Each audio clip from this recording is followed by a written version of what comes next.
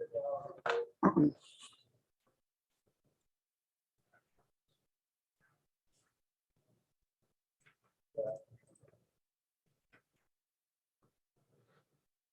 I want to call the meeting of November 29th to order. Will the clerk please call the roll? Yes, sir. Vice Mayor Burt. Here. Councilmember Cormack. Here. Mayor Du Bois. Here. Councilmember Vilsack. Councilmember Koo. Here. Councilmember Stone. Here. Councilmember Tanaka. For the record, 5 present. Okay, so our first item tonight is a closed session on labor negotiations. We'll go to the public to see if anyone wants to comment on this item. So if you'd like to comment, please raise your hand. Okay, so I'm not seeing any hands. So if I could get a motion. So moved. Second. Okay, so it's a motion to go into closed session. Start. So Councilmember Tanaka has not arrived. Councilmember Philseth. It's not a, Councilmember Philseth is online. Let's see. No, maybe that's one of these stations. My bad. Vice Mayor Burt. Yes. I vote yes. Councilmember Koo. Yes. Councilmember Stone. Yes. And Councilmember Cormack. Yes. Okay, so we're supposed to be in closed session for an hour, and then we will return. Thank you.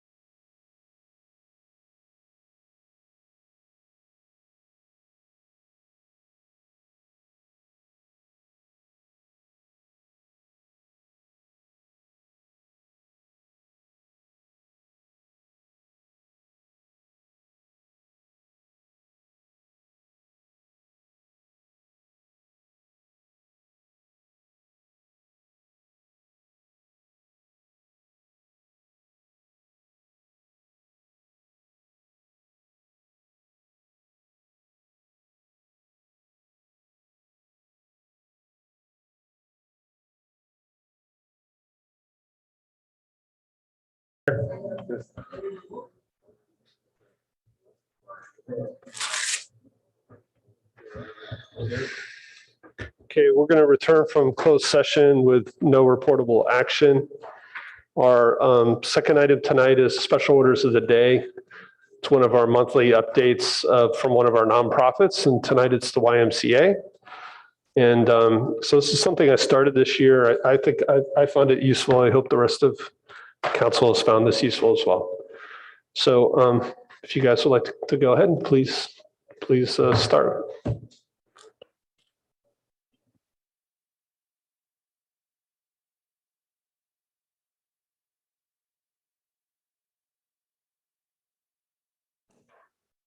Okay. Oh, now it's good. Cool. This is Lisa Yu. I'm the current chairperson of the Board of Managers at the Palo Alto Family YMCA. The Y is more than just a gym. We have always been involved with the community with programs that will help the community. So one of our main focus is on developmental assets built up within youth. And we do that through Project Cornerstone programs such as the ABC program in schools, and also the Take It Personal workshops for parents and other caring adults. And we also integrate the project, the developmental assets into all programs that we administer. So today I have with me Anna from the Diversity, Equity, and Inclusion Committee, and also Erica from our Youth Mental Health Task Force. And they are going to give you updates on the specific programs that we're running here at the Y. And at the end, our Executive Director, Delazio, will come up and recap, add more context, and wrap up the presentation. So right now, I'm going to turn it over to Anna for the DEI program. Thank you, Elisa. Good evening. My name is Anna Simões. I've been at the board of the Palo Alto Family YMCA for 10 years now, and I'm the chair of the Diversity, Inclusion, and Equity and Inclusion Committee. It's a great honor to be here today representing this fine institution. Thank you for the opportunity. As you may know, recently, 6 Gun high school students filed a claim against the school district for violent acts of racism and bullying. Unfortunately, these were not isolated events, right? There were multiple attacks. One of the students was taken to the hospital. 2 of them were taken to the school nurse at different occasions, right, for injuries. And this, it is heartbreaking to see that today in Palo Alto, we have violent acts of racism and prejudice happening in our community.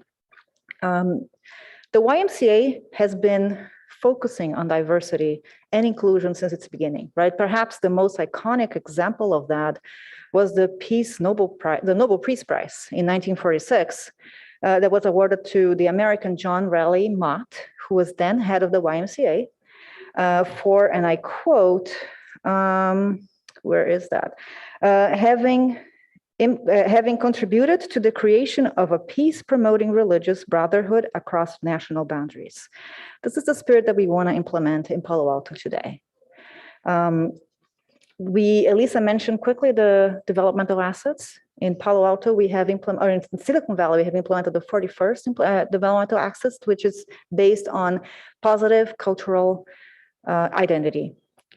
And we would like to see a community that is more diverse and more inclusive in all levels, and would love to join forces with you to make that happen. And I'll leave you now to Erica Buck.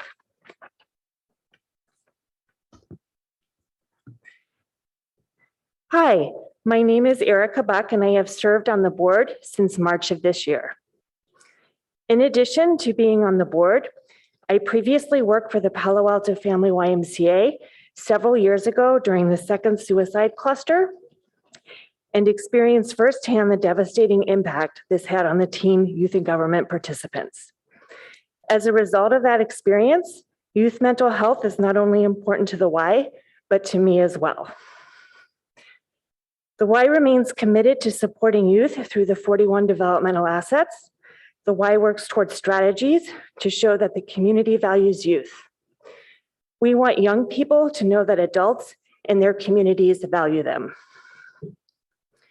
As a member of the WISE Youth Mental Health Task Force, we are using several strategies to address this issue.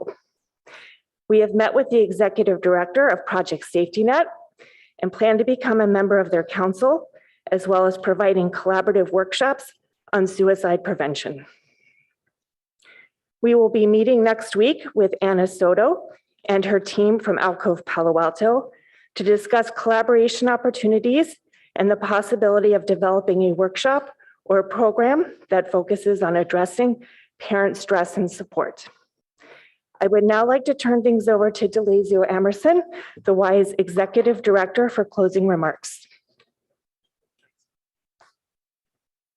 Well, good evening. Thank you, Elisa, Anna, and Erica. Also, thank you, Mayor DuBois and City Council panels and those hearing here on the meeting today virtually. My name is Delazio Emerson. I'm the Executive Director of the Palo Alto and East Palo Alto YMCAs. And I can say for over 150 years, the YMCA has been meeting the needs of communities around the world. And although the needs may vary community to community, the mission of the YMCA remains the same. And that's to build strong kids, strong families, and strong communities through programs and activities in which we offer.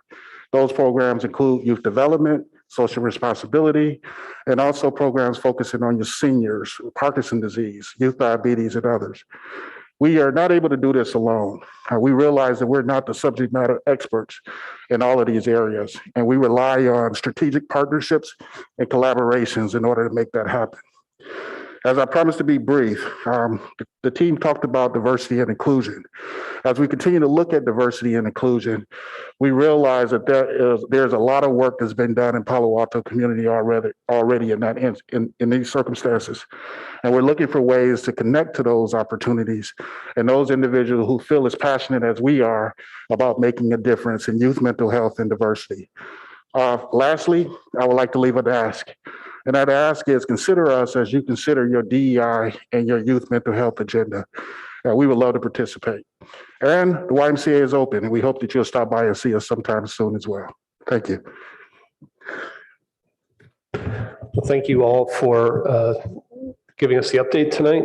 And if you want to email council with contact information in case we have questions, but thank you very much for coming in tonight in person. So we're going to move on with our agenda. Our third item tonight is a study session about safe routes to schools. And there's a member of staff maybe online. Would you like to go ahead and start?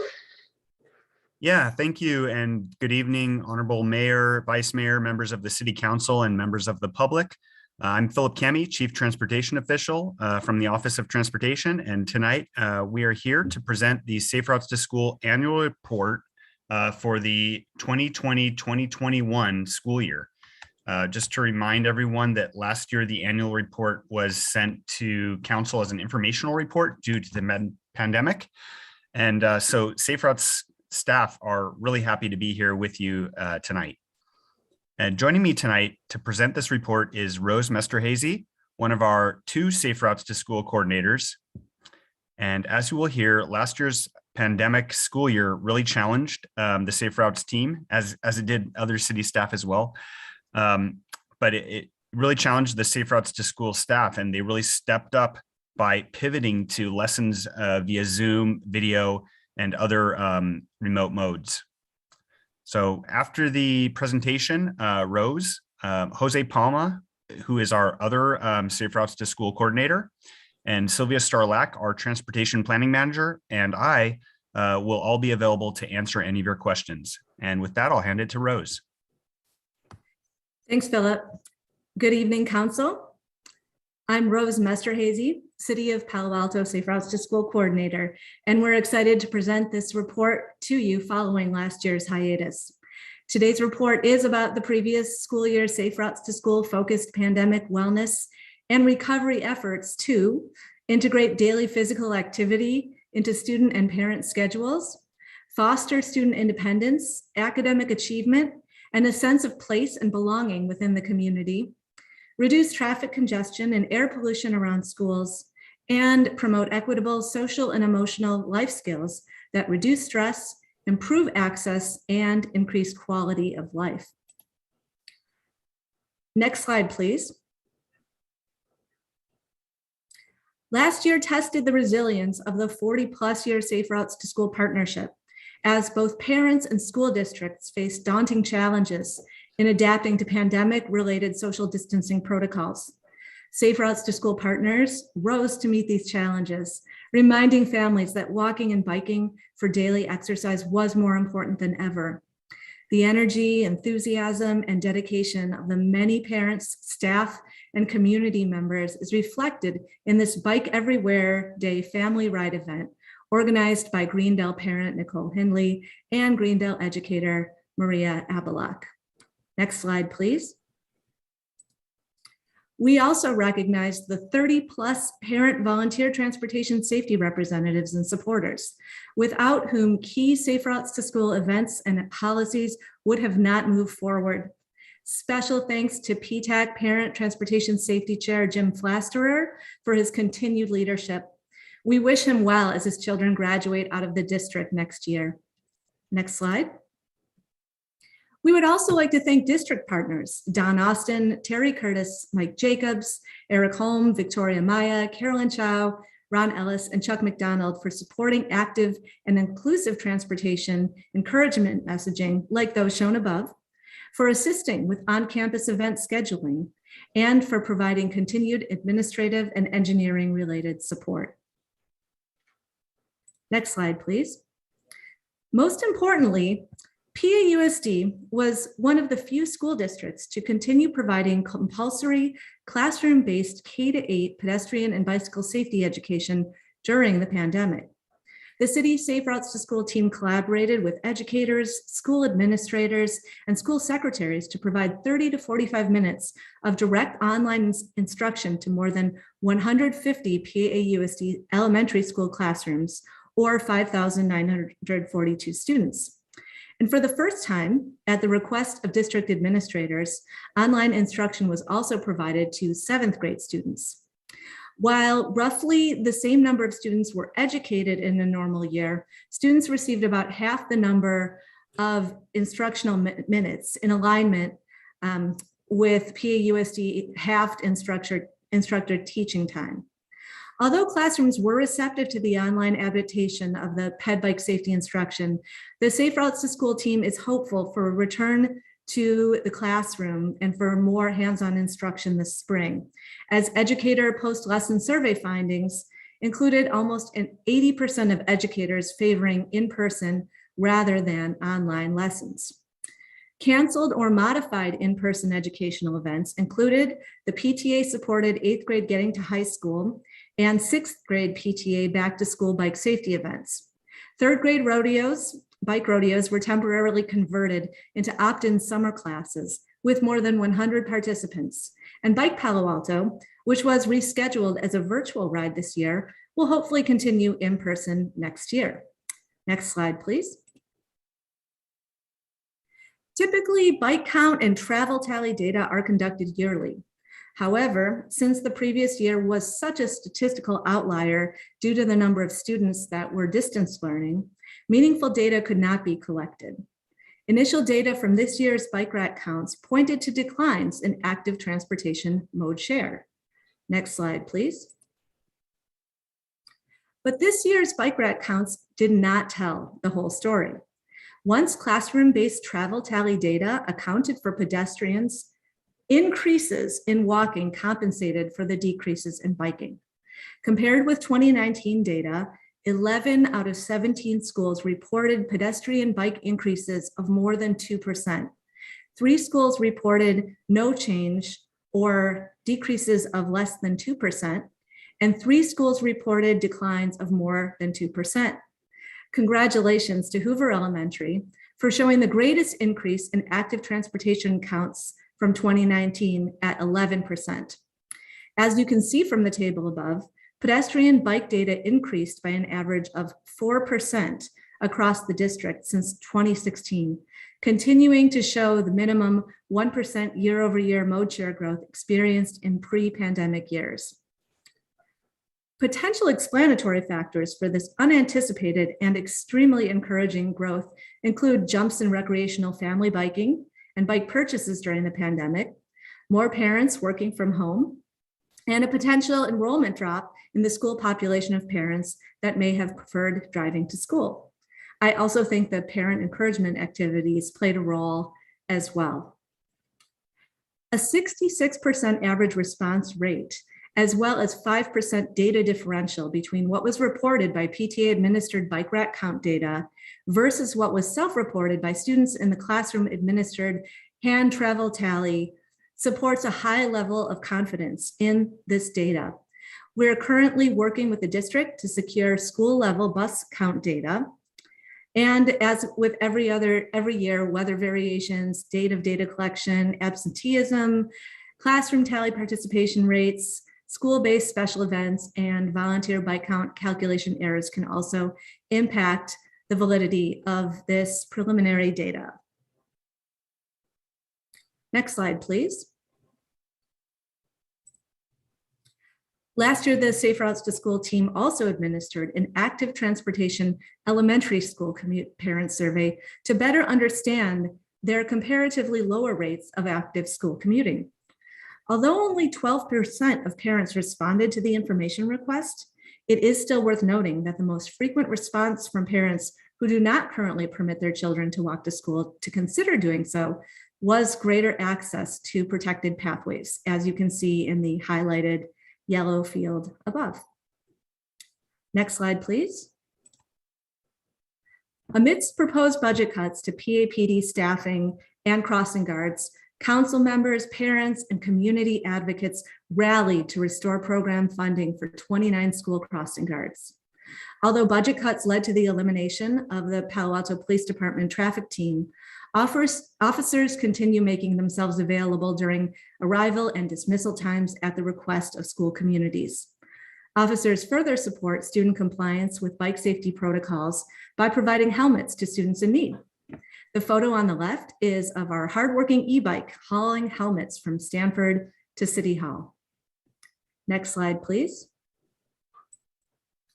The Safe Routes to School partnership also implemented the following programs to support families from historically underrepresented and economically adverse communities that experience disproportionate transportation safety impacts. A summer adaptive cycling pilot for 20 exceptional needs PAUSD summer school students and parents, as shown in the photo on the left. 5 city-funded socially distanced PTA secondary bike repair events, shown on the right. Holiday donations of more than 27 bikes, helmets, and locks via PAUSD parents, Gary Beery, Hong Kwan, and the Silicon Valley Bike Exchange. A Black History Month inspired Ruby Bridges Winter Walk and Bike to School event. And city-led bilingual Spanish language parent presentations to more than 30 voluntary transfer program parent participants. Next slide, please. Safe Routes to School focused engineering efforts that supported the build out of low stress transportation networks last year included completion of the Charleston and Rostradero Phase 2 project, as seen in the photo on the top left, council approval to move forward with the next phase of the South Palo Alto Bikeways project, as shared by the top center and right photo examples of potential treatments, the placement of new bike racks at the Palo Alto Children's Library, as shared in the photo on the bottom left, ongoing city school district conversations around moving forward with the Churchill Avenue Bikeways project, and the installation of more than 250 20-mile-per-hour speed limit signs around 27 public and private schools, as shared in the photo on the bottom right. Next slide, please. Palo Alto parents and students generated the most notable wins in the previous school year, with near 100% volunteer-led and organized family encouragement events and activities held in alignment with county pandemic guidelines. Some of these events included a 12-participant family ice cream ride pictured in the lower right-hand corner, an 18-participant Bike Everywhere Day family ride pictured previously, a 15-participant Gun Fletcher Getting to High School student ride pictured here on the left, 7 school-based walk and chalk return to school PTA encouragement events pictured in the next slide, and the development of new student-led bike clubs at both Pally and Gunn, pictured in the upper right. Next slide, please. With the full support of the partnership, City Safe Routes to School staff partly or fully completed more than 86% of Year 4 work plan strategies amidst budget cuts, crossing guard bus driver shortages and staff turnover, modified school parking and transportation plans, and social distancing policies limiting both student and parent presence on campus, and missed, reduced, or delayed hands-on pedestrian bike safety educational programming. Next slide, please. Balancing the challenges and successes of 2020-21, ongoing city PAUSD and PTAC input are vital to prioritizing and implementing this and next year's work plan amidst the following challenges and priorities. Responding to a 550% increase in the number of Safe Routes to School summer and fall semester community support requests from about typically 20 to about 130, updating the next 5-year action plan, recruiting new parent leadership, formalizing the recently drafted Equity and Inclusion Action Plan, providing the feedback and resources needed to accommodate the school communities and neighborhoods that may be impacted by the school district's temporary rehousing of elementary schools at the Greendale site, identifying resources to support the collection and analysis of longitudinal local transportation collision data, integrating more sustainability considerations into Safe Routes to School conversations by partnering with PAUSD Green Teams and the Office of Sustainability, and conducting more hands-on community outreach, and lastly, advancing student bike safety as part of the South Palo Alto Churchill Avenue Bikeways Connecting Palo Alto and Palo Alto Bicycle and Pedestrian Transportation Plans. Thank you again for your longstanding commitment to prioritizing the transportation safety needs of children and family. Safe Routes to School goals and objectives are the cornerstone of a safer, more sustainable, and equitable transportation environment for current and future generations.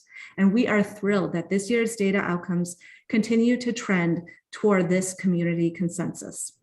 And that's the end of my presentation. Thank you for that.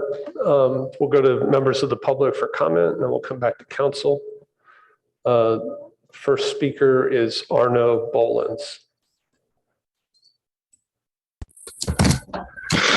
Dear City Council members and Mayor Boys, my name is Arno Bolins, and I'm a volunteer for Safe Routes. Sorry, Arno, you have a lot of static for some reason. Let's see. Is it better? Yeah, we can kind of make it out. Just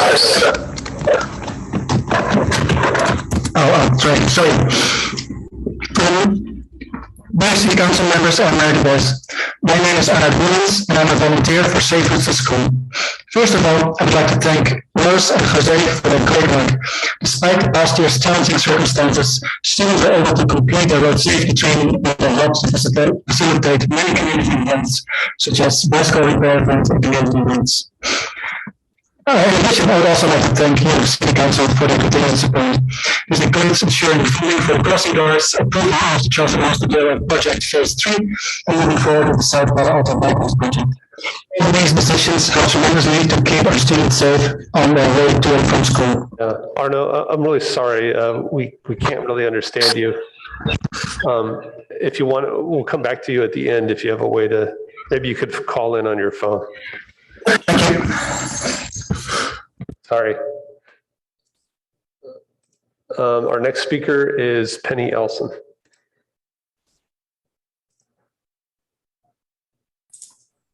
Good evening. I'm Penny Elson, a former PAUSD parent who continues to enjoy walking and biking in Palo Alto. Can you hear me okay? Yeah, very well. Thank you, Tom. I want to thank council, city staff, PTA leaders and parents, and PAUSD partners who stepped up to support Safe Routes to School through this time and in many ways, volunteering time, supporting the fast pivot to online learning, finding creative ways to keep families walking and biking for health, recreation, and transportation through a truly disruptive moment. It's heartening to see in tonight's staff report that the results have been good in a moment when we feared the challenges of COVID might undo decades of work encouraging alternative careers. Thank you for steadfastly working as partners to meet the needs of Palo Alto people, especially school-bound children who walk and bike. As the city begins restoring projects and programs that were cut or reduced due to COVID impacts on city revenues, Safe Routes to School has urgent funding needs to consider, including a need for additional funding for data collection, especially injury collision data, to help us identify safety problems and solutions, and to inform planning and prioritization of short and long-term projects and programs. Please restore staff funding to help coordinate education and encouragement for older students and youth. Traffic safety learning has been pushed online, and students have missed critical in-person on-bike experiences. They need brush-ups on bike handling and safety skills as they move back to riding in greater numbers. Also, please restore engineering staff. This is going to be very important to support planning and the upcoming bicycle and pedestrian transportation plan process to ensure well-planned outcomes, including on new school routes as PAUSD opens Cubberley and Greendale to elementary schools during bond measure construction. Thank you for your past support of Safe Routes to School and of our community's children. And please help fill these gaps that have emerged during the pandemic due to budget cuts. Thank you for your time this evening. Okay, thank you. Our next speaker is David Cole.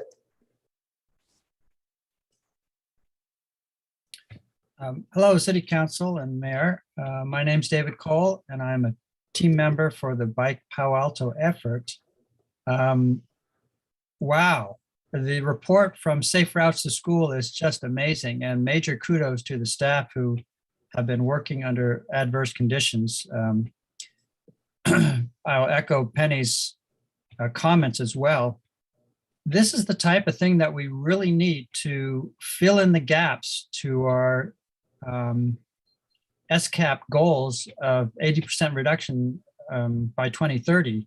We are 10% short, and this type of effort is exactly the type of thing that we need to make sure is fully funded so that we continue to make progress in this area, along with fully funding the bike and pedestrian update plan as that continues. Safe Route to School has seen generations of kids growing up and going through the program such that they become bicycling adults later on. Just imagine if we had 50% more cars at all of our schools dropping off kids. This would be unmanageable. So again, major kudos to the staff. Council, please continue to fund in the future these efforts fully, along with the bike and pedestrian plan. Thank you very much. Thank you. Our next speaker is Roberta Alquist.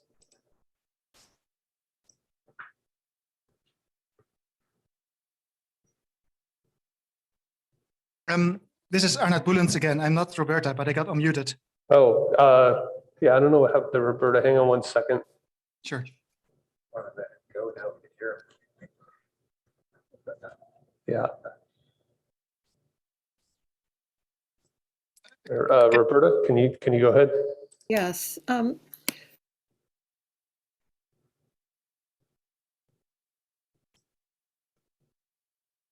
Sorry, please try again. Roberta, you're muted if you're trying to speak. Yes, I am. Can you hear me now? Yes, we can. Go ahead. I'm pleased that there have been efforts to make the bike trails and walking more safe in Palo Alto. With the weather exceptionally lovely, for the past week or two, there are many more bikes out, and there are pedestrians. And we work with some homeless people who are also walking in the streets. And I think there might be more ways to support those people who are having a hard time getting across the street in time for the lights and at a stop sign.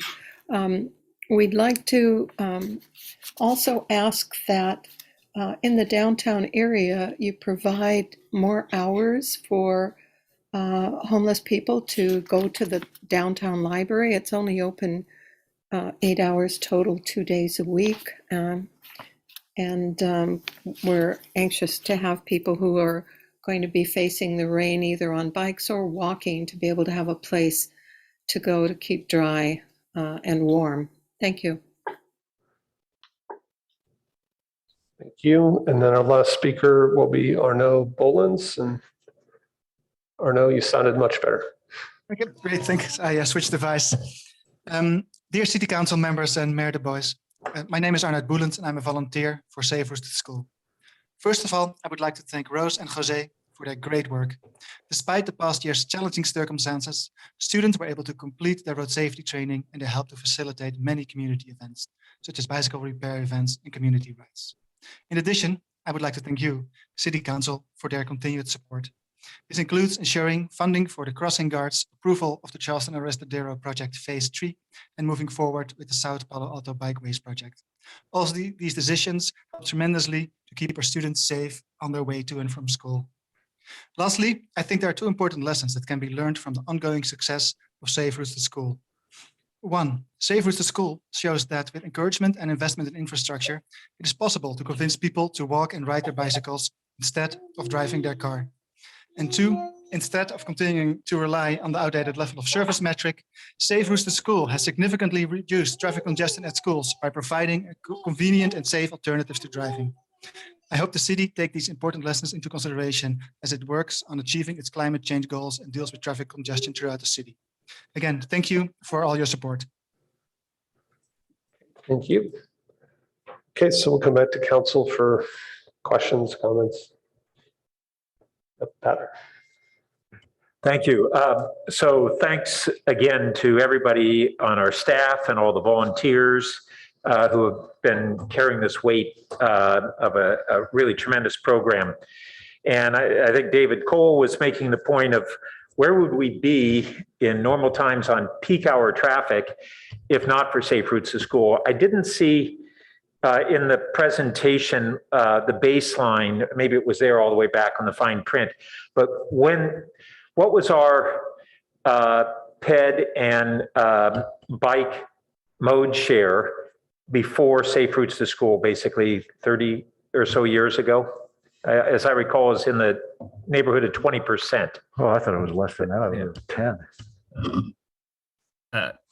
Thank you. That's a great question. I'm not sure if our first year of reporting on that table includes Safe Routes to School programming. I believe that it does. So I'm not sure if we have offhand pre-Safe Routes counts. I'm waiting for staff to verify that. But I think what you see is a pretty steady rise. With the the few hiccups, but ongoing kind of rise. Obviously had a little bit of a hiccup last year, the pandemic, and a little bit of shift apparently, coming into this year with pedestrians and bicycles, but still ongoing growth in the program overall. So I suspect Penny Elson would be able to provide that number, but the point is that I think it's very important that the community really understand not just how much we're improving still year by year, and that's a great accomplishment, but where would we be if this program hadn't been initiated? And that's pretty even more striking and more valuable. And I recall attending a conference a number of years ago where there were our Safe Routes to School program was featured in a state conference, and the comparison to other communities in the state and nationally was also striking. I don't know if staff has any of those comparisons. Yeah, nationally, rates of biking are about 2% in comparison with our rates of biking, which are at, according to this data, about 32% Wow. as of 2021. Wow. That's just biking as well. I really encourage those comparisons of where we were without this and where we are compared to others to get promoted more, because without that, I think the community appreciates the program, but still underappreciates it. And there was discussion about what parents and students would be looking for to have further mode shift. And protected pathways was foremost. And so have we aligned, and I don't need you to go into the details tonight, but have we aligned what are feasible locations for protected pathways in our bike plan and the prioritization for further enhancing safe routes to school? So are those things getting knitted? Yeah, so thanks. That will be actually part of what we will consider as our bike and ped transportation plan update, which will be starting later this year. Really, not just connecting the bike network, but how does the bike network connect with our safe routes to schools? So that'll be a really important, say even critical part of our bike and ped transportation plan update. But yes, generally they do consider that.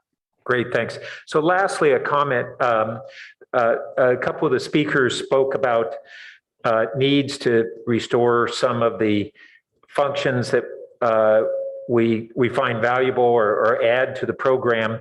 And as we all know that our city budget was particularly hard hit, we're not in a position to restore the position reductions that occurred in a year and a half ago, and not for in the near future to be able to do that.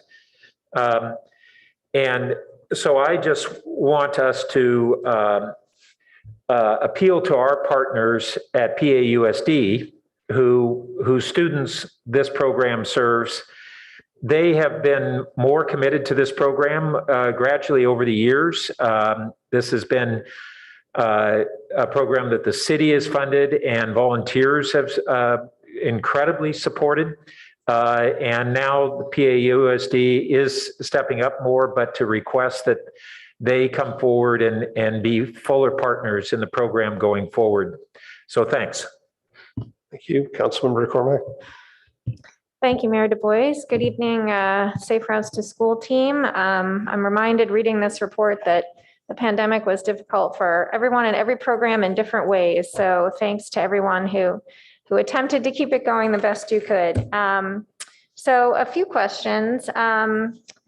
Spare the air alerts. What do we recommend to kids when there's a spare the air alert? Do we still suggest that they bike to school, or is there some other accommodation? I can take a stab at that. That is part of an ongoing conversation that we want to have with the district, especially as the district recently adopted a safe routes to school policy. There isn't a particular fixed position on that, but we do understand that there's two ways to look at spare the air alerts, and whether walking and biking are encouraged, or I think typically we want to make sure that language is as inclusive as possible when the district shares any public communication. And so that tends to be our priority. But we know that spare the air alerts do impact children walking or biking to school. And we do ask that metrics not be taken on days where there are spare the air alerts, because that will have some impact. Yeah, and of course, there are wildfire season stretches now from August when school starts and well into the fall, so it can really affect the beginning. So thanks. I'm glad we're already paying attention to that. And my next questions are about collisions. So I'm on, well, I don't know. I'm on the packet page 20 from whenever ago we had this. It says that there were 103 collisions, and we get that information from the police department. Is that per year, per month? How do we interpret that number? And I don't, I guess I'm on page 7 of the, is it an attachment? No, page 7 of the staff report itself at the top.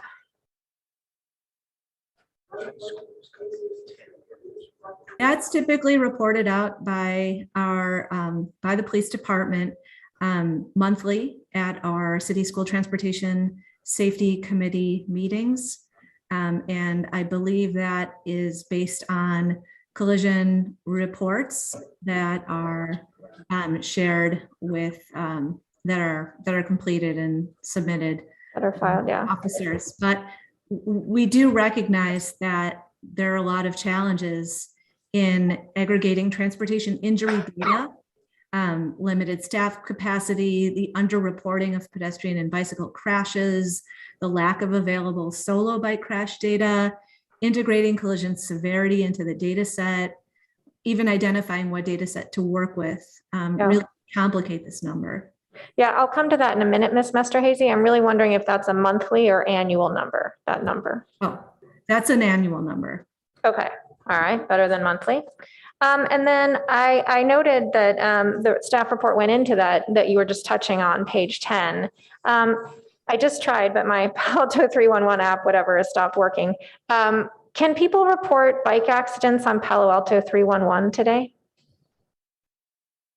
Well, and yeah. So yeah, I'll speak to that a little bit. I mean, really what the 311 system is designed to do is to help us be informed about where there may be something that needs to be addressed.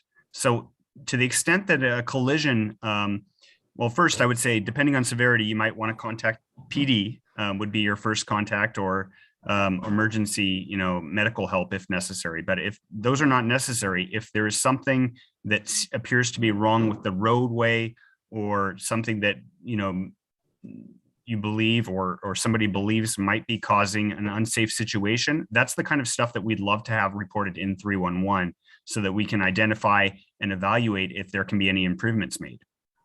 Okay, yeah, and I've done that once myself, heading on the sidewalk and seeing, oh my gosh, school is starting and this all needs to be trimmed, and staff was on it in under 24 hours. I encourage you to think a little bit more broadly, and I realize that 311 connects to the Acela system, et cetera, and it wasn't designed for this.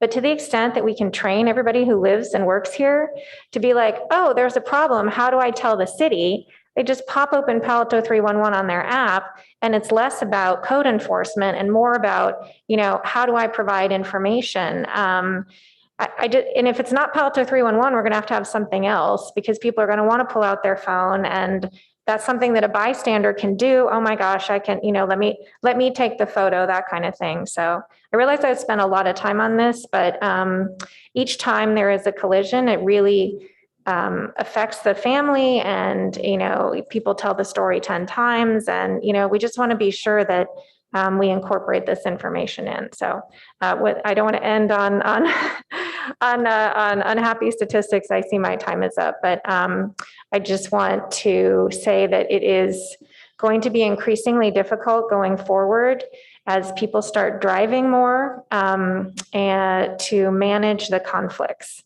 I see it all the time, and I'm sure you guys do as well. So anything we can do collectively to manage the conflicts between cars and bicycles, I think everyone's out of practice. So just encourage us to think about that. Thanks. Yeah, I just want to make one final note on that, just to note that, our statistics that we get on the collisions come from reports that are submitted to the police department. So that's really the database, and that, is shared not just with us, but shared in a broader sense, the kind of collisions that occur. Councilmember Stone, did you have your light on? Yeah, thank you, Mr. Mayor. Couple questions and then some comments. One, I'm curious, are we seeing any increase in students using the Arrastadero protected bike lanes over Maybell? That was a concern when I used to work at Gunn.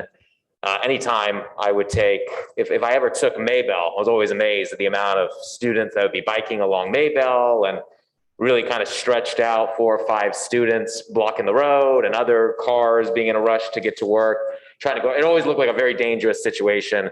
And then when I would drive along Arrastadero, always concerned of not seeing as many students as I would imagine we would like to see along those protected bike lanes. Have we seen any movement there as far as students have gone to, I think, understand how to use those, or are we still seeing Maybell being used as kind of like the primary way for students to get to Fletcher and Gunn? Yeah, so I can only respond that anecdotally, we've heard that people are using it, but also Charleston Arrestadero is not quite done yet. So I think probably when it's really fully completed, that's when we go out and do bike counts. Okay, yeah, I mean, I think that will definitely help. I think we're going to really need to work with the school district to really kind of increase sort of an educational campaign there to make sure students are aware of that. And I think also trying to recognize the reality of how students interact with each other and wanting to bike with their friends and finding a way to try to encourage them to get into those protected bike lanes. I know they don't want to. I've talked to several of my former students on that issue where they are not excited to use a single file bike lane because they can't then chat with all their friends, and they prefer things like Maybell so they can spread out and chat while they're biking. But that's creating a safety hazard and not utilizing this infrastructure as it's intended to. So would encourage us continue to find ways to increase that kind of educational component, I guess. I guess just another kind of like softball question. I mean, is there anything where the city can do to be able to just kind of further support safe routes? And I agree with the vice mayor. We really need to have, I'd love to be able to see the school district get more involved here, but what can the city do to be able to become stronger partners than we already are?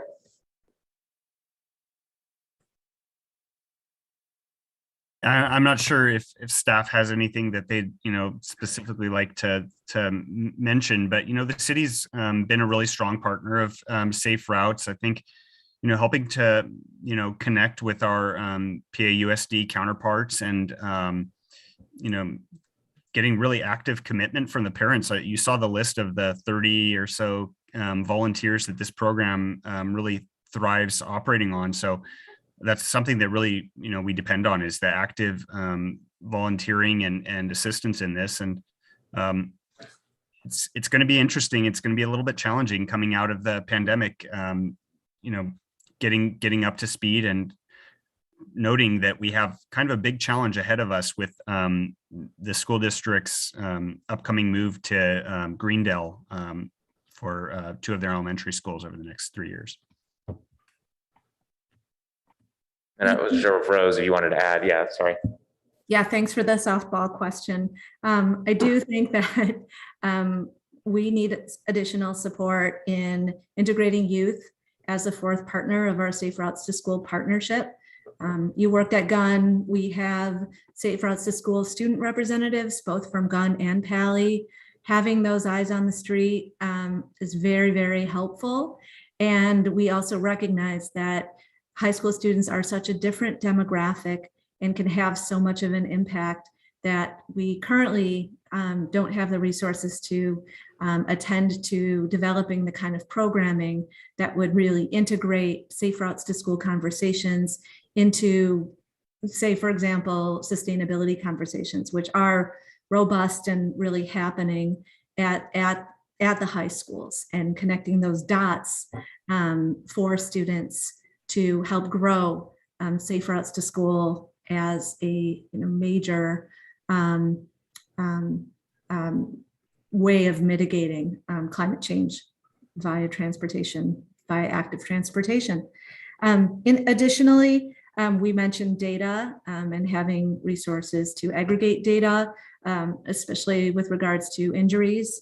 As Councilmember McCormick mentioned, that's going to take a lot of work, and it's a priority, high priority for us to do that.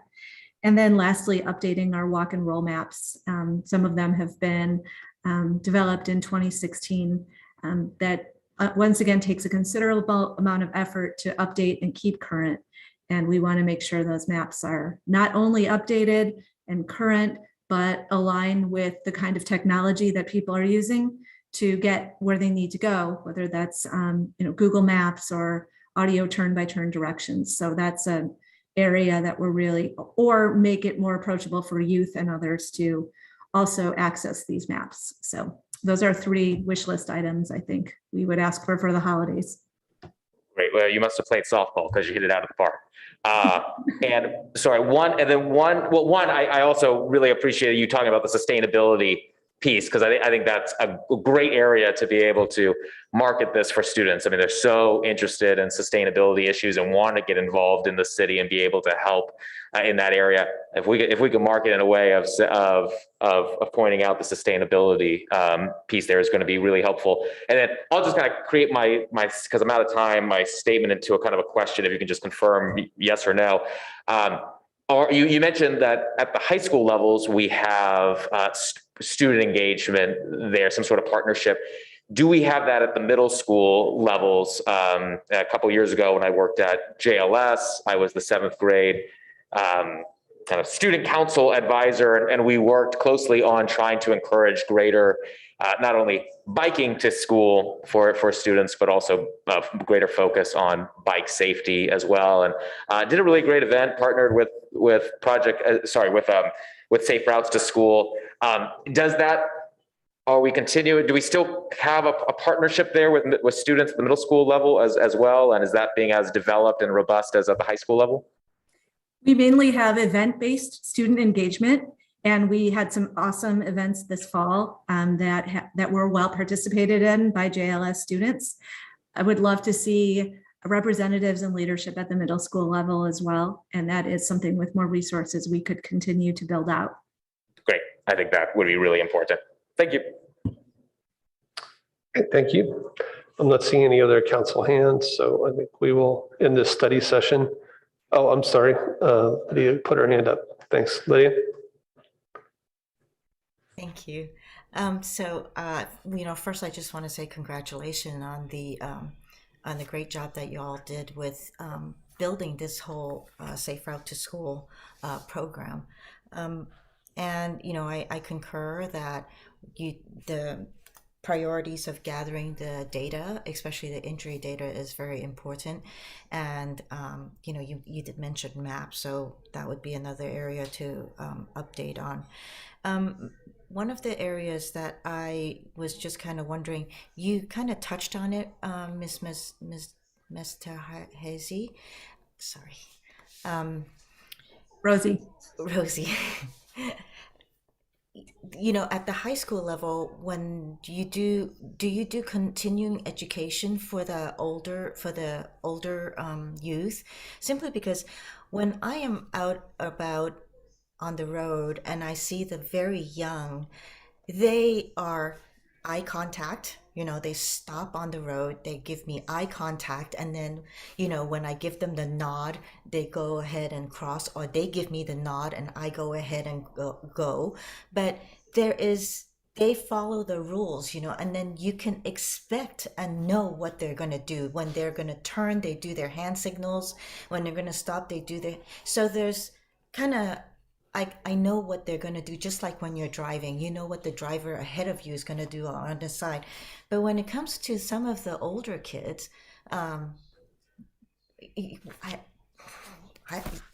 there's just like, I have no idea what they're about to do. Some of them are riding with no hands. And so every time their body shifts a little bit, their bike goes somewhere else. And, they're also, because the time is also, it gets darker earlier. There are times that there's a group out there that I don't see at all because they have no lights on, not back, not front. And that's really worrisome. So I was wondering, does these kind of continuing education continue to happen at the higher school levels, just so that we know that they're reminded of such things, stopping or at least coming to a yield at stop signs and making sure that there isn't cars coming, especially in the dark, riding side by side, and taking up space and not really paying attention to the accumulation of cars coming behind them. I mentioned the no hands, and then I mentioned about expectations. So when you're sharing the road, there's also expectations that you have to give out to other people who are using the road, right? stop signs. So I just want to know that these are going to be continuing education for as the children grow older. I mean, the young ones really impress me with them following and just making sure that everybody knows what they're going to do. So it's very impressive. It's just when they get older. So I just kind of would like to know that that is continuing. But I also heard you say, respond to Councilmember Stone, that it's at the middle school and the high school level that we need more of the interaction there. So how would you think that you would go about getting it? Mm-hmm. And I understand they're teenagers, you know, bicycle is freedom. I mean, at least for me, when I was young, the bicycle was my way to kind of go wherever I wanted to go. When my mom said, I can't take you, you know, I'll jump on my bike. But there is also still limitations of their life, you know. Yeah, so you're absolutely correct. And that's part of the challenge, you know, unfortunately, of having people that are really comfortable on bicycles is as they become more comfortable, they feel less risk averse. So that is a challenge. And that's something that, you know, we try and deal with, you know, frankly, with infrastructure and other safety enhancements. We don't really have a high school program, but I'll let Rosie speak a little bit about, you know, what we do have for high school students. So thank you for the positive feedback about the elementary schools and the younger students. First of all, that's very encouraging, and bodes well for our education programs, which typically end in 8th grade formally with our Getting to High School program. Education programs at the high school level have been a tough nut to crack, typically because there's a lot of peer pressure, and that's really how students follow norms.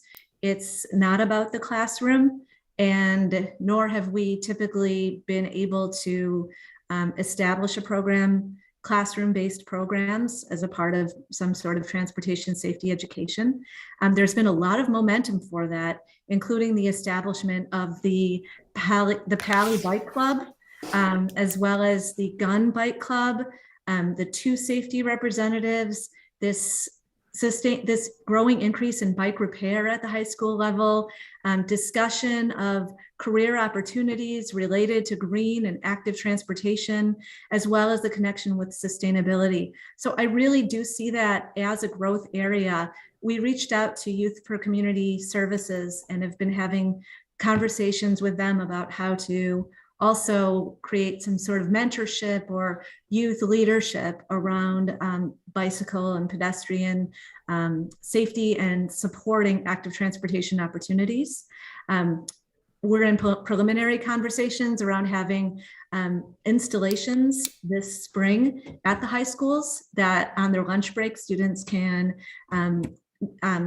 explore or participate in and get some good information about active transportation and transportation safety.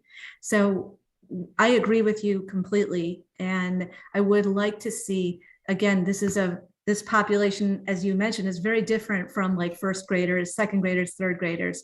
So we're going to need more resources to target those demographics, but the reward is so high because those are the kids going off to college, right? They're the ones making the ultimate decision about whether to drive or whether it's easy to get around town on foot or bike or by using the bus. So that our fingers on the pulse right now with youth and making that a priority for our partnership as well. Thank you. And you know, all the best. Because I think that this is very important. Like you said, you know, they're on their way to college. And sometimes I'm reminded, can they sit through those, you know, when we get a ticket and we have to go and sit through the traffic class and it's like a full day. Is that something that we can have Yes. them do when the they juvenile break diversion program? We do have the juvenile diversion program for high school you do? students. Okay, that's good. That are right. taught by the Palo Alto Police Department in conjunction with Stanford Injury Prevention. So students who are ticketed have the option of having their fee removed or reduced if they attend one of these bike safety education classes. And do the parents have to go with them? I don't believe so, but I can ground truth that with our colleagues at PAPD. Okay. Well, thank you so much and keep up the great work. Thank you. And with that, I see no further hands. So thank you very much for the update. Impressive coming out of the pandemic to see the stats that we're seeing. So thank you. So we're going to move on. We're at agenda changes, additions, and deletions. I don't think we have any. And so now we're on to public comment. This is for oral communications about things that are not otherwise on the agenda. So if you'd like to speak at this time, please raise your hand. I see only one speaker tonight. So Aaron James, you'll have 3 minutes.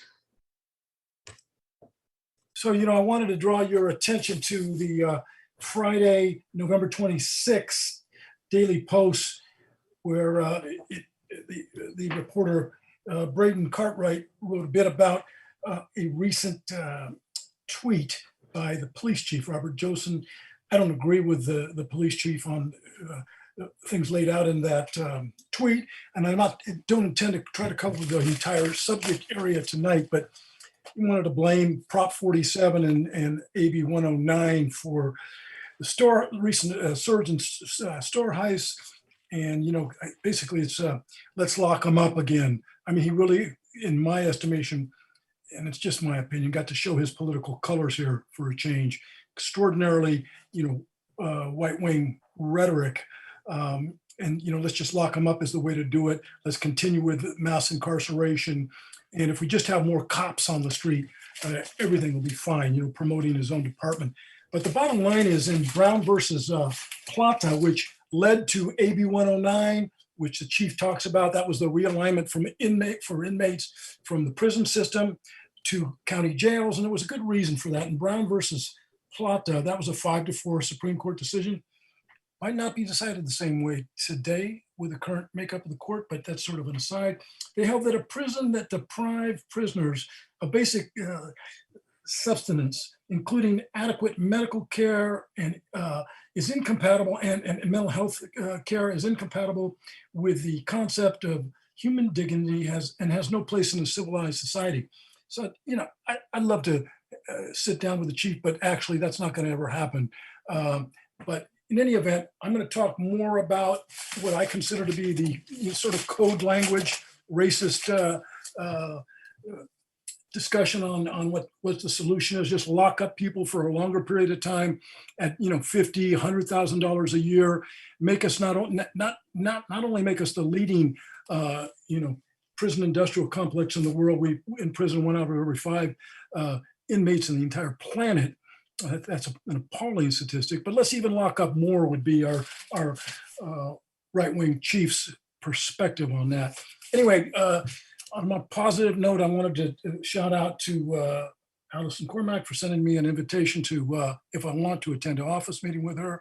I hope to do that, maybe not in December. It may not happen as soon as I'd like. And I wanted to let Greg Tanaka know and Luma Gardner that I apologize. I'm a little late on getting back to you on the materials on the hate crime and free speech issues there. Okay, so that's it for this evening. And Ed, I'm going to get back to you, of course, on my public records request that you haven't answered. Thank you. Okay, thank you. So just to note that our action items tonight on items 10 and 11 are both continuations with no new info, and we've already taken public comment on those. So we won't be repeating that tonight. We're going to continue those items. So just so you're aware, if you're attending as a member of public, be aware that we will not be taking public comment on those items. So we're now on to our consent calendar. Do any council members want to pull an item or register a no vote?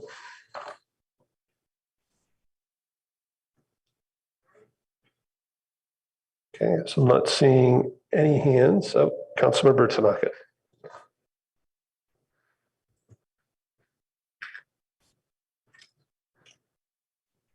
Councilmember Tanaka.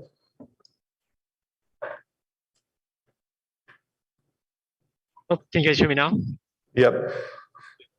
Okay, great. So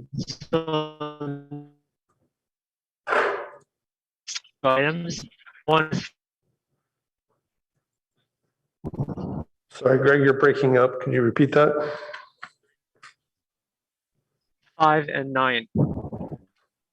Are you saying no votes on item 5 and 9? Yes. Great. Okay. Not seeing any other hands this time. So we'll go to the members of the public. If a member of the public would like to speak to an item on the consent calendar, now's your chance. Please raise your hand.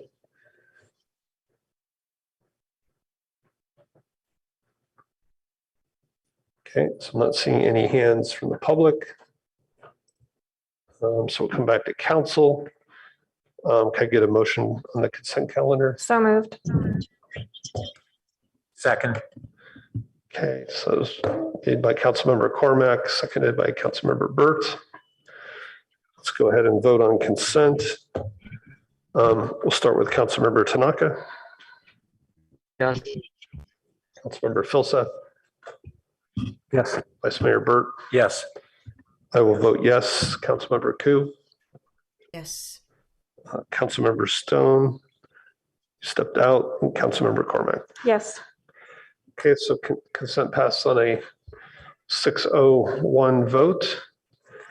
And Councilmember Tanaka, would you like to speak to your no vote?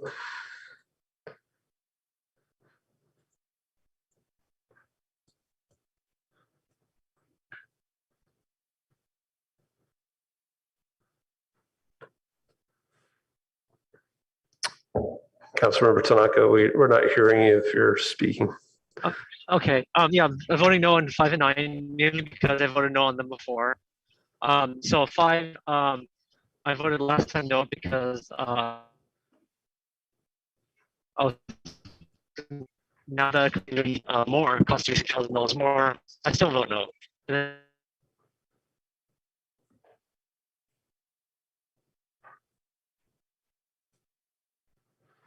We're having difficulties with Councilmember Tanaka.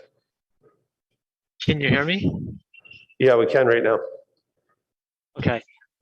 Voting no on 5 because I was concerned about whether we need to make that capital expenditure now. And now that it's $33,000 more, I still vote no. And then 9, I voted no last time, so this is just the same motion. Okay, thank you. And Councilmember Stone, did you want to vote on the consent calendar? Yes or no? Yes. Okay, thank you. All right, so we were 7-0 on the consent with Councilmember Tanaka no on items 5 and 9. All right, so we'll move on to city manager comments. Thank you, Mayor, members of the council. I could ask the city clerk to bring up a few slides of note for the community and council's attention this evening.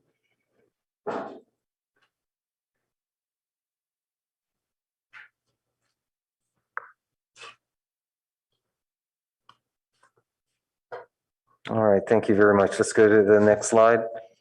First off, I'd just like to note, as we do every week, status with respect to the pandemic. I'm sure everyone, and I will mess up Omicron, trying to get the pronunciation right every opportunity. But in any case, certainly all tracking this newest variant. And as noted here, the last report, no report of cases here in California. And as such, we'll continue to monitor and we'll report on additional information as available. That said, we are repeating our weekly reminder of the availability of both booster shots as well as primary shots for all individuals. Information available through the county's webpage, sccfreevax.org. And noting a number of testing options available to community members, both through PAUSD at Cubberley during all weekdays and via the city on Tuesdays and Wednesdays at Mitchell Park Library parking lot and here at the City Hall Plaza. Next slide, please. Did want to note one element of upcoming construction activity related to our public safety building project. This was issued via our e-blast to people that are subscribing to updates on this construction project. We do have a notable extended day of concrete pour activity that does need to be completed within 2 full days, and again, extended days, scheduled for Saturday, December 4th, that's coming Saturday, and the following Saturday. So with the notification having gone out to the surrounding area, we are inviting community members to communicate back for any questions or issues of particular hardship to our Public Works staff. More information is available here on our webpage, cityofpaloalto.org/PSB. Next slide, please. Just noting, as is again, I'm sure on the forefront of awareness for community members and certainly the council, is the recent wave of retail burglaries and retail thefts. Note that we have been in communication, staff has been in communication with our local business districts and maintaining both awareness as well as coordination on follow-up with other law enforcement agencies throughout the Bay Area. That said, we also want to remind members of the community that there are a number of ways, steps that community members can take to avoid being victims of such crimes, including noting the prevalence of auto burglary, again, throughout communities and certainly here in the Bay Area, as such, to avoid leaving valuables visible, as well as really not at all in vehicles, including in the trunk, while shopping or otherwise out and about. We are providing our 24-hour dispatch center number 650-329-2413 to report any suspicious activity, or 911 for any immediate issues.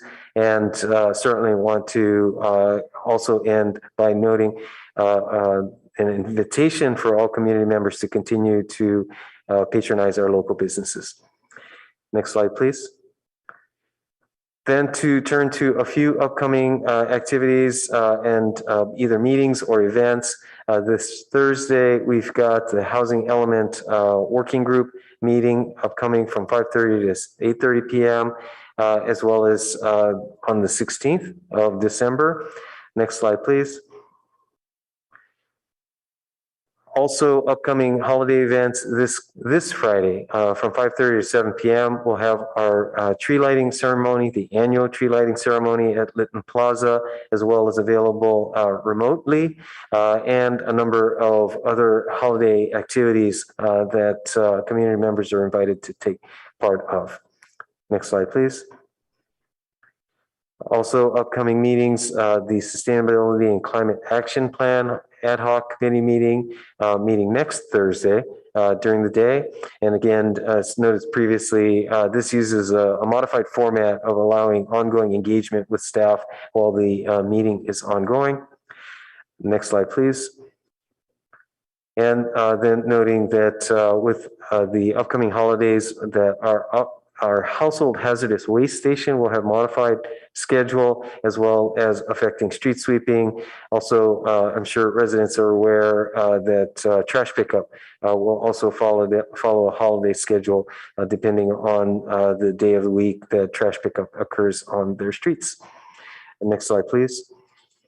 And then finally, just noting upcoming council items as we are close to closing out the calendar year, that next week we have the Senate Bill 9 Development Standards Ordinance discussion, as well as the next steps with respect to developing additional parking in the downtown area. On the 13th, we have follow-up discussion and recommendations on the North Ventura Coordinated Area Plan, as well as a report out on the Sustainability and Climate Action Plan Ad Hoc Committee. And then moving into January, the council will have its organizational meeting on the first Monday in January. And then throughout the month of January, we also have additional actions coming up regarding business tax, the potential business tax, as well as the long-range financial forecast. And that completes my report for this week, Mayor. All right, thank you. So we'll move on to our action calendar. Our first item, number 10, is discussion about renter protection policies. Again, this is a continuation of an item that we already took public comment on. So we are going to continue this item. Does staff want to start off with any refresher on the presentation? Thank you, Mayor Du Bois. We are happy to, if that's helpful for council. If the clerk could bring up the slides that we had, that would be great. And if you can advance, there's a slide that has a list of the policies that's there. I think it's a few in. Great, right here. Thank you. So just to remind council members, this list of 9 policies are the policies that staff and our fellow Lauren Bigelow researched, that the PTC and the HRC considered and provided their recommendations. Number 1 through 6 are recommended by staff and by varying degrees, the PTC and the HRC to be advanced. There is not complete agreement from those bodies on those 6 policies. Number 7, staff recommended supporting efforts at the county level, and PTC and HRC have concurred with that to provide right to counsel and to be able to fund that type of program at the Santa Clara County level. And then policies 8 and 9 were not recommended at this time to be advanced. Staff are here. I think we ended last time, there were some remaining questions that some council members didn't get to ask. So we're here to provide any answers that we can and to be an aid to council in this discussion. Hopefully that helps. And if there's further refreshers needed, we're happy to provide them on specific topics. Great, thank you. So we'll come to council for questions, comments, motions.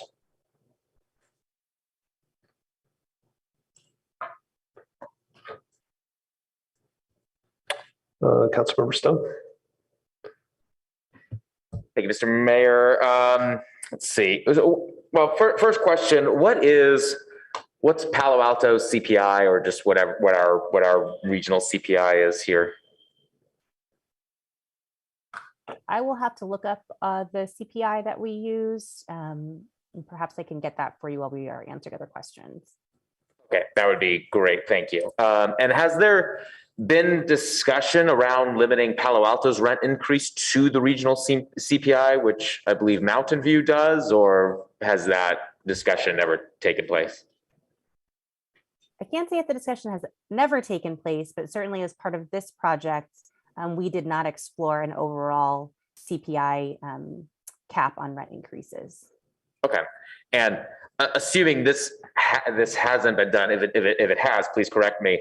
I think it would be helpful to be able to look at maybe data coming out of the rental housing production in Mountain View, both pre and post their much stricter rent control ordinances than what we're considering tonight, to really kind of get a sense. I know there is a concern in the community that renter protections can have a chilling effect on creating new rental housing. We got a great example of what's happening in Mountain View, so it'd be interesting to be able to see that data. That's an excellent suggestion. Do we have data on the average income for tenants renting single-family detached homes and the percentage of those who are cost burden? Because I saw percentage of cost burden in the report, but it didn't break it down into that type of granularity. Thank you, Councilmember Stone. The data does cross-tab by some measures, but we're not able to do a cross-tab that's that specific of both the housing type and the income and the cost burden of those households, unfortunately. Okay, that's fine. I mean, my assumption would be that it would be as far as the share of renters who are cost burden, probably far less for those who are renting single family homes than than apartments, but would be good to have that. Yeah, it's certainly a fair assumption to make. I think the one thing I would caution is that, there's a great variety of housing costs, as we know, both based on kind of the amenities of the facility, the age of it, the recency of the tenancy. And so sometimes a smaller apartment can still be more expensive than a home, just depending on kind of the size and scale of that home. You also may have families that have doubled up. And so even though they're in a home, there may be more than one family that's occupying in order to pay that. But unfortunately, we don't have that granularity of data to understand that picture. Yeah, no, that's fine. Yeah, I would imagine there would be outliers, but still, I would imagine on average, that would be the case. So I guess kind of back to my chilling effect concern. I mean, is staff aware of any studies that support the idea of a chilling effect that small rental property owners small property owners, such as single family homes or duplexes, where landlords are taking those units off the market with these type of just cause protections or anti-rent gouging policies that we're considering tonight? That's a great question. I'm going to ask Ms. Bigelow if her research or her efforts with the fellowship have revealed any studies that looked specifically at rent stabilization or rent control effects, especially any recent studies. Absolutely. There's a really interesting study out of Econ Northwest and the Urban Displacement Project and UC Berkeley's Center for Community Innovation that looks specifically at the difference between the rent cap in 1482 and the rent control at stricter levels and more moderate levels, and the differentiation therein. And essentially, I mean, there's a 7-page executive summary that I'm happy to send out, but the bottom line was that developers' questions were not as concerned about the rent cap versus rent control, and also that there wasn't a chilling effect that jurisdictions saw with regard to the rent cap itself. Rent control, something else completely different. And like I said, happy to shoot that over to you guys. No, I appreciate that. And I'm glad you pointed to that distinction, because there is a really strong distinction between rent control that we've seen and, very strict rent control that we've seen in communities like New York and San Francisco and other areas, and simple renter protections that we're considering tonight. And I think sending that study around to the council would be really useful. I'm familiar with the study. I read it in preparation for tonight. I think that was really helpful. Trying to get though a little deeper there, focused on, I guess my concern is if you're the owner of a single family home, you've just got one house, and you feel like you can't evict a tenant.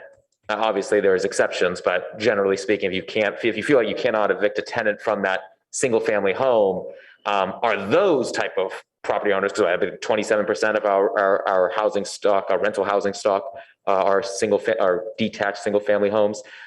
Did that study go that deep?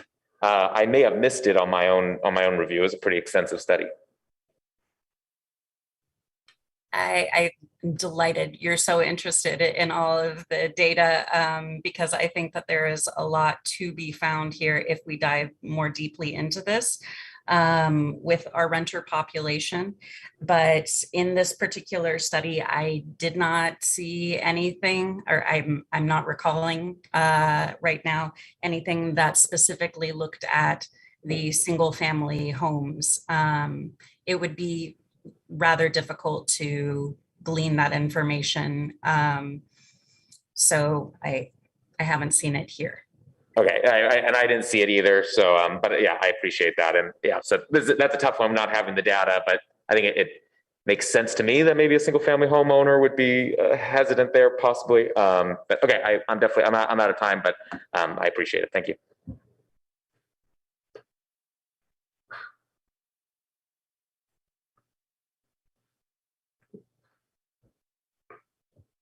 You want to go? Vice Mayor Burt? Yes. So I wanted to zero in on a couple of the potentially more immediate actions. First, it appears that really taking many of the other actions is dependent on the rental survey program being initiated. So can you review what would be the timing and the cost of that? The cost of this survey program? Yeah, and how long it would take to begin to get meaningful data? It's a great question. I hesitate to give a specific amount of the cost, but I can tell you a few of the things that we will want to do to get it up and running. We would want to make sure we have a hopefully online portal that also might connect to paper surveys if folks need that to answer it. We would want to update our ordinance. The ordinance does allow collection of certain information, but it doesn't, I think, get to the level of detail that might answer, for example, some of the questions we have tonight. So updating the ordinance, making sure we have a platform that can serve folks. And then, of course, a lot of outreach, could be 1 to 2 years, depending on how we want to unroll it in terms of first, perhaps asking for people to complete it, and then at the end requiring and perhaps having fines related to non-completion of the survey or non-participation. So it kind of just depends a little bit on how we would roll it out. So if what's before us tonight is how to proceed, I think the council may struggle with whether to take action or without having a better sense of the cost and to what extent there would be cost recovery. So I really want to ask staff to try to give us some better sense of that so that we can proceed. Yeah, well, what we would need to do if council is interested in even pursuing that program, and we would need direction to pursue the research for that program, is to then understand the costs, do the research and analysis to understand what the potential fees would be, and to include that fee, if it is going to be a cost recovery fee, into the budget and into the city's fee schedule. The ordinance does allow for the creation of a fee, but we would need to set that fee based on the costs. And certainly if council's interested in pursuing it, we can continue to do that research to create the costs and budget and staffing necessary to implement the program. Well, and does our consultant have any sense of other cities that have done similar programs and what their costs were? We do have a range of $15 per property registration in LA to $115 in Mountain View. And again, that kind of goes to what is that fee funding, depending on what kind of the programs that it supports within those cities. Okay, thanks. And I'm going to be interested in my colleagues' thoughts on option number 2, the expansion of the tenant relocation assistance, and with an emphasis on how small of units we might want to drop that threshold to. In particular, as I looked at the breakdown of the proportion of our rental units that are in different sizes and trying to think about striking a balance between interests of what we might call mom and pop landlords versus larger scale landlords. And so I'm particularly interested maybe at this point in time in looking at whether something like a 10-unit complex might be a right threshold for that. So that's my my question for for the colleagues as well. So I'll jump in here. I have one quick question. So a couple of these items, it talks about potentially closing a loophole about single-family homes not owned by a corporation. I'm curious, where does the trust fall? Is that considered a non-corporation? I do not believe that a trust would be considered a corporation. I'm getting a message. The trust is a corporation. So a trust formed by a person solely to hold their residential home is already covered under state law. Is that correct? I'll ask Ms. Bigelow if she can further elaborate. We may need to look further into this, or the city attorney may have knowledge to share on this topic. Hi there. Yes, trusts are covered. Trusts are covered under corporation. I think this is one of those situations where not every trust is an LLC, but by putting their unit into a trust, it acts like a corporation. So I would say the easiest answer is yes, it is covered as a corporation. So the two items that would kind of close this quote loophole for single family homes not owned by a corporation, that would only apply to people who own homes in their own name. Is that correct? Okay, and that's a good clarification. Thank you. So again, just a few comments, and I'll repeat a little bit of what I said a few weeks ago. This really has been a long haul, starting with a colleague's memo 3 years ago that Councilmember Koo and I wrote. After that, the state passed laws that implemented a lot of what we were talking about: anti-rent gouging, just cause evictions. Appreciate Vice Mayor Burt's comments. I would like to see us move forward on some items.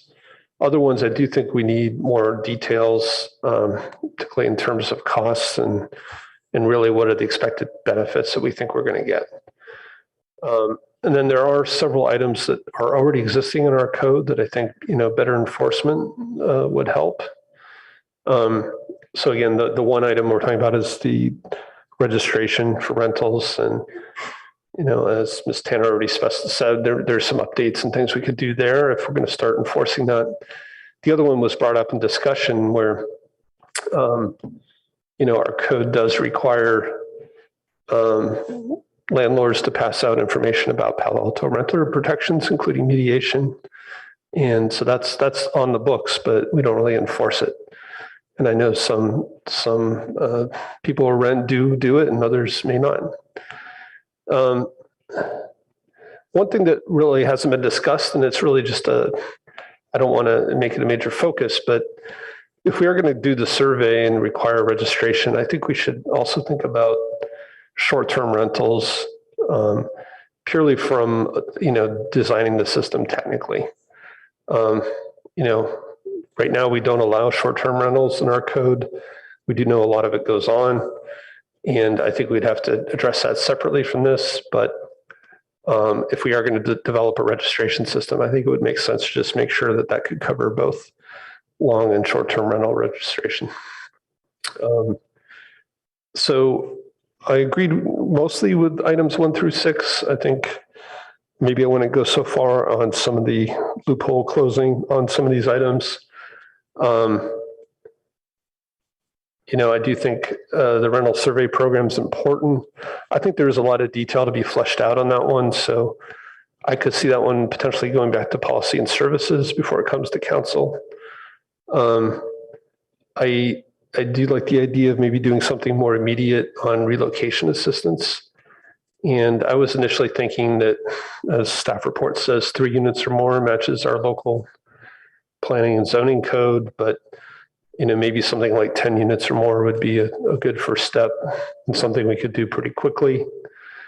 I do think, as far as the city is concerned, we should keep these as civil matters, but I would strongly support the right to counsel at the county level. And, we have mediation, but mediation can only go so far. And I think the right to counsel is probably one of the most important things we could do or help support. And so, if I think through these items, kind of where I am is that we would come back to council with a relocation assistance ordinance, maybe at 10 units. I'd also be interested in coming back to council with an ordinance update on just cause evictions that we'd include properties built within the last 15 years and units occupied less than a year. I don't know where my colleagues are on that one. And then I'd suggest we send a policy and services discussion on the anti-gouging measure and potential expansion of that, as well as the details for a renter survey, renter registration program. So that's kind of where my thinking is. I think the next hand up was Councilmember McCormick. Thank you, Mayor Du Bois. Good evening. Thanks again, staff, for coming back, and to community members who continue to watch us in part 3 here. I just want to go back and, there's so much detail in here. And am I right? I'm looking back at our original packet, page 166, that we're really supposed to be focusing our policy discussions around the needs of lower income renters. And that is how staff designed this, correct? Okay, so let's keep that as a lens as we go through our conversations and decision making. Okay, so with respect to the rental registry, we have to start with data. Many of the questions that have come in on to the council email have been about, what is the problem we're trying to solve with these various topics. And so I am supportive of us doing a survey.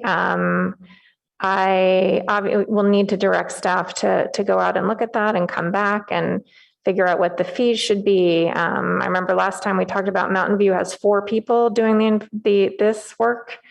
Do we want that many? How much would they cost? Who will pay for it?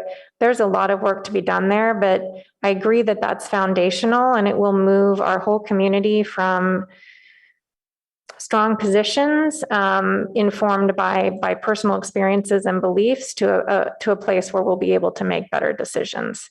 So I think there are a number of things the mayor just listed that might be good ideas, but I don't know yet. I think this rental survey is the first step, and I'll support having staff do some work on that. With apologies to my colleagues, I kind of hate to send things back to committees because it drags things out. But if it needs a stress test before it comes to us, then I'll consider supporting that. Section 2, relocation assistance. This is a perfect example of something where it's a little hard to know what the right answer is. I don't think I was on council at the time, but I recall the discussion about relocation assistance partially being because if a large apartment building was being taken out of use, then there were a large number of people who would need housing in Palo Alto. So to the extent that that's part of why we do relocation assistance, I think, one of the higher thresholds might be appropriate. All right, item 3. So does staff have any sense about, I'm on part A here, page 15 of the original packet, page 175 from November 8th. Rental units and properties built within the last 15 years. Does staff have any, my assumption would be that those are more higher rents and therefore people with higher income. Does staff believe that that's the case? I think there's good kind of reasoning to believe that to be the case. Certainly we have, lower income folks living in higher income and newer properties. Okay. And then I don't quite understand why, any thoughts on why the state exempted rental units occupied by renters that moved in less than a year ago? So we did have some dialogue with Policy Link, which was very involved during the discussions at the state level when those legislations were being debated. And the 4 concessions or kind of 4 carve-outs, let's say, have different kind of rationale. Certainly were supported by varying degrees by different landlords and apartment associations and things of that nature. With specific to kind of that item, Ms. Bigelow, I'm not sure if you have specifics on why that specific item was carved out of the legislation.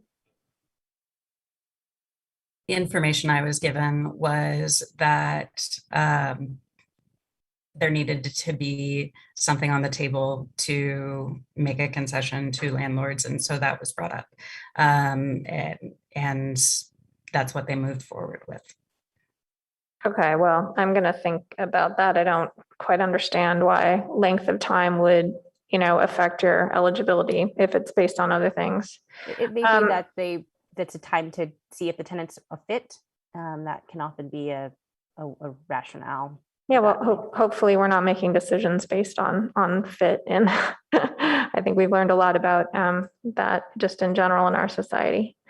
Okay, so yeah, the single family homes thing, that's interesting. I think in general, if you look at, but again, we don't have a ton of data, but if you look at what's available to rent for single family homes, they're pretty high rental rates, and presumably the families that are, or individuals who are renting those homes are not heavily cost burdened by choosing those.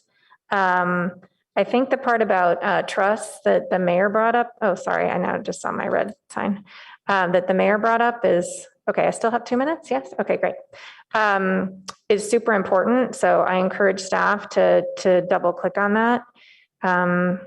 With the value of homes, most homes in this community, I would guess that many of them are held in trust, so I think it might be a surprise to people if, they are or are not covered based on how they hold title. So let's just spend a little more time on that. Can I interrupt you for a second? Yeah. I think what staff said is they're already covered under state law, which I wasn't aware of, but that's But that's what I'm saying. We should be Yeah. telling people. They may not Yeah. think that they're covered, right? Because they're a single family home and they don't think they're a corporation. Right. So if it's already covered, I think that might be news to some people. So I see different things in the report. I see the staff saying, yes, the provision should apply to properties built in the last 15 years. And then a few pages later, it says that the city should be cautious and more research with the local development community would be conducted. So which one of those is it? Certainly, if council were interested in pursuing that, and again, any of these topics, we would be conducting more outreach with the local community, both homeowners, landlords, tenants, et cetera, to understand kind of, I think as Councilmember Snow was indicating, would this really have a chilling effect for those newer developed properties, and try to interrogate that more. So we do think there's reason that it would not necessarily lead to a chilling effect on development, but would want to certainly vet that out in further discussion. Okay. I'm really happy to hear that. There certainly seems to be a population of people who are landlords who were unaware of these proposals, and hopefully staff is capturing their email addresses as they come in, and that those will be part of the outreach that you do. And I see that my time is up, so I will continue when we come back around. And I'll just say, Mr. Mayor, I think when we get to motions, we're probably going to need to split these up one by one. It's just a thought as we think ahead to voting. Councilmember Philsa.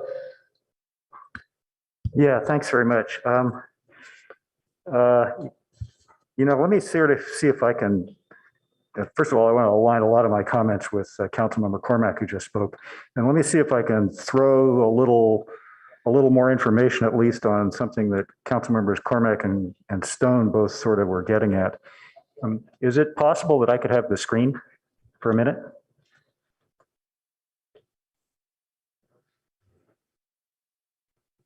If I can find it here. Leslie? Yes, sir. You should be able to screen share. Is that up?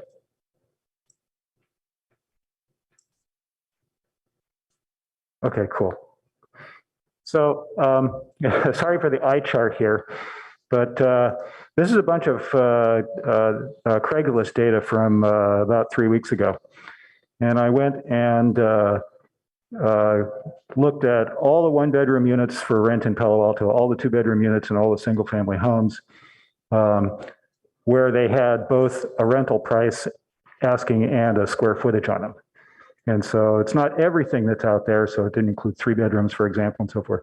But if you look up the y-axis, sorry for the eye chart here, the y-axis is square feet of the residence, and the x-axis is the asking monthly rent. And so that's basically a scatter plot of what the if you were looking for a place tomorrow in Palo Alto, you'd probably go to a site like this, and this is a snapshot of sort of what that would roughly look like. It's not the same as what exists now, it's what's sort of the asking. And you can see that obviously there's not surprised, there's a correlation between larger places are more expensive and so forth. But particularly single family homes, rent for a lot. There are not a lot of cheap single family homes out there. Whereas, no surprise, studios and one bedrooms are the least expensive here. And I guess my takeaway from this is there is a big spectrum of different stuff that's available in Palo Alto, at least a wide spectrum. And we heard from a lot of speakers when this came before us a couple of weeks ago. You had people that were renting, a 10,000 square foot single family home somewhere. And they had a dispute with their landlord over something. And then you had at the other end of the spectrum, and you had people that were on Section 8 vouchers, and their big concern was if they got evicted, then they wouldn't be able to find another landlord who would take Section 8 vouchers and so forth. And so I guess I'm coming back to the point that Councilmember Cormack was making in terms of focus on sort of the lower income, kind of the bottom left corner. If you're renting in sort of the top right-hand side, and you're spending $8,000 or $10,000 a month on a single-family home, I mean, having to change places is not fun for anybody. But you have more options than somebody on the bottom left side. Okay, whereas if you lose a place that's $1,500 a month, it's going to be hard to find another one like that in Palo Alto. And so, I guess what I would say is, as we approach this problem, what is it we're trying to do here?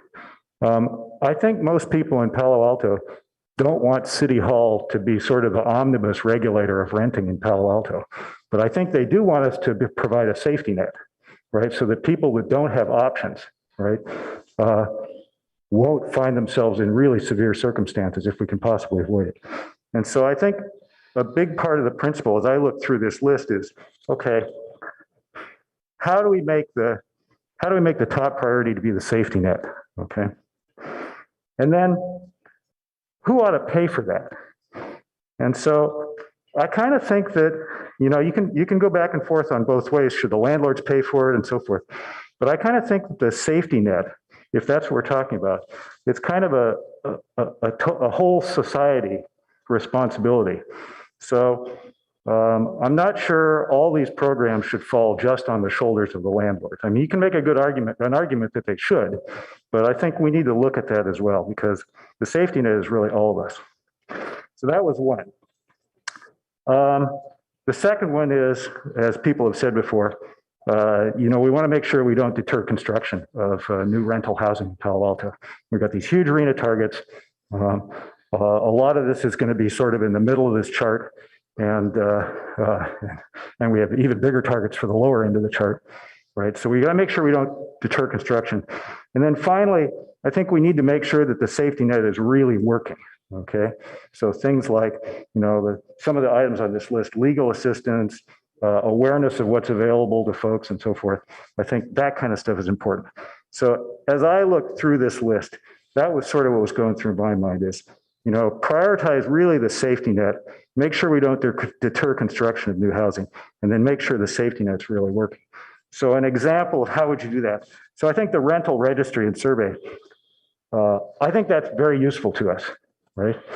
A picture like this shows you sort of what the asking availability is. It doesn't really show you what it looks like right now as people living in homes in Palo Alto. And the registry would tell us that, right? And tell us things like what's turnover like, how much of these increases going and stuff like that. You can't get that kind of stuff from this. But our history with registries in Palo Alto hasn't been great. So I think we need to make sure that if we're going to do it, we do it right. And then the other question I have is, should landlords pay for it, or should the city pay for at least some of it? Because again, I think the safety net, that's a social thing. It's not just a landlord thing, right? So that's sort of what's sort of going through my mind as I look through this list. Specifically on single family homes, the definition of cost burdening, the official definition of cost burdening is, you're spending more than 30% of your income on rent, which means you've got 70% left over. But 70% of your income left over is different if your income is $60,000 a year versus $350,000 a year.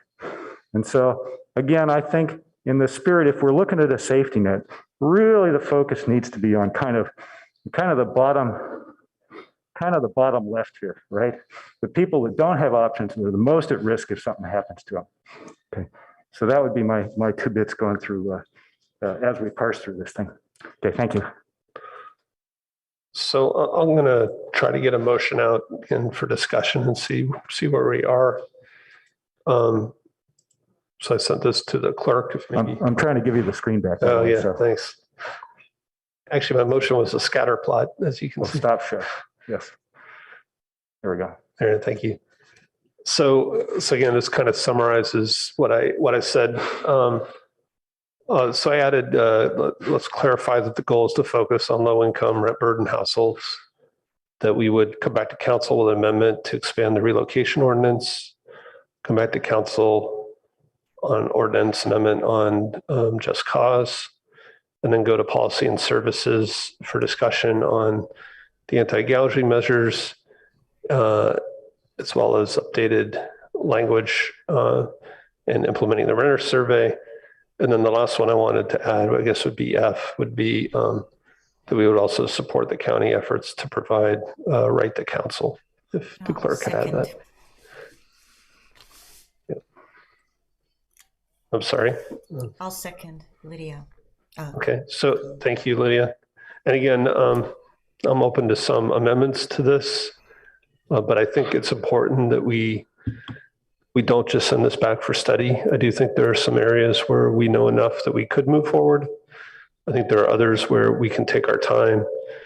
But, there is kind of this potential for coming out of the pandemic and really impacting a lot of people's lives. And I agree with the comments about the safety net. But I'm curious where the rest of my colleagues are on this. So, Councilmember Koo. Yeah, I'm sorry. I'm not feeling very well today, so I'm not going to talk too much. I'm sure you all appreciate that.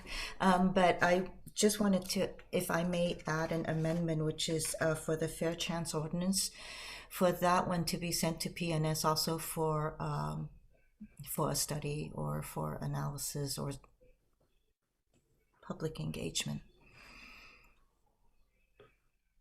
I'm sorry, could you say that again?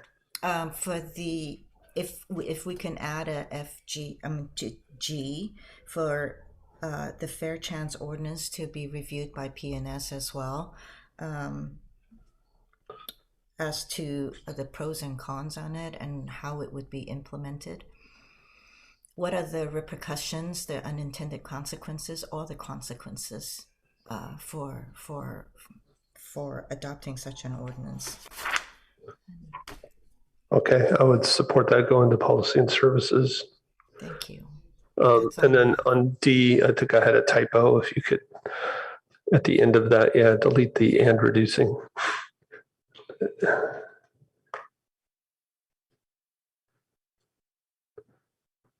Okay, thank you.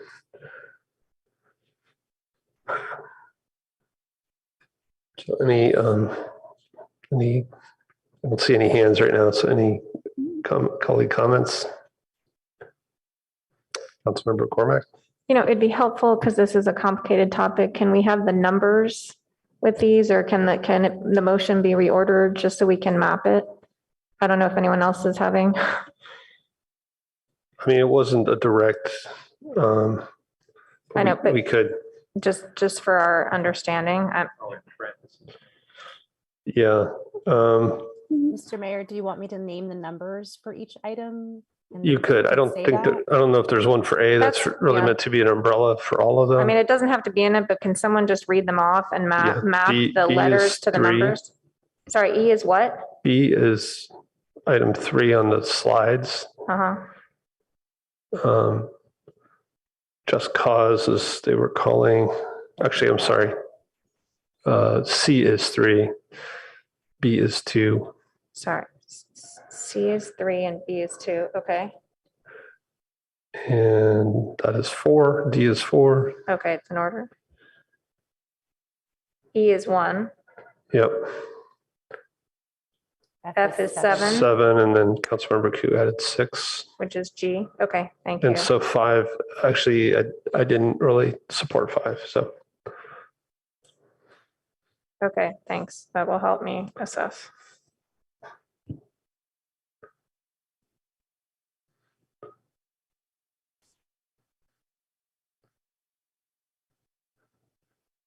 So I assume there's some discussion. I covered up the lights.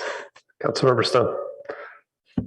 Thank you, Mr. Mayor. I mean, I think I'm a little too far from the motion here to try to offer friendly amendments. I mean, I think it's a good starting place, but I also think it's too conservative. I think this issue has been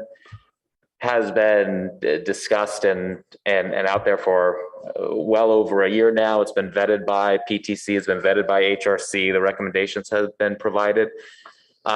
And most of this is really going to continue to delay these protections, which are really, really necessary. And I think as we emerge from this pandemic, we're going to, at least what I'm seeing in my own apartment complex and talking to other tenants around the city, rents are continuing to go up and up and up as we emerge here.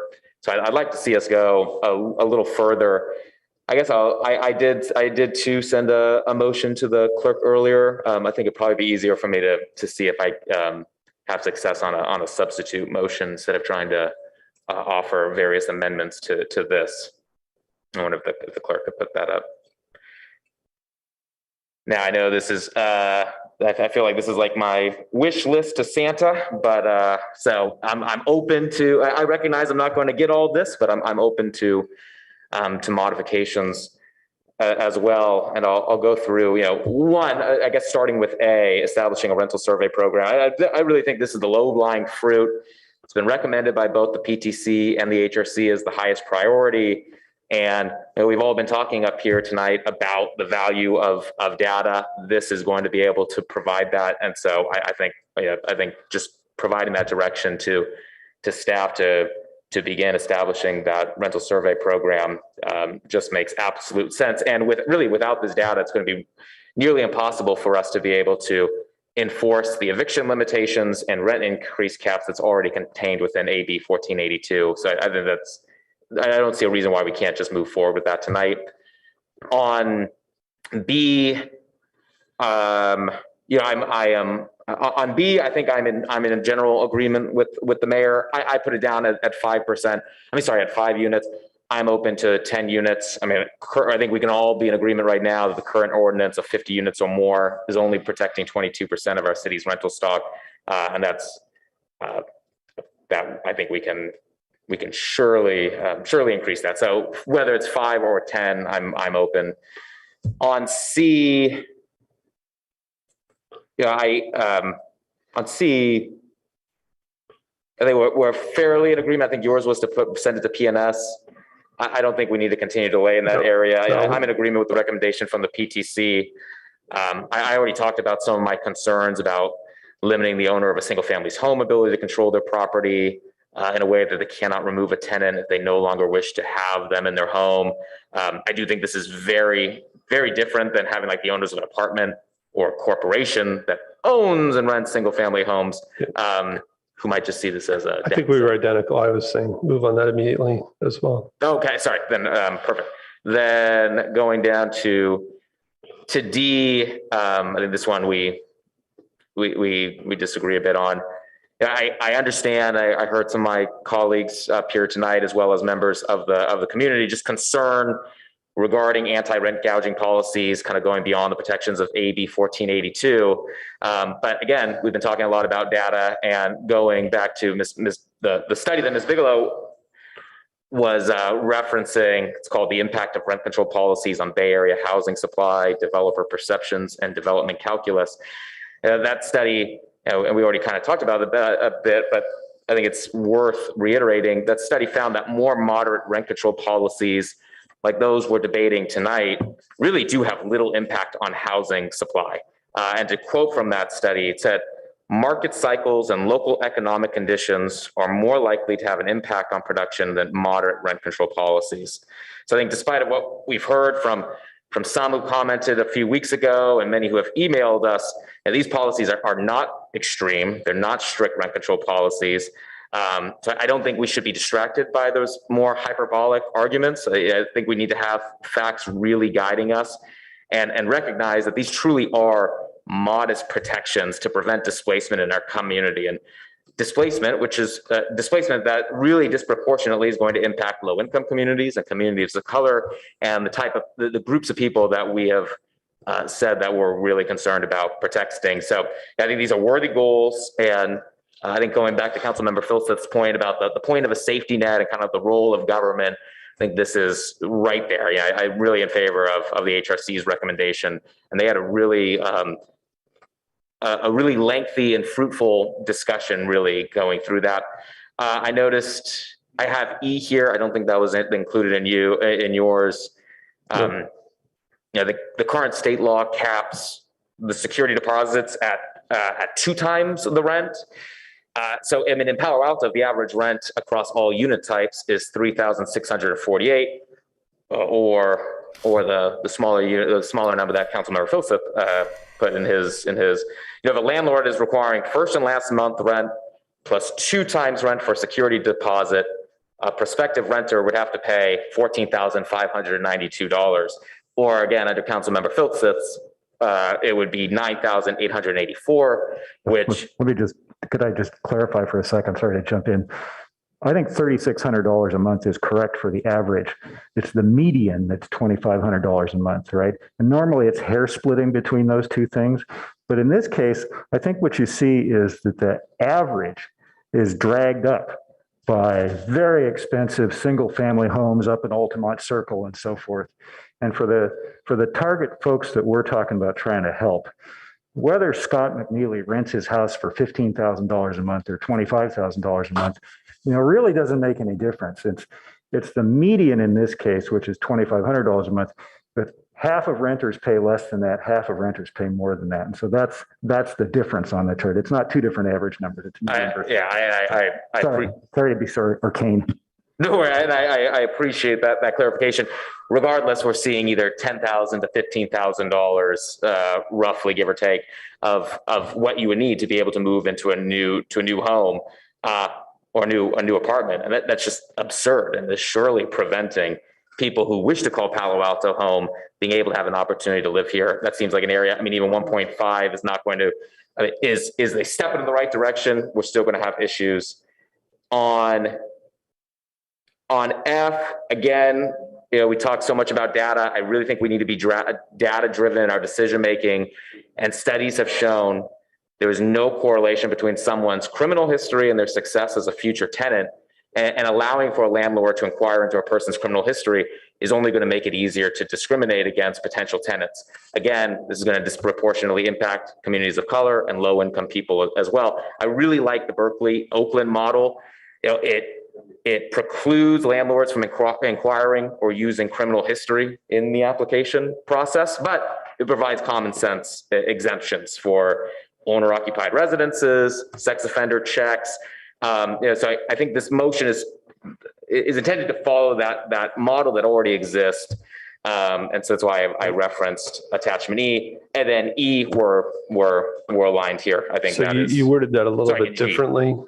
As the eviction court, is that meant to be anything different than what's in the staff's report? Called it the right to counsel. Mine is based on the kind of the wording that was in the staff report, talking about advocating for that eviction court. If maybe staff can, I'm trying to. Yes, but you meant the same thing. I think we mean this. So I guess we need to see if there's a second before we go any further.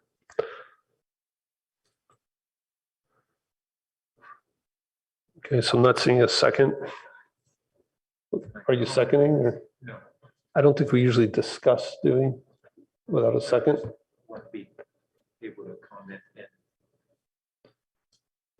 I just wanted to try to suggest a process.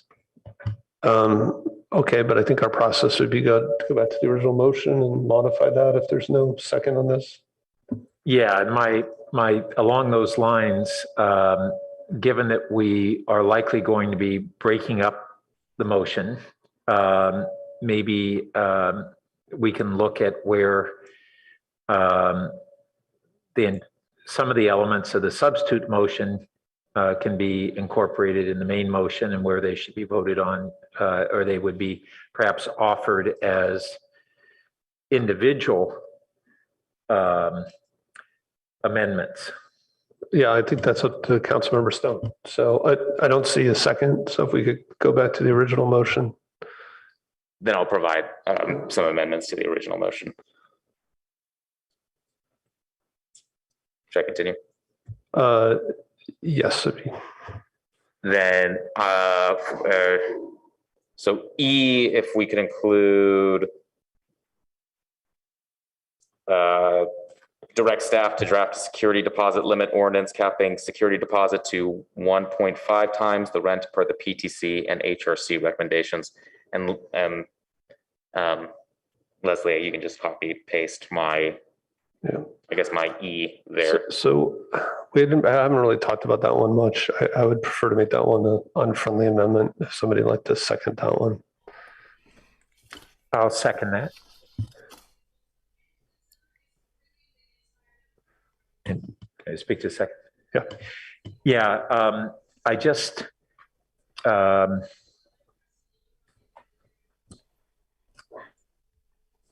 I want to, I guess I want to make sure that I understand from staff that that the security deposit as current state law allows is on top of first and last month, so that it could be basically between those two be 4 times the monthly rent. Is that correct? I'll ask Ms. Bigelow if she can reply, but I believe that is the case.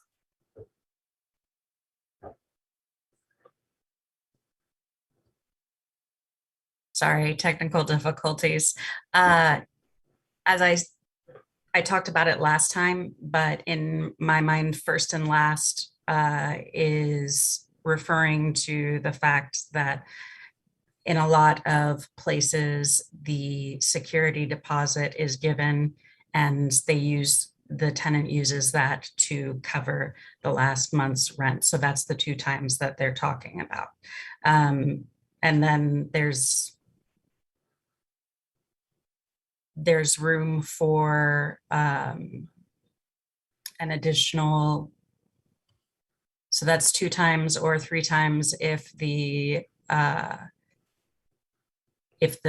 apartment is furnished.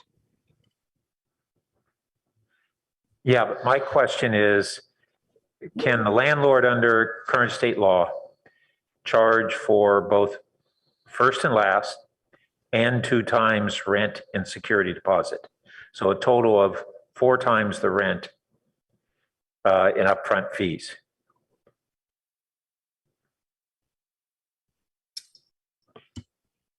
Okay, yep, that's my understanding.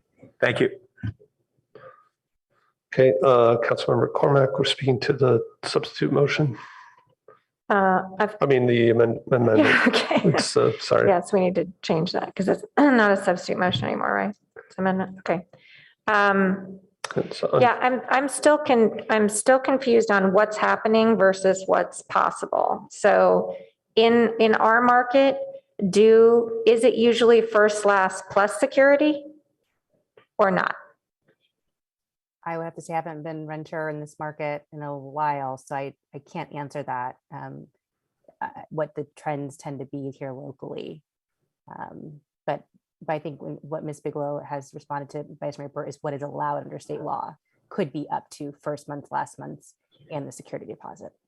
Okay, so this would bring down from 2 to 1.5. That's correct. Okay. All right, I appreciate the intent here.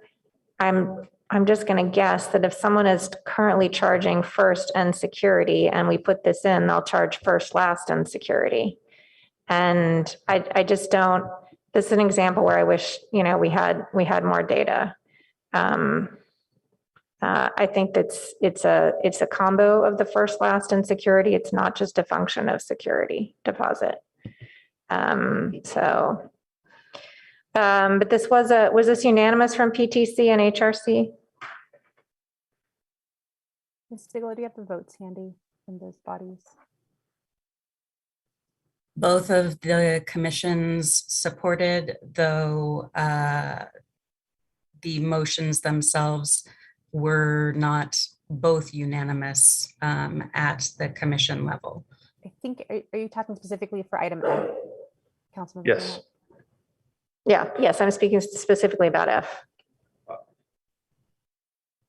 Which is, yeah, now 5. I'll need to go back and look at the. I can chime in. This is Claire Campbell. When I checked back, it was a unanimous recommendation to have 1.5 times the rent by both PTC and the HRC. Thank you. That's very helpful. Councilmember Koo. I think you have to be careful with this because you're capping the security deposit at 1.5, 1.5 times, but you're not mentioning in here whether the unit is going to be furnished or not. Then in addition to that, a lot of the security deposits are also used as in lieu of a pet deposit, then the security deposit is increased slightly. And I am also a little bit confused about Ms. Bigelow's response to Vice Mayor Burt in response to, if I understood, was the question to get a first month, last month, and another 2 months rent, and then on top of that, 2 months security deposit? Is that what the question was? I think Councilmember Cormack, the question was whether or not. Councilmember Cormack, it was. Oh, sorry. Vice Mayor Burt, I'm sorry. Sorry about that. Councilmember Koo, what is currently allowed is 2 months of rent could be first and last, and then up to 2 times the rent for security deposit. Right. That would be it. Yes. So Councilmember Koo, I know you have experience here. Is that correct? Yeah, but I don't want to testify here in my professional capacity, but I do have, I do want to say that there is a lot of difference, and not mentioning whether it is furnished or unfurnished, that leaves a lot of room for damages. So I cannot support this as it is. Okay, so I'm not seeing any more hands. I suggest we vote on this amendment. What's that? I mean, I'd prefer we just vote instead of go around again. Do you have a quick comment? Yeah, just a quick anecdotal. I mean, as someone who has been recently in the looking at rental units, I have experienced this at several places that I've checked out, and because of the first month, last month, 2 times rent, out of my ability to be able to move into that, and I'd imagine there's many more of those locations in Palo Alto. I understand that's anecdotal, but thought I would include that. Yeah. Councilmember Stone, would you be receptive to changing this to limiting it on unfurnished units?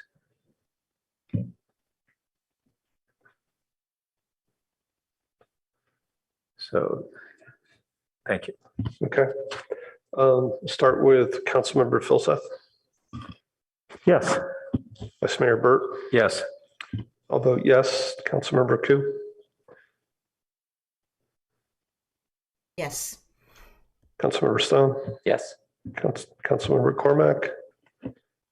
Yes. And Councilmember Tanaka. No. Okay. Thanks for the clarification on unfurnished. So that is adopted. Councilmember Stone, do you have some more amendments? I don't. I guess on sorry, where is the survey? Sorry, when we copied Which that, one's we that? lost the unfurnished in F.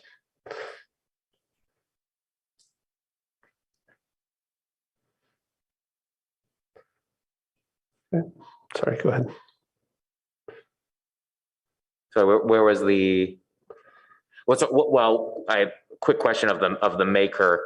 On A, it says clarify that the goal is to focus on low income rent burden households. Is that low income and rent burden households or? Yes. Okay. So the difference, one of the differences between your motion and this one was it would not apply to kind of the high-end single-family home rental market.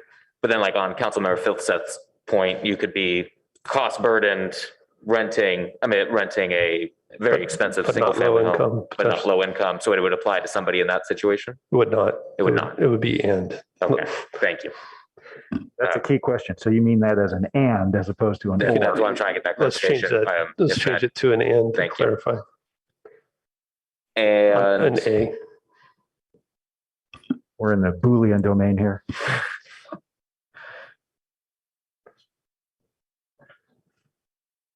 Sorry, Mr. Mayor, it still is a little bit ambiguous. Sorry about this. There's two ways to read it. If we could say focus on households who are low income and rent burdened. It's fine with me. Thank you. And delete that final households word. Yes. okay, so E, and then just one last question, clarification on E.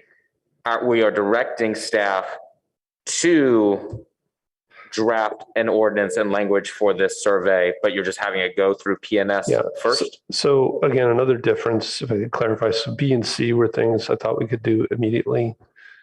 The reason I was sending things to policy and services, because I think they're pretty involved. I don't think staff can do all these things at once, and getting some council feedback during the process would be useful. So. And can staff just weigh in on that? I mean, as far as if that's something that is helpful, or do they think is that something that they can take on now and just bring back to council?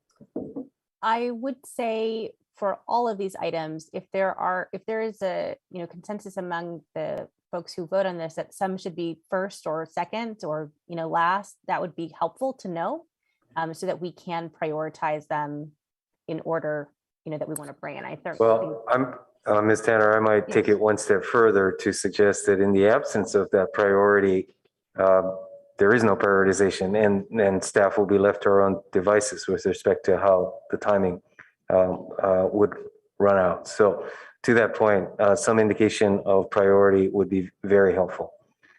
So I put them in the order of priority. I would maybe move F up, but again, not F. Yeah, F.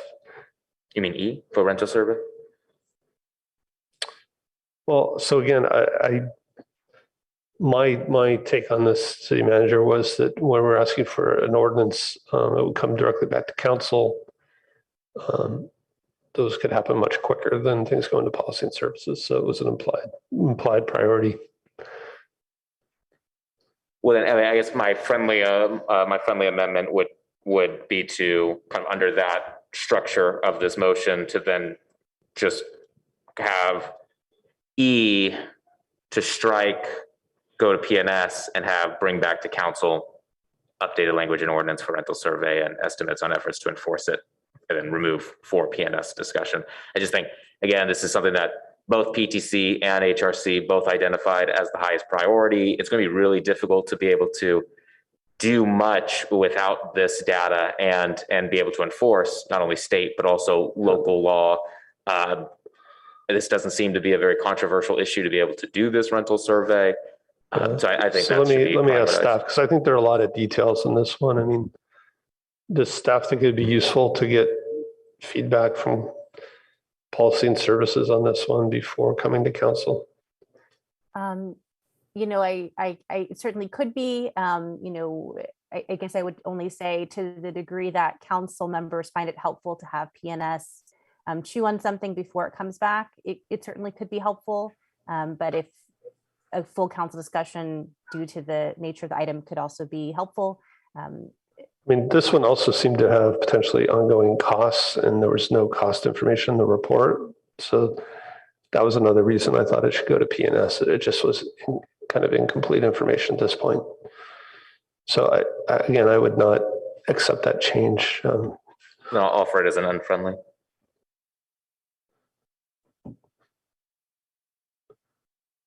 Councilmember Wilson. The unfriendly amendment is to not go to PNS or to go to PNS? No, to not go to PNS, to just bring it back to council. I'll second that. Thank you. Do you want to talk to your second? I think it's straightforward enough that staff can do it, and there's not a lot of policy implications that are going to require sort of multiple tiers of stuff. Right? That's all. Just it's an efficiency thing. Councilmember Cormack. I would also prefer it to come to council, but I'm going to end up voting against this because I don't think we're prepared to vote on an ordinance. We haven't seen the cost, the number of staff, the level of the fees. There's way too wide. I have no idea how staff is going to decide what's going to be in the ordinance. So I think we have a larger problem on that particular item, but I agree that whenever it comes, it should come back to council. Well, it would. I mean, if we go into policy services, it would come to council, but you're saying directly. I'm saying come directly back to council. But I'm also saying that I am not prepared to direct staff to bring back an ordinance because I don't think we've got enough information to decide what level the fees should be and how many staff there should be and who pays for what.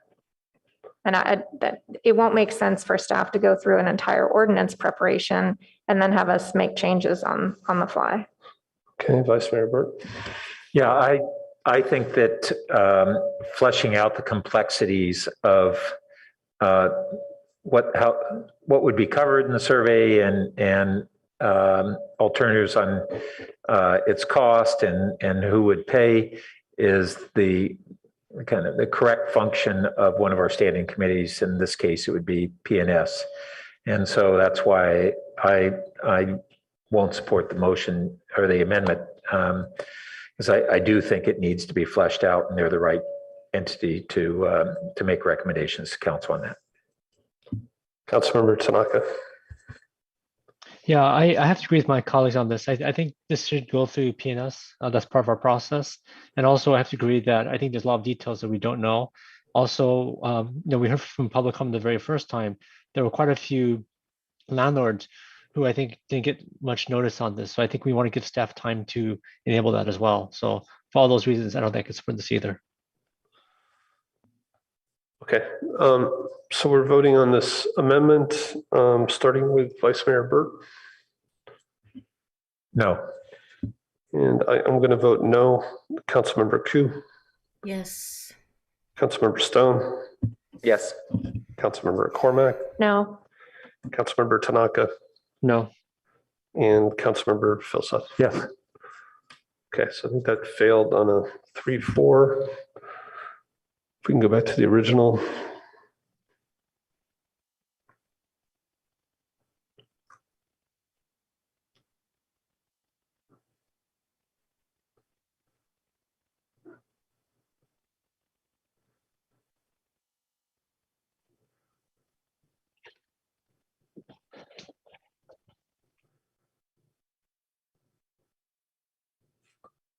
Are you finished, Councilmember Stone? Sorry. No, I am. Thanks for the discussion. Okay. Councilmember Cormack.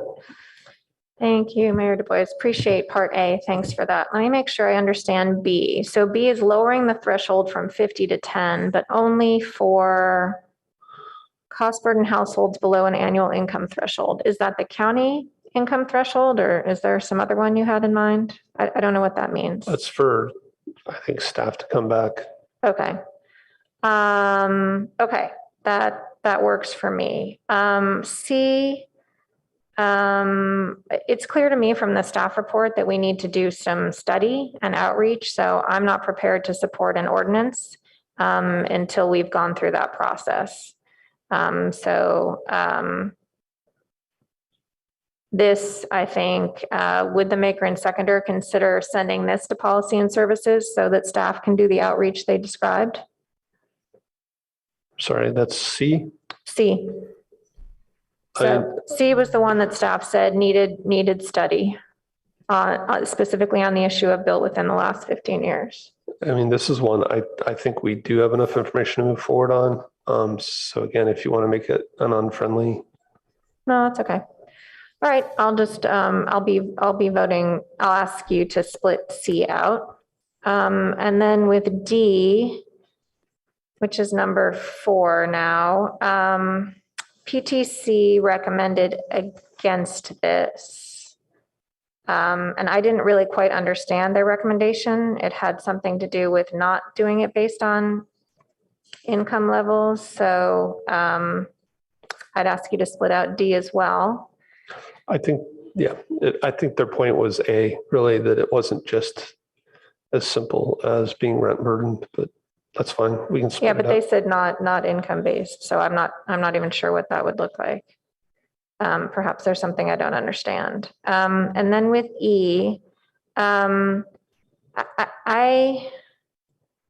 estimates on effort to enforce it. I think E is the most important thing that we need to do. I don't think it was an accident that staff listed it first and described it as the top priority. We will all benefit from having this data.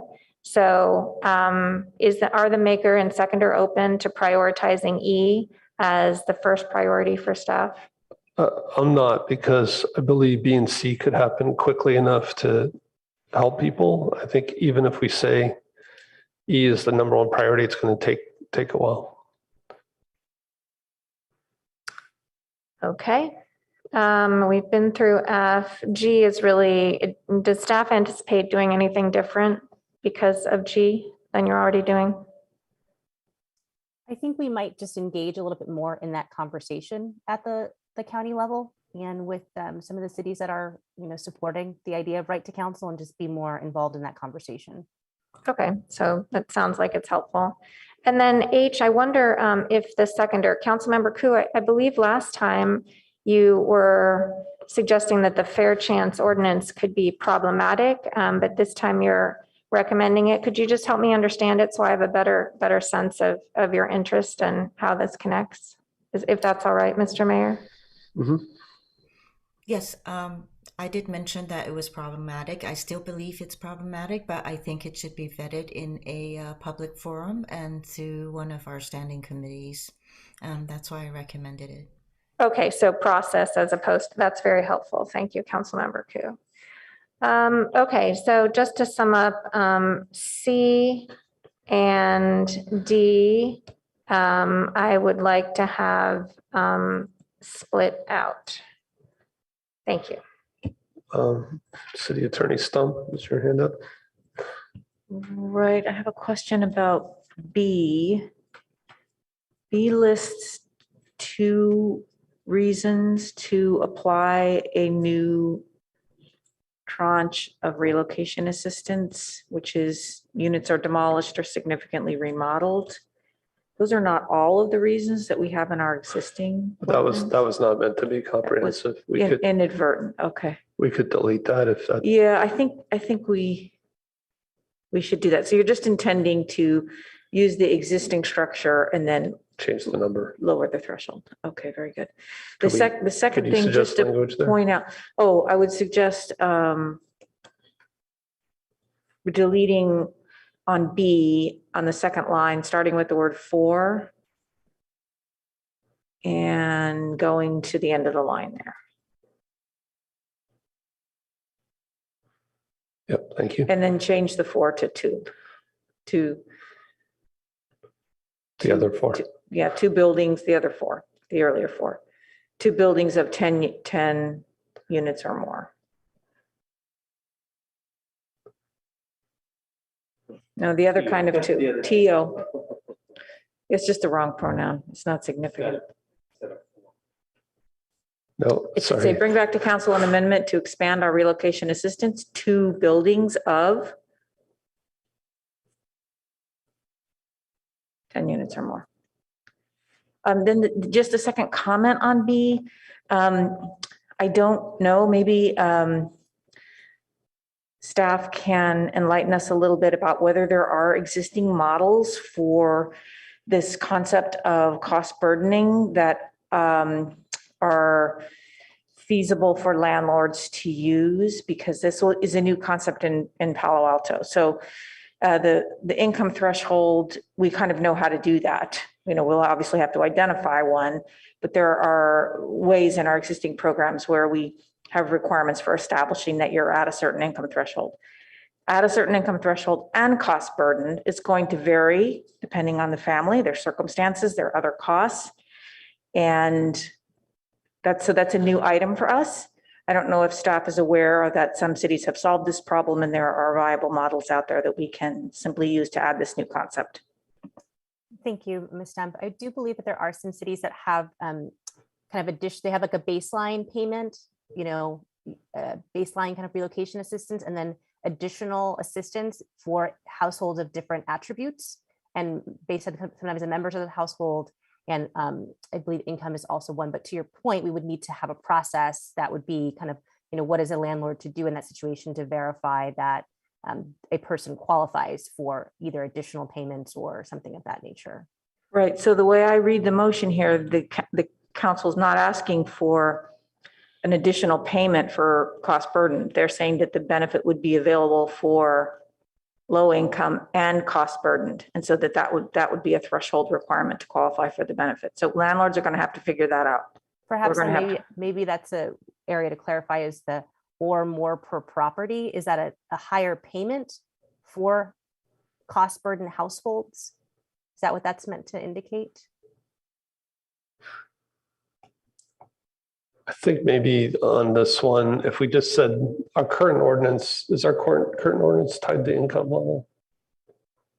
It's not. It's No. The threshold is the size of the facility or the. There is an enhanced payment for disabled and children, I think. Yes. Vice Mayor Burke, did you have a comment?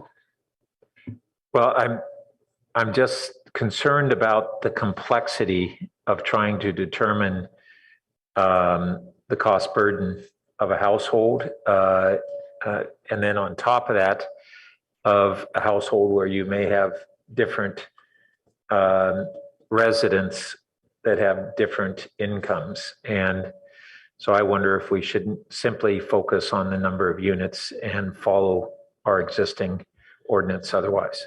Yeah. And Councilmember Filson.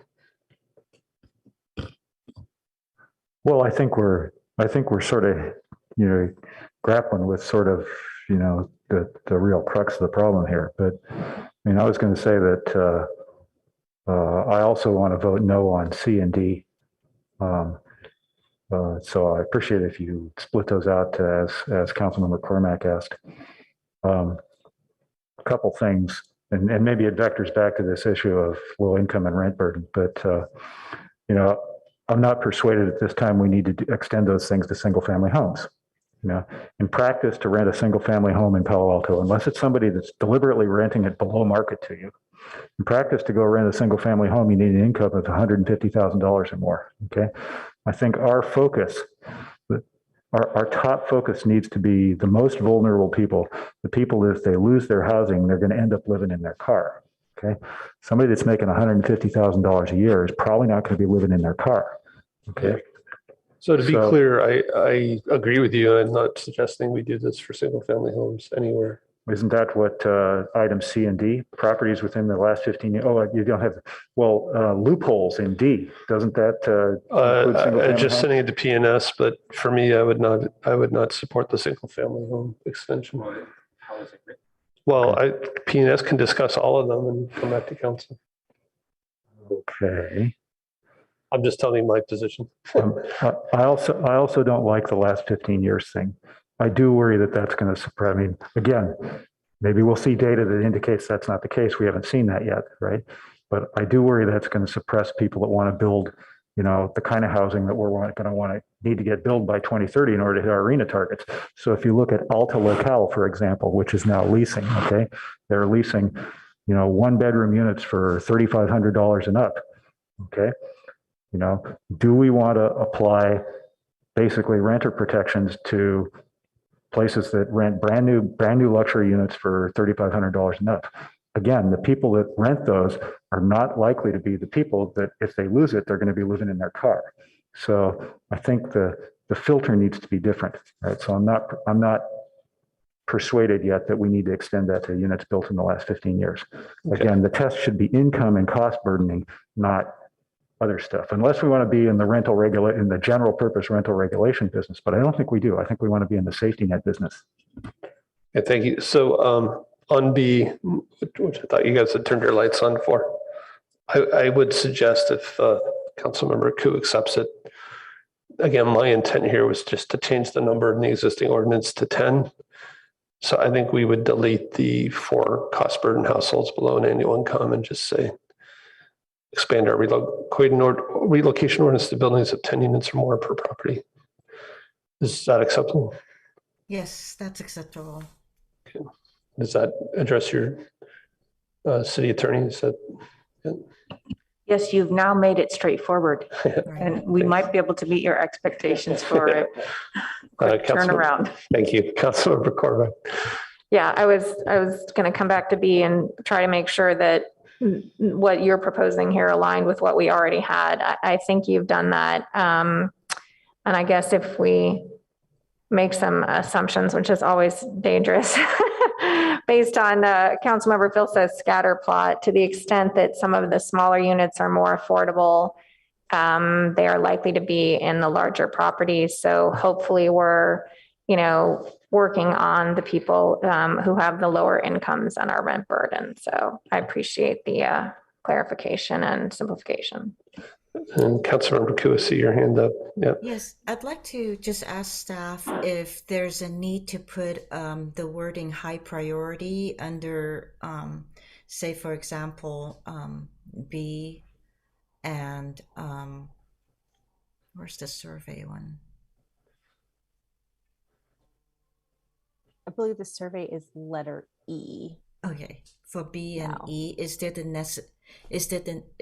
need to add those words just so that staff can work towards those that we might find more high priority?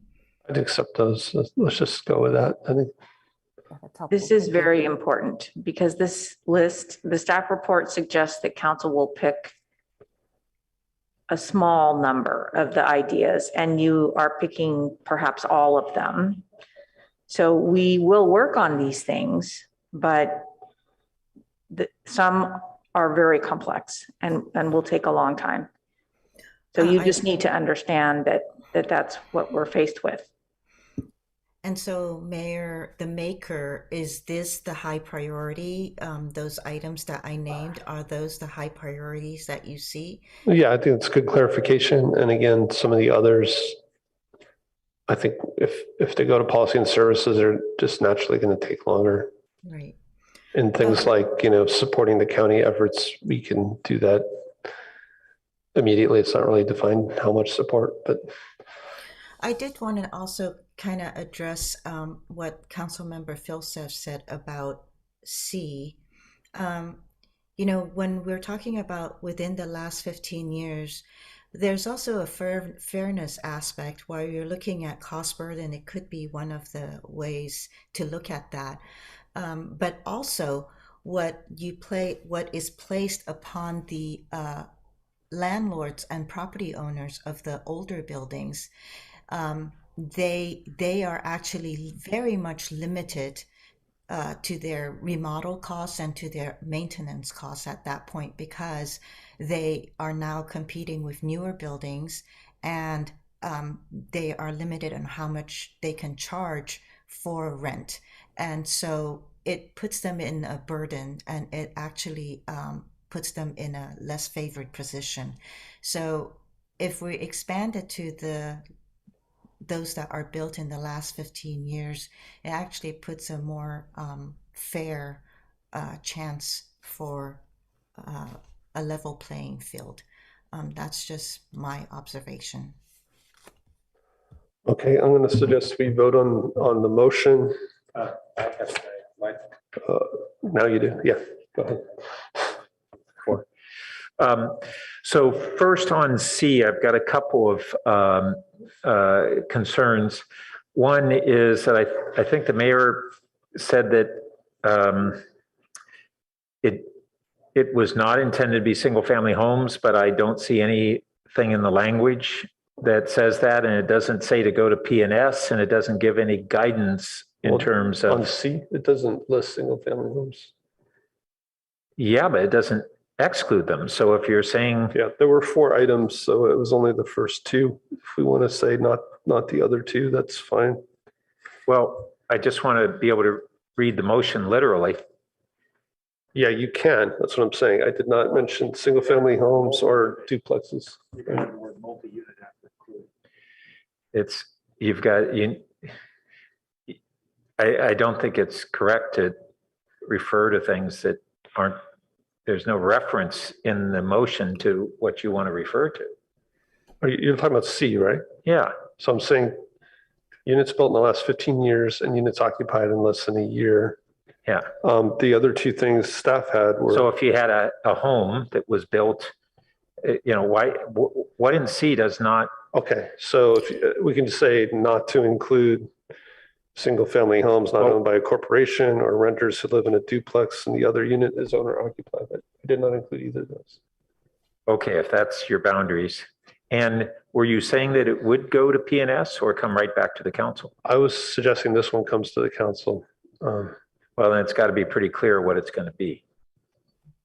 Okay, I mean, sorry, it was shorthand for the the way staff described it. So it does not include renters who live in a duplex and the other unit is owner occupied. And then second, I would be supportive of the. And sorry. And the clerk had the other part correct before. And single family does not include single family homes that are not owned by a corporation. Okay. And then I'd be good with. What is a corporation ownership? Why is that relevant? Because everything else is already covered under state law.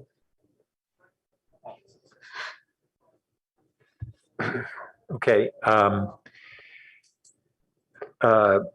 But I am a little concerned on whether including units occupied less than a year goes too far. And so I'd be supportive of this if that clause was deleted. Councilmember Koo, would you support that?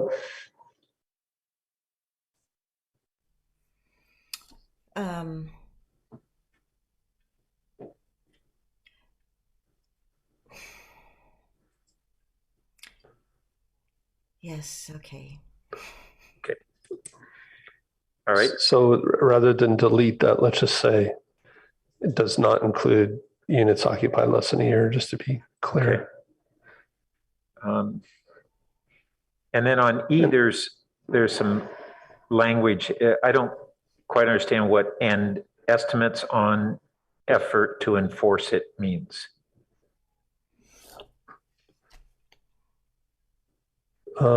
Sorry. Can we clarify that language a little bit? On E? Yeah. Yeah, again. That was what Ms. Tanner had said. Either way, I still don't, it's not clear to me. Yeah, so it's everything that goes along with a renter registration program, costs, enforcement, everything was kind of shorthand. For renter survey, go to P&S for estimates on effort to enforce it. Estimates on effort. We can word it better. Yeah, let's do that. What are you trying to say there? That we go to policy and services for discussion about all the aspects of a renter survey. Okay. Period.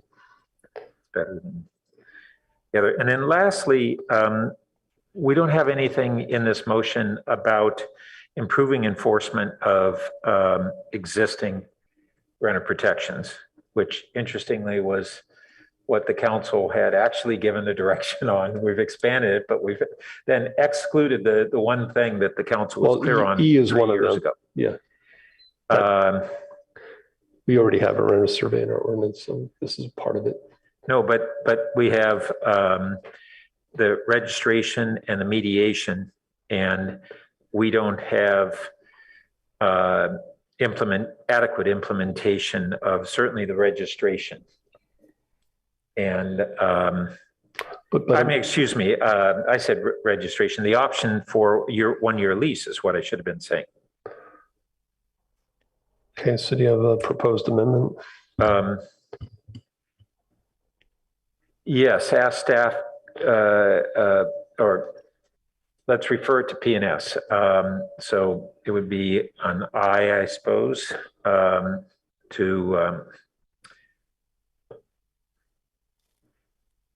You know, I'm sorry, I was in the recommendations of HRC or PTC, did they address this at all? I don't want to just do it on the fly if they've had some recommendations. I'm trying to understand why that's not, this issue isn't kind of the baseline that we're building from. So I think there was an overview section that talked about enforcement overall, kind of the approaches that could be taken.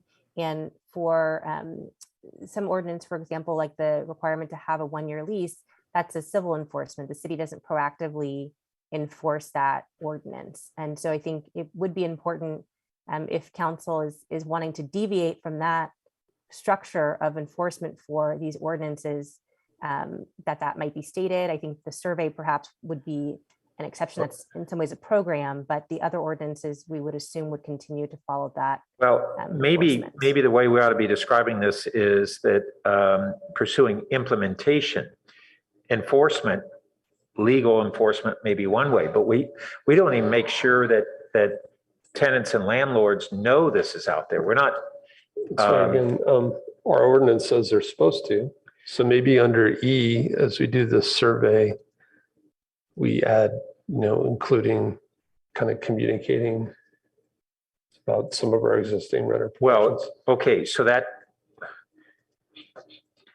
does the survey go to the landlord or to the tenant?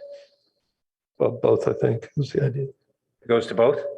I think that a lot of, with some programs to have that, I mean, a lot of it does go to the property owner or manager to fill out information regarding the properties that they own and manage. So that doesn't necessarily address it. It's kind of a continuation of our current problem. Well, we remind them it's improved communication of what they're supposed to do. Yeah, well, that may be one mechanism, but I think I'd more broadly want to request that, frankly, this is one that I'd like to send back to HRC and request that they come up with recommendations on more effective implementation of current renter protections. City renter protections, that would be my language for I. So refer to HRC to make recommendations to the council on how to improve implementation of current city renter protections.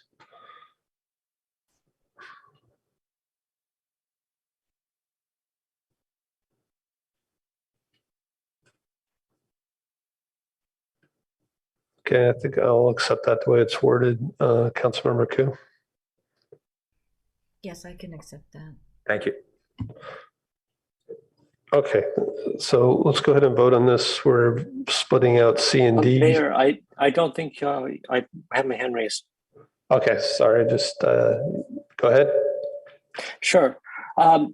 So in this motion, is there anything in here about staff reaching out to landlords and making sure that they have proper notice and are able to weigh in? Because I think that was kind of the big theme of the last time we heard this, was a lot of landlords weren't very aware of this, and I don't think really had a chance to give their input. And I think landlords are the ones who would be providing most of the housing, right? So I think we need to get their input as well. So can staff talk about what's the plan to do the outreach to the landlords in the city? Thank you for the question, Councilmember Tanaka. And I did have, that was actually a question I had for the council, and perhaps can just illuminate what we're taking from this motion to see if it's in line with what the maker and seconder of the motion had in mind. We would see letters B and C, which are coming back to council directly, that would probably be pretty limited to no outreach because we'd be working on the ordinance and coming back. And the P and S items would have perhaps more outreach as they're going to be kind of be worked on over a longer period of time. But if the intent of council is for outreach to be conducted on all the items, we would want to know that, and especially that would impact the timing of when they would return. Okay, I think it's really, so thank you, Rachel, for your comments on that. I think it's really important to give staff time. These are some very important decisions that we're going to be making. And I've heard several council members who expressed concern about not having enough data when we make these kind of decisions. And really, we haven't done the kind of outreach that I think is needed because the people who are providing the housing is the landlords. And we need to understand their concerns and their perspectives. And so can we have like maybe one more, maybe this would be a friendly amendment, is to give staff time to do the outreach to the landlords? Is that something that the maker and seconder could consider? I actually agree with what Ms. Tanner said. I think there will be outreach, and we should do outreach on the items going to policy and services, and that'll be a great forum for that. And items that would come back to council, they can come and speak to council when those come back to council. But I think that those items, B and C, are things that we have discussed already. And again, these are tweaks where we're changing some of the parameters. So can we have like a day to give staff time and direction to get feedback from landlords? So again, I think we have time. When they come back to policy and services, there will be a notification, and they can come participate.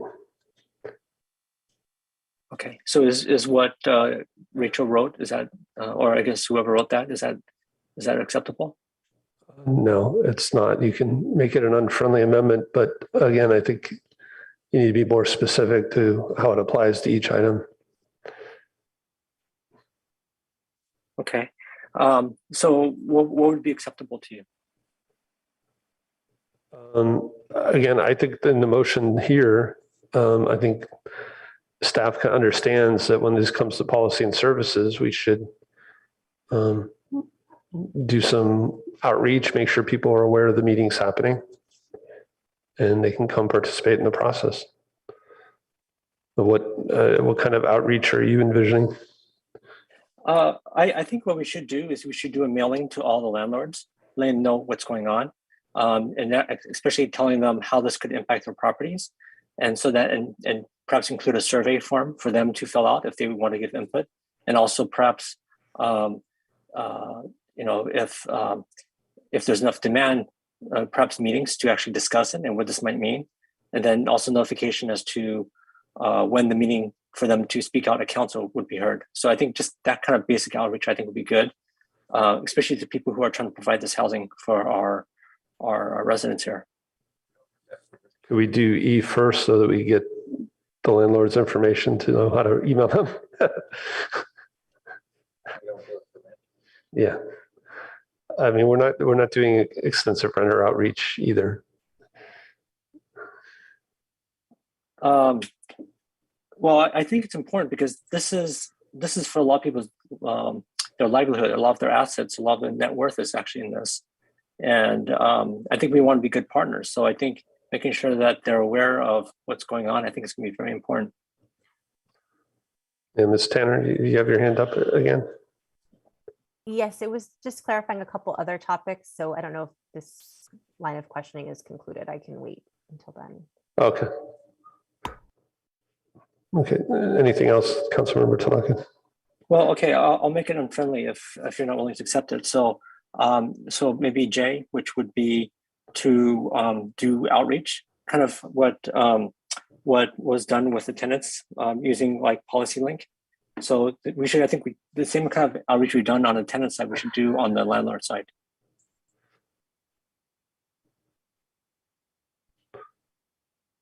Okay. Does that reflect what you're saying? Sure. Yeah, that looks good. Is there a second? I'd be willing to second it if staff could give me a sense of what adequate time would be. How would you interpret this? Would it take you 1 month or 1 year? I mean, I would have to look at each item if this is applying to all the items equally. It simply means that each, like, for example, B and C would not come back to council as quickly. And we'd have to, look at the other items. I think the PNS items, we, as I said, assume that those would include more outreach and more just a longer kind of percolation process of those policies being developed. So Okay, that's helpful. Councilmember Tanaka, did you intend this amendment to apply to B and C? I don't know if we have enough support without that. So I don't know. What is your sense in terms of what do you, I do think that it's not good to go forward with something so substantial without actually talking to the people who this is going to be affecting. Okay, so I'm willing to second this if this applies, if this is basically a subset of B and C. And frankly, E. Okay. Do you want to speak to your second? We talk a lot about engagement. These are pretty major changes. And I think it's reasonable for us to take an extra, I can't imagine that the mailings would take, more than a month or so, considering the fact that we already have ways to do that. So I think I think it's worth us taking an extra month or two. That's, my estimate of making sure that everyone has enough information, not just to change the decision, but to get ready to implement it. So could staff respond? Like, I thought part of the reason we wanted to do the surveys because we don't have this information. How would we email landlords?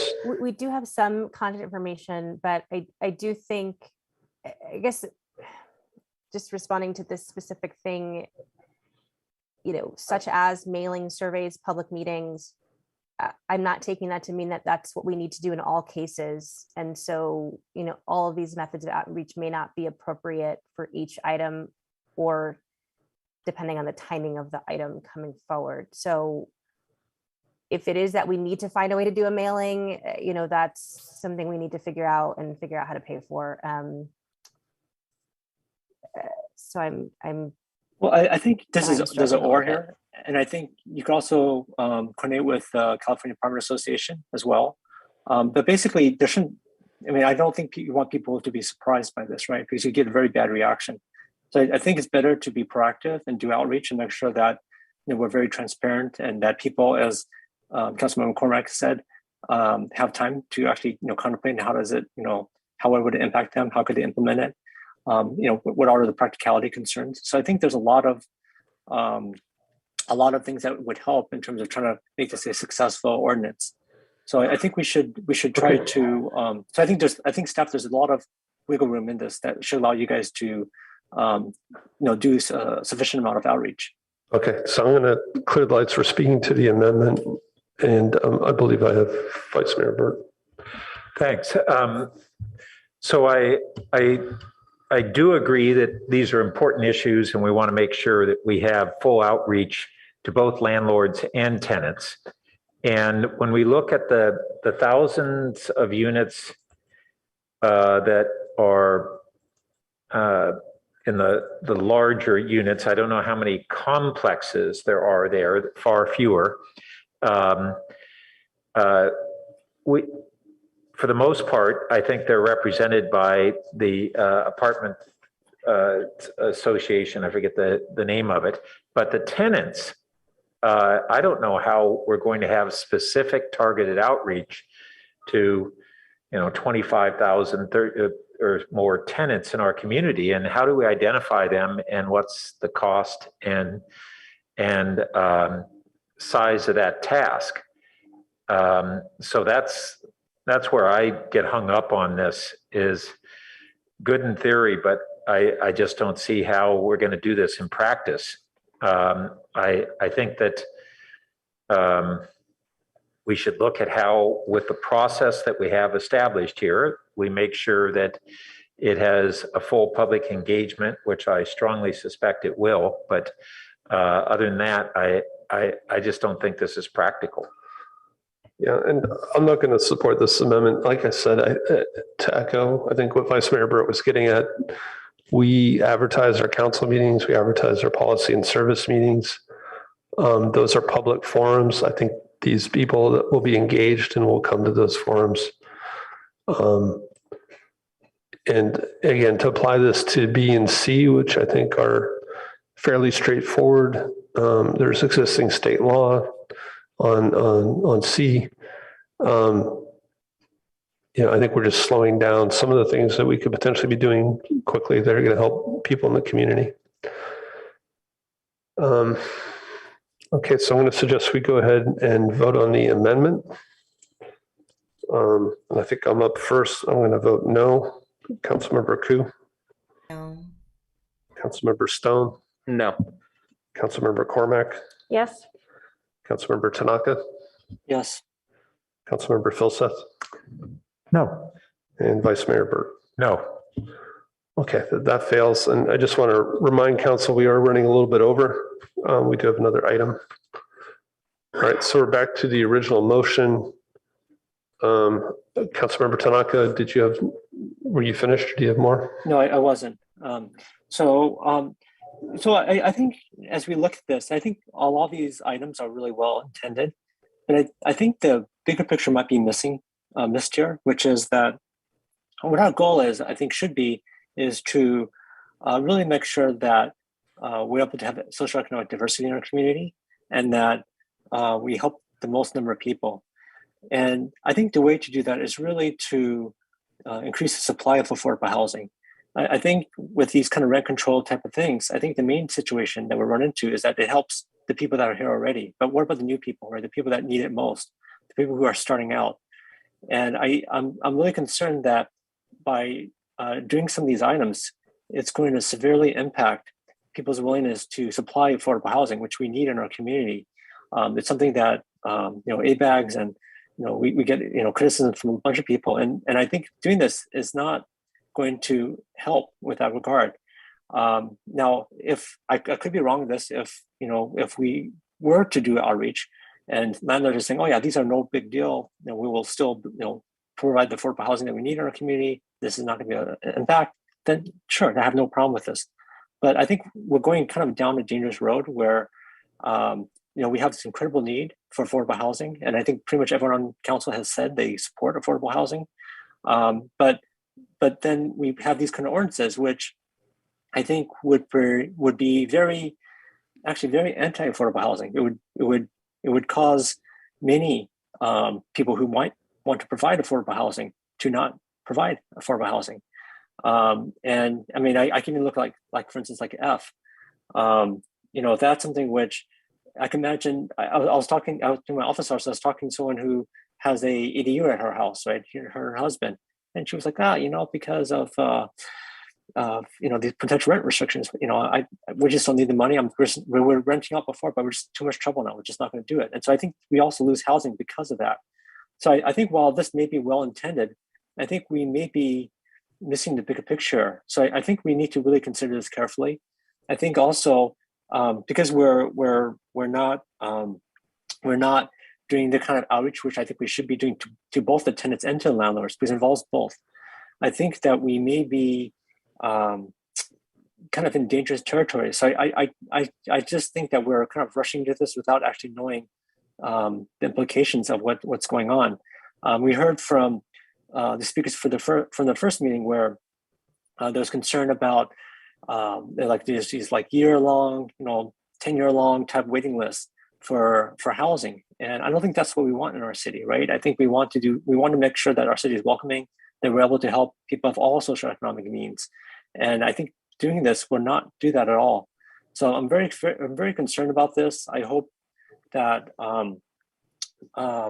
word gets out, because it doesn't look like staff is going to get time to actually do this kind of outreach, which I think is critical. I think it's dangerous, and it's something which I'm hoping that at least maybe our local media can help cover. But it's not. I don't know. I don't know if, because the way you have to think about this is in supply and demand, right? If you create disincentives to create supply, there's going to be less supply.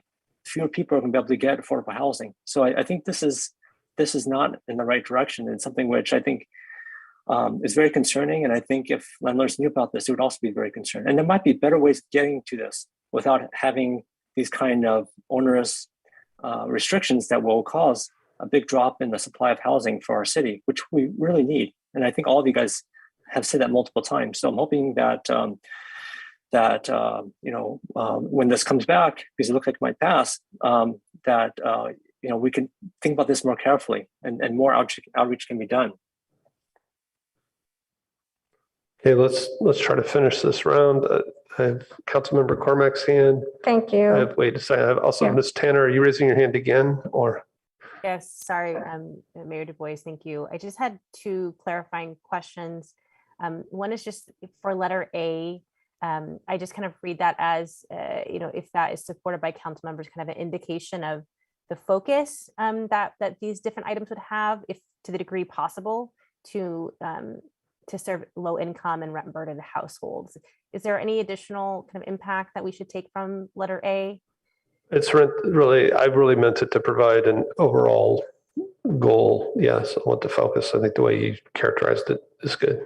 Okay, and then just to confirm again, B, C, I think, and E are the priorities. And just to kind of say how I imagine that we would handle that as staff is B is fairly straightforward. C will take a little bit more nuancing because we'll be creating something new versus amending an existing ordinance like letter B. And then E, of course, has many details to work out, which is why it's going to PNS for more discussion. And then the other items, with the exception maybe of G, would be worked on, after we are able to accomplish those first three. And so those would be at some point kind of in the future after those. Yeah, I think that's the intention. Yes. Okay, great. Thank you. Okay, Councilmember Cormack. I'd like the opportunity to improve E. I actually don't think it does what you want. It says a renter survey, and I don't think we just want staff to present, and I don't think we want a discussion. So suggested rewording would be refer to policy and services, the design and implementation of a rental survey, including proposed fees, resources, and timeline. This is so important, and I just want to make sure that that's fine with me. PNS gets the actual assignment that we want to give them. Councilmember Koo, is that wording okay? It sounds okay to me, but all right. Let me just interrupt for a moment. It's not quite right yet. Design and implementation of a rental survey.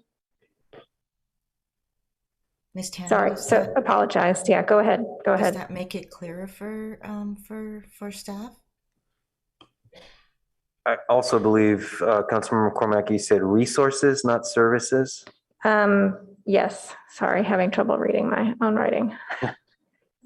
Yes, I said, yeah, refer to policy and services, the design and implementation of a rental survey, including proposed fees, resources, and timeline. I think that does provide some additional clarity, in particular that, fees should be discussed and should be part of that conversation, and, kind of resources associated with implementation. Yeah, I think the maker intended that with discussion of all aspects. But yeah, I mean, I think it also includes enforcement. I mean, I don't think we're not including things here. It's really to come back with a program. Right. Okay, also, it's not staff that refers it, it's that we do it, right? We're referring. Yep. Okay, great. I think the main change is making sure it goes from renter to rental. Thanks so much. Thanks for the clarification. Let's go ahead and vote on this motion. Councilmember Koo. I just have one more. I'm so sorry. It's too late. Okay. Sorry. Then yes, go ahead. Yes. Councilmember Stone. Yes. Councilmember Cormack. I'm sorry, are we voting on the entire motion or C or D? Everything but C and D. Yes. Councilmember Tanaka. No. Councilmember Filseth. Yes. Vice Mayor Burt. Yes. And I will vote yes. Now we're going to vote on C and D, which is the just cause and anti-gouging discussions. Starting with Councilmember Stone. Yes. Councilmember Cormack. No. Councilmember Tanaka. No. Councilmember Filseth. No. Vice Mayor Burt. Yes. I'll vote yes. And Councilmember Koo. Yes. Okay. Thank you. That was a really big item, and I'm glad we got through it. Again, I'm going to suggest that we just continue, and if council members need to take a break, you can just get up and take a break. Let's go ahead and move on to item number 11, which is grade separation alternatives at the Churchill intersection. Thank you, Mayor. Once again, I'm Philip Kami, the Chief Transportation Official from the Office of Transportation. And joining me tonight for tonight's presentation will be City Staff Ripon Bhatia, the City Senior Engineer, and our Grade Separation Engineering Consultant team from AECOM, Millette Litzinger, Peter DeStefano, Eddie Mercurio, and also Gary Black from Hexagon. This item's continued from the November 1st City Council meeting, where staff and consultants reviewed 3 grade separation design alternatives. Just to refresh your memory, that's the closure, the viaduct, and the partial underpass for the Churchill Avenue crossing. That are those are the 3 that are still in consideration. And in addition to that, staff provided an overview of additional studies that we are seeking feedback from council on in order to gain the information necessary to select a preferred alternative. So with that, staff would be happy to jump in wherever council would like us. Happy to park the presentation on a slide if that would be helpful for getting the conversation started. And I guess I'll just turn it back over to you. Okay, thank you. Thanks for that quick summary. So I'm looking to my colleagues, if anybody'd like to go first.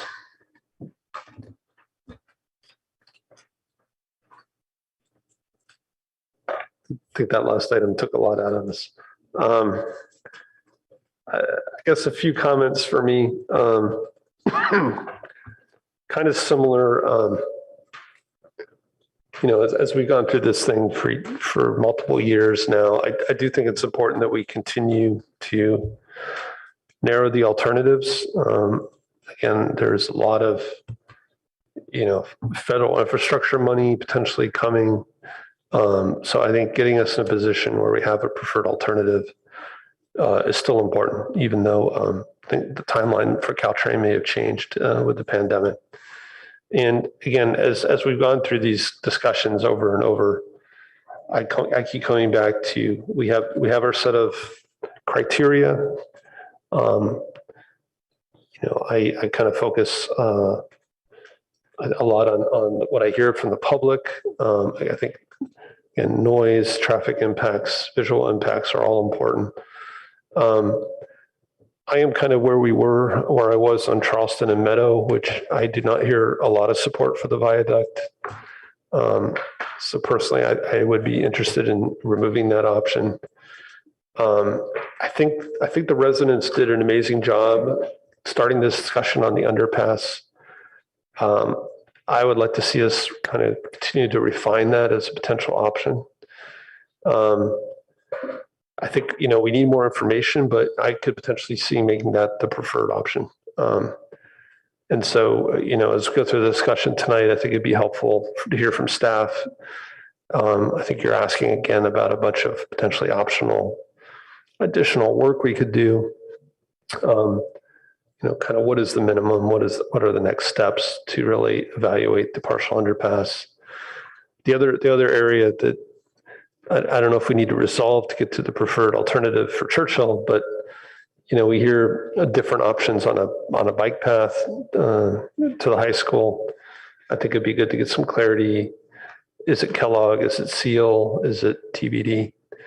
So I'll throw that question out there, Philip. I mean, if we were to do some kind of bike crossing, where is the preferred location for that? If we did go with something like the underpass. Yeah, thank you. So based on the prior direction of the council, and I'm going to try and pull up the exact slide for that. It was slide 30, and I don't know if it matters if we can get it pulled up in time, but at the August 23rd council meeting, council directed staff to review additional crossings as part of the city's bike and ped transportation plan update, which I mentioned earlier tonight. And our other item will be starting later this year. So I just want to mention that that would be our opportunity to really evaluate the bike ped crossings and prioritize them to consider the connectivity to our bike network. And as I mentioned earlier, our bike network and our Safe Routes to School network.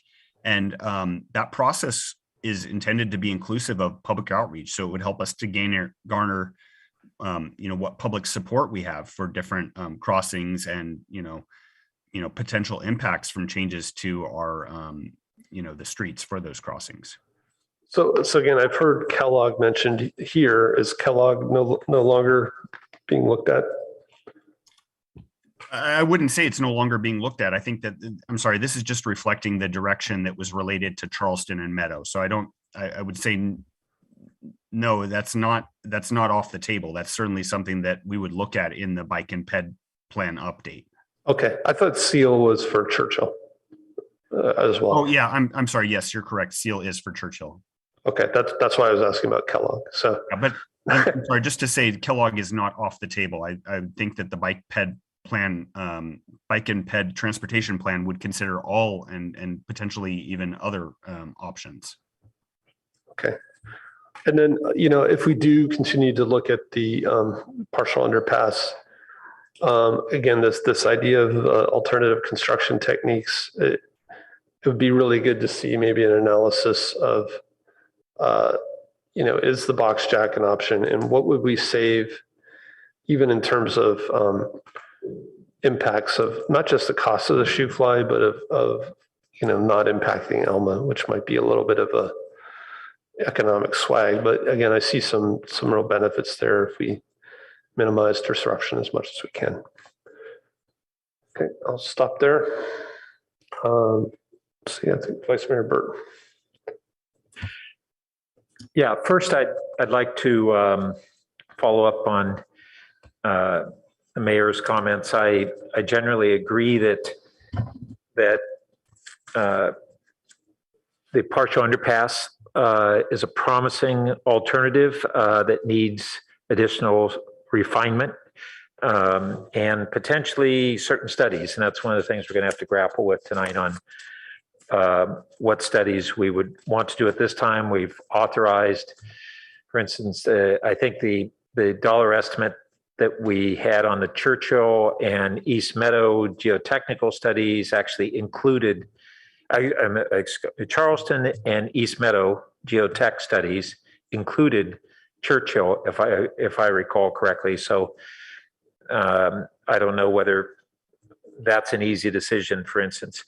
On the bike crossings, as we discussed previously, we're understanding more and more that there is that addressing pedestrian, bicycle, and going forward, micro mobility crossings is going to be a necessary prerequisite to doing any vehicular construction at these sites. And so I really think we've got to move forward with those improvements at a pace that is probably faster than what we're going to do on the vehicular part. And one of the things that I want to really encourage is that within this context, first, Kellogg never made much sense to me. We've got, if we put one in at Seal, we have a route right now that is on I'll call it the north side of Embarcadero, it's kind of the west side, that is a very extensively used bike route, but has no improvements on it. The bikes are forced to go on the sidewalk basically from Ramona out until you get into the underpass.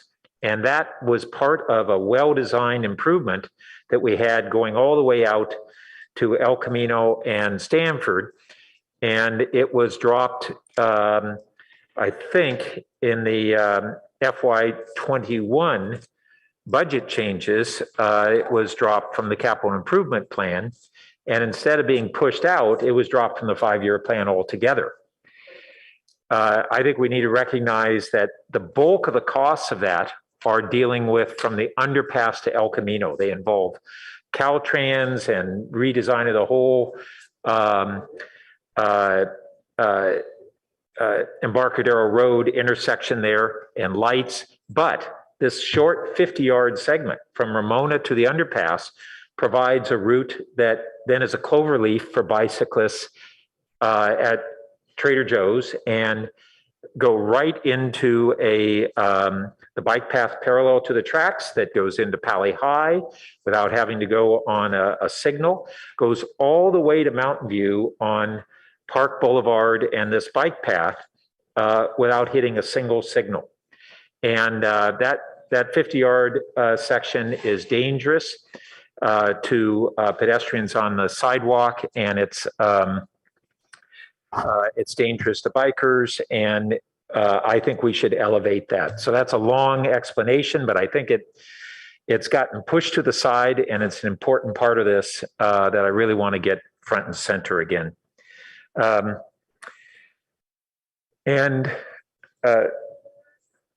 The other question that I think we want to ask ourselves, which of these next steps should be referred to the rail committee, which has not been meeting because we've been waiting for the council to take actions that would really give some guidance and some requests to the rail committee. So I think as we go through this tonight, let's look at what we want to refer to the rail committee. They wouldn't be meeting this year, but hopefully early next year. Some of the things that may very well go there are some of the engagements with Caltrain, for instance. It's from my discussions with them through the LPMG. The next step really on narrowing this question of where the 4-track passing track system may be is influenced by us going forward and making the case why it's not practical in areas, certainly Churchill with a very narrow right-of-way. And it could also be a tool for fleshing out some of the other issues that we have with them. When we had a rail committee before, Caltrain attended every meeting. And we're losing that opportunity for the engagement that I think would be real valuable. Thanks. Councilmember Cormack. Thank you, Mayor Du Bois. So I just want to make the same statement I always make whenever anybody comes to my office hours or we discuss this. This is going to be expensive and disruptive, and it's going to change how we all get around town. And, I just like to state that because it's important for us to realize that's the context we're operating in. We had some really strong comments. I wrote them down. I think people used words like disingenuous and horrific. And I know that change is hard, but I just want to encourage everyone to recognize how hard everyone has worked on this and the fact that it will be expensive and disruptive, and changes will occur. So I just wanted to acknowledge the strong emotions that people have on this and the fact that changes will be happening. So working backwards, pardon me, I may have asked this last time, but I'm not sure. I just wanted to confirm I'm on page 20 of the staff report, which was packet page 376 from November 1st. Staff and consultants are not recommending any of the studies at this time. Is that right?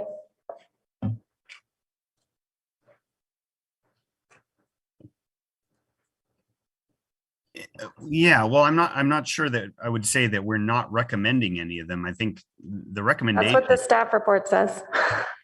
Yeah, well, so to step back, I think that was our original recommendation, was that, we have the XCAP report and a lot of studies that have been done already into these things, and that we don't know that the information will produce additional information that will make narrowing to a preferred alternative more facilitated. But if council believes that any of these studies would be necessary in order to make that decision, and that's clearly what council indicated after the prior council meeting, then that's the direction that we should move in. Okay. All right. Is it at all possible to see in a way that would help people the matrix, the Churchill evaluation of city council adopted criteria, or is that just going to be so hard for people to understand? visually? So At a minimum, maybe could we pop up the, the URL so people can find it, or direct people how many clicks they have to go through on which site? yeah, I'd be happy to do that. It's on connectingpaloalto.com. And then if you click on resources, and then fact sheets and matrix. Okay. And then it's I the can bottom. bring it up. I can bring it up on the screen if that's helpful. That would be great. I don't know if we'll be able to see everything, but this is where council started, and these are the criteria that I return to again and again, because these are what were established. We, never succeeded in prioritizing them. But if I think about what we have heard over the time, it's been A and B and C, which is the safety. Oh yeah, that's pretty promising. It matches to what we've got here. Okay, but is that Churchill? I only have 3. Yeah, there we go.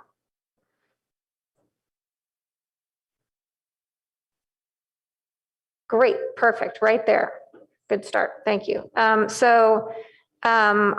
really looking at what's scoring well on A, which is facilitating movement. Again, we get reminded this is called Connecting Palo Alto. B, reducing delay and congestion. So you can see there's some fair variability on A and B. And then with respect to C, I'm really focused on safety. In terms of all of this, I know we all are, and these options look comparable. We don't have a lot of variability. I just want to emphasize under G, noise and vibration. I know there are so many concerns about noise, but every one of these options improves it. But it's kind of interesting to look at H and I. We've certainly heard a lot about both of those from nearby neighbors and from next to nearby neighbors. And it's interesting to see that H and I are really inverse of each other. Whether or not you maintain visual, minimize visual changes, to do that, which, for example, the closure with mitigations does, means you have less good access to neighborhoods, parks, and schools along the corridor. How am I doing? Just about to run out of time. This is what I'm thinking about as we get ready to narrow, if we decide to do that tonight. How do these stack up against the criteria?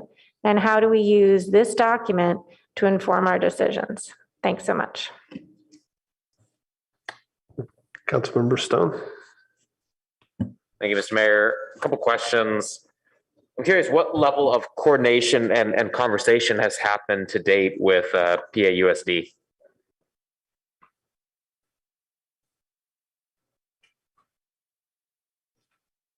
I can speak to that, at least in the recent history a little bit. Just noting that PAUSD was previously members of, and I'm sorry, apologies, this was before my time, but was it the CAP or the X-CAP? And I'm not sure which it was, but and decided to step off of the committee. We've provided PAUSD with a couple of different presentations on this, noting that PAUSD, as you're well aware, did provide a letter expressing some concerns about the closure option. Okay, so I guess the answer is pretty little. My understanding is that one member was concerned about whether they were representing the district or parents or other community concerns. I think it's unfortunate that person stepped down. So I think we lost a really important partner that needed to be at the table for this. So then, kind of following up on that, can staff clarify what they mean when they say they intend to host separate meetings with key stakeholders that include the school district, Stanford, PA, BAC, over a total of over 3 meetings? So I mean, will it be in like one separate meeting for each stakeholder? How would those meetings play out? I mean, is it really just to check a box and say, yes, we've met and we're we took comment, or is this really envisioned to be more of to engage and collaborate with those stakeholders?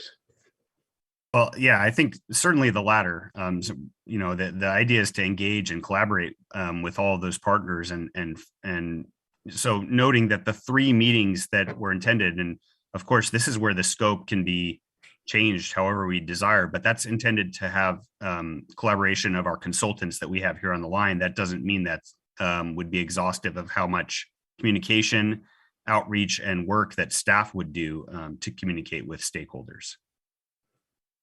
But of course, as I mentioned, 3 meetings is, I think we have a cost estimate for our consultant to staff 3 meetings. If we believe that we need more, then that should be it'll cost more, but we should scope more meetings. But so the total of 3 meetings, at least as far as what the staff kind of recommendation here, is that envisioning 1 meeting with PAUSD, 1 meeting with Stanford, 1 meeting with PABAC, or 3 meetings that each one of those stakeholders would be engaged with in 3 meetings? Ripon, can you speak to the scope of this, or perhaps Millette, who's here from AECOM, could help us,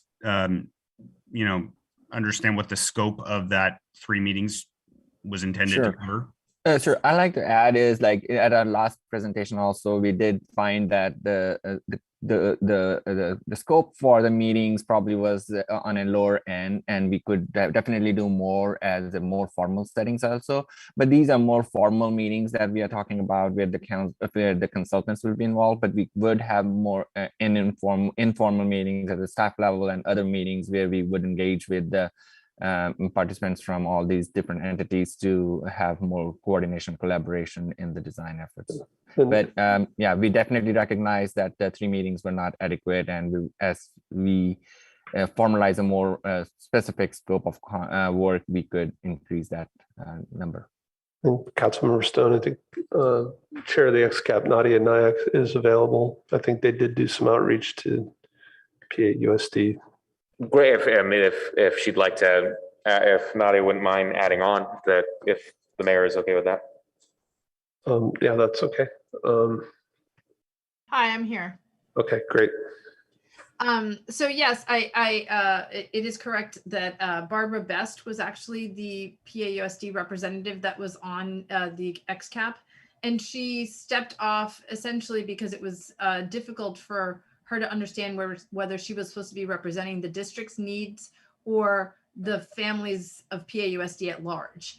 And it's unfortunate because it would have been better to have a sort of a constant liaison there. Since then, staff has had, as Philip mentioned, updates with PAUSD, and XCAP received letters from PAUSD. We received 2 of them specifically, but certainly the first letter showed, they were concerned about a complete closure of Churchill and pedestrians not making it through. And so it showed XCAP that they really didn't understand that the idea was that there would still be a bike and pedestrian underpass. So XCAP gave very specific recommendations about how to talk to PAUSD, and we spent a lot of time thinking about that.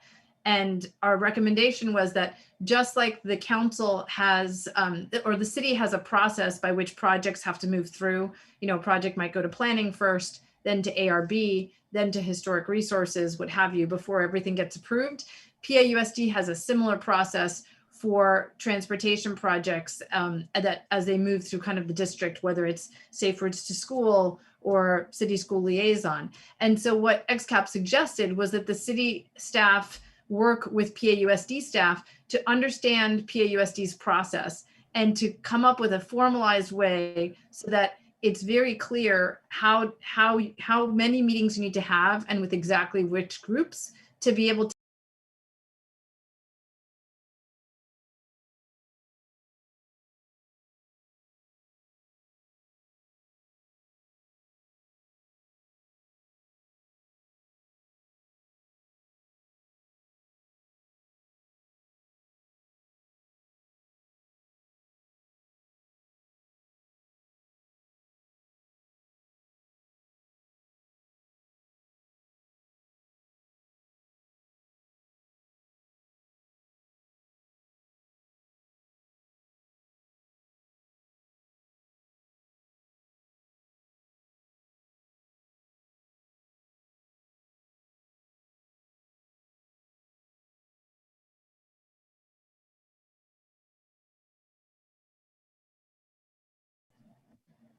Thanks, Nadia. I see I'm out of time, Mr. Mayor. Can I follow up with staff on one point there?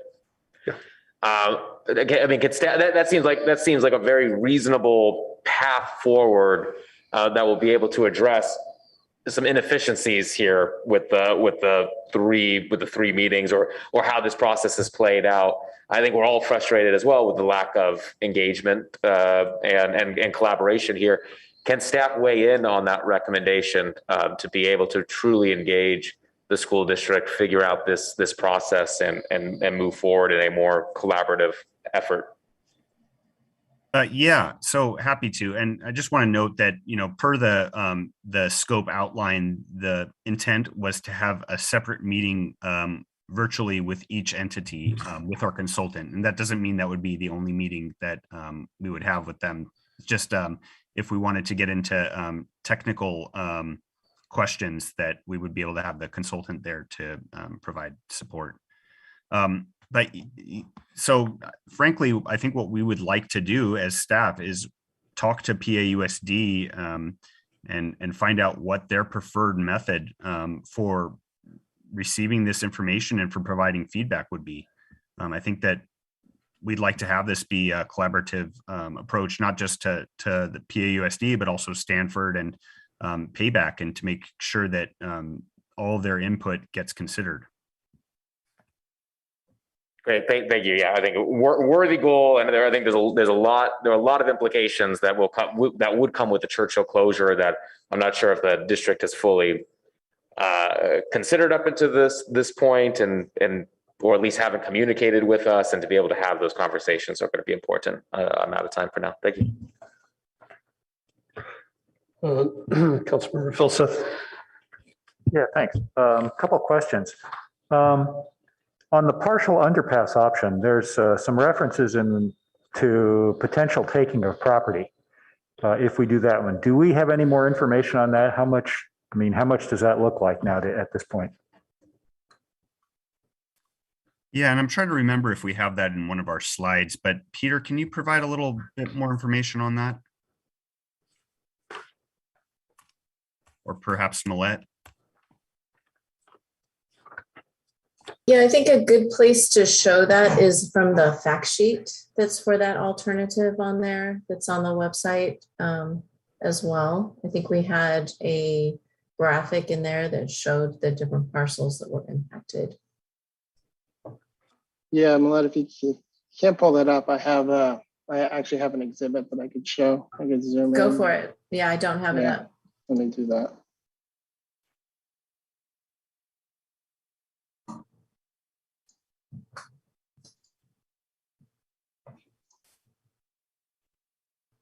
Yeah.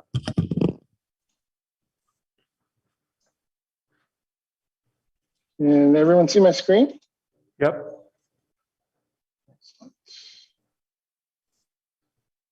One second here. Yeah, so the let's see here, the color code here for the partial acquisitions are shown in green. In fact, they're so small at the corner of this intersection, you can really see it unless I zoom in. So just the corners there. And then on Churchill itself, on the other side of the tracks, there'll be little slivers on each side. And this could be refined later, but this is what our initial take was. And oops, let me zoom back in. This isn't necessarily an acquisition, but a swap needed to construct the retaining walls. Got it. Okay, so it's relatively modest though. Yeah. You're not seasoned houses and stuff like that. Okay. Yeah, I believe the width from back to sidewalk is about 10 to 12 feet on this south side. And just for the construction period. Right. Yeah, I believe. Yeah, and we could try to minimize that, but yeah, this was just the first pass. Okay. Wasn't there some on Kellogg as well? Yes, good point. I think there are in Coleridge too. I believe there's little triangular slivers at each corner.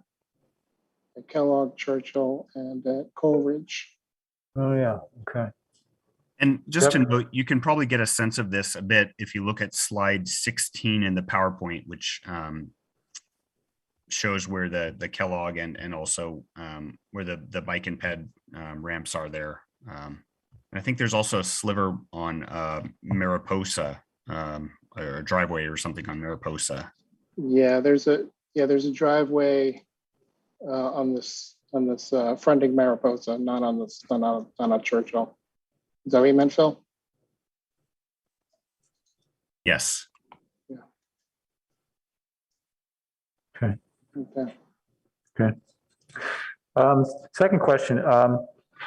For the closure option, in order to mitigate the traffic relocation, there's most of the cost is actually enhancements and changes to the Embarcadero overcrossing. Do the Embarcadero mitigations still have value under the partial underpass scenario? That is, are we still going to want to do those because of traffic on Embarcadero anyway? Gary, can you help us with that?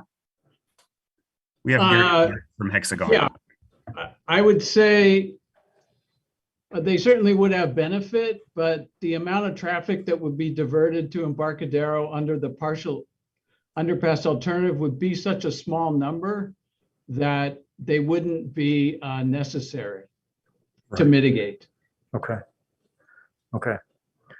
And then finally, under the closure option, are there other design changes needed in that area on Kingsley and in Lincoln and so forth in order to minimize traffic in the neighborhoods? Are those significant?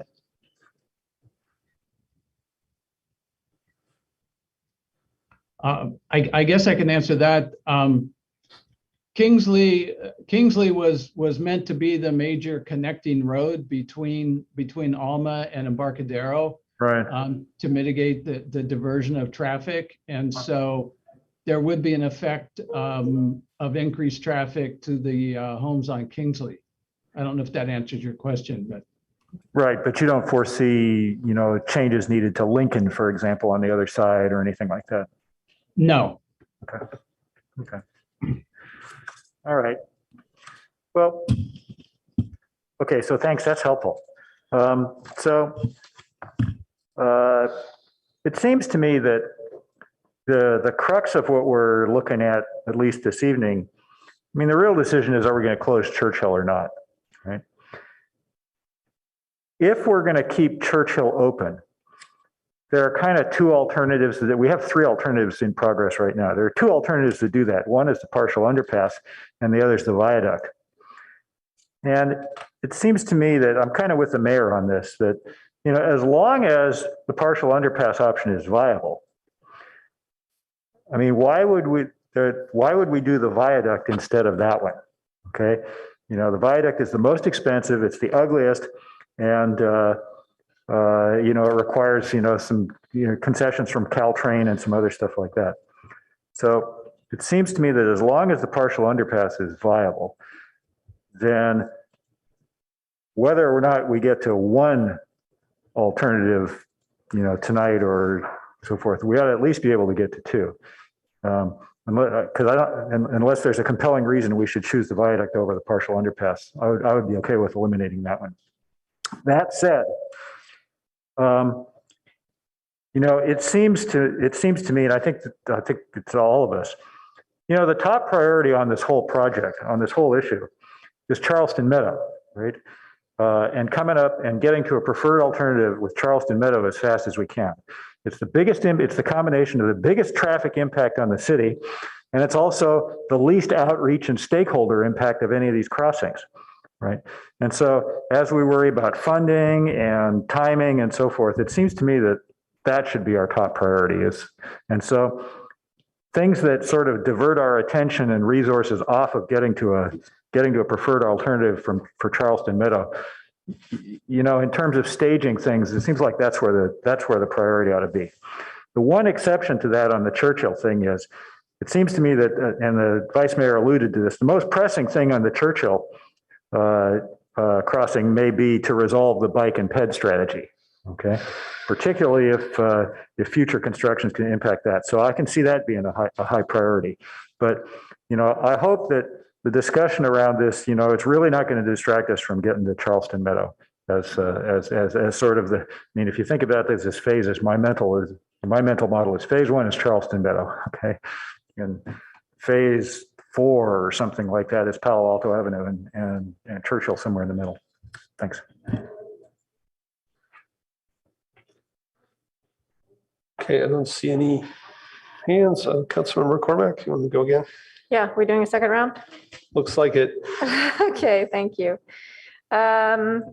Appreciate the discussion and questions so far. Again, focused on the evaluation here versus the criteria. I'm struck by the fact that, the partial underpass does really well on the first page, and that, which is the evaluation criteria. But can staff help me when I turn the page and look at the engineering challenges, it looks like it scores overall, I would say, the worst of the 3. Is that staff's interpretation of the engineering challenge page of Churchill? I think that's probably somewhat fair to say, although not to say that there aren't challenges from the others. But I think that's fair from an engineering perspective. Digging down, the pump station and all that complicates things. Yeah, okay. All right, especially concerning when we get down to O, probability of approval by Caltrain, it's got the worst possible score on that. So that's a concern. One thing we haven't talked about tonight is embedded in the minimize visual changes is landscaping changes. I'm not sure everyone is, the community is internalized yet, from those pretty pictures and all of the animations, that significant landscaping changes are going to occur, really with almost all of these. A little bit less so with closure with mitigations. I'm sorry, I might have missed it, Mr. Kami. When do we expect the bike ped plan to be updated? In all your spare time? Yeah. We're intending to start that project this year, and that will be concluded sometime in the next year. Sorry, this year, this calendar year? Sorry, this fiscal year, it will be started. If you recall earlier, we are using VTA TDA funds, and we had that approved for expenditure starting this year. Okay. And so we'll be starting that project this year and concluding it sometime next year. Fiscal year. All right. Well, that's important. And I think that work really needs to be done. I know we've talked about this before. So especially because the last time we did it, we weren't looking at the same potential increases in housing units and people who would live there. Now we've got pandemic related work changes.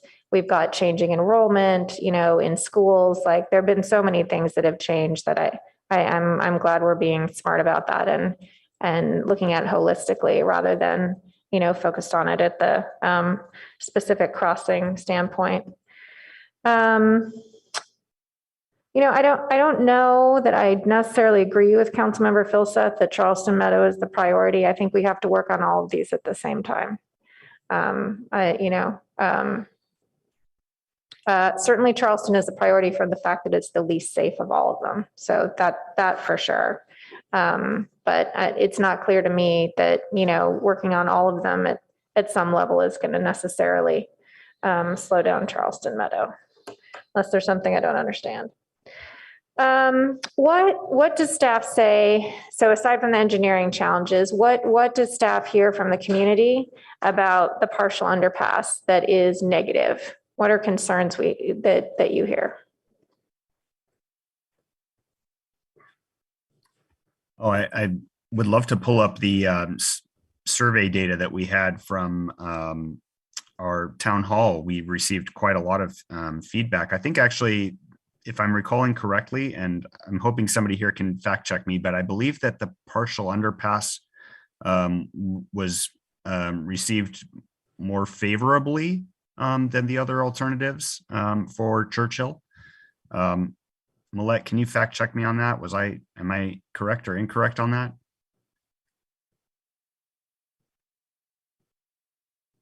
Are you referring to like surveys that we did before?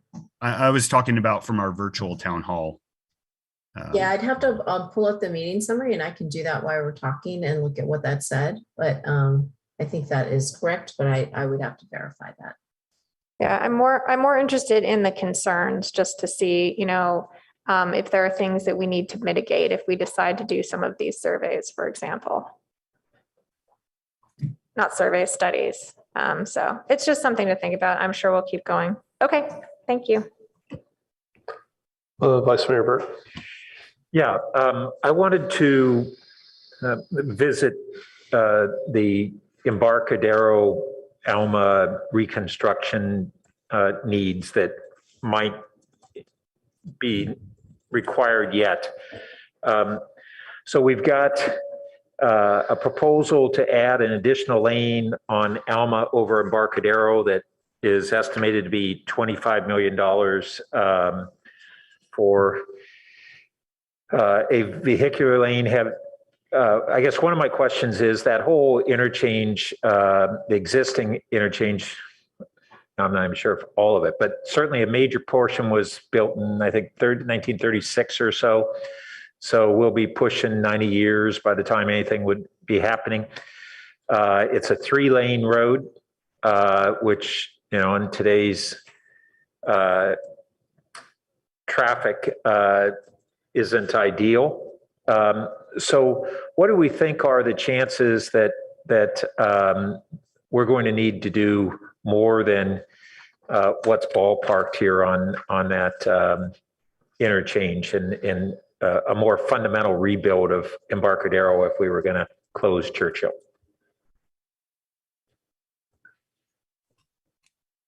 I'm not sure I can speak to the chances or the odds that we would need to do something more fundamental or more substantial to Embarcadero. I think that the traffic consultant Gary has evaluated potential opportunities for us to improve Embarcadero, and those are the options that have been provided under that plan.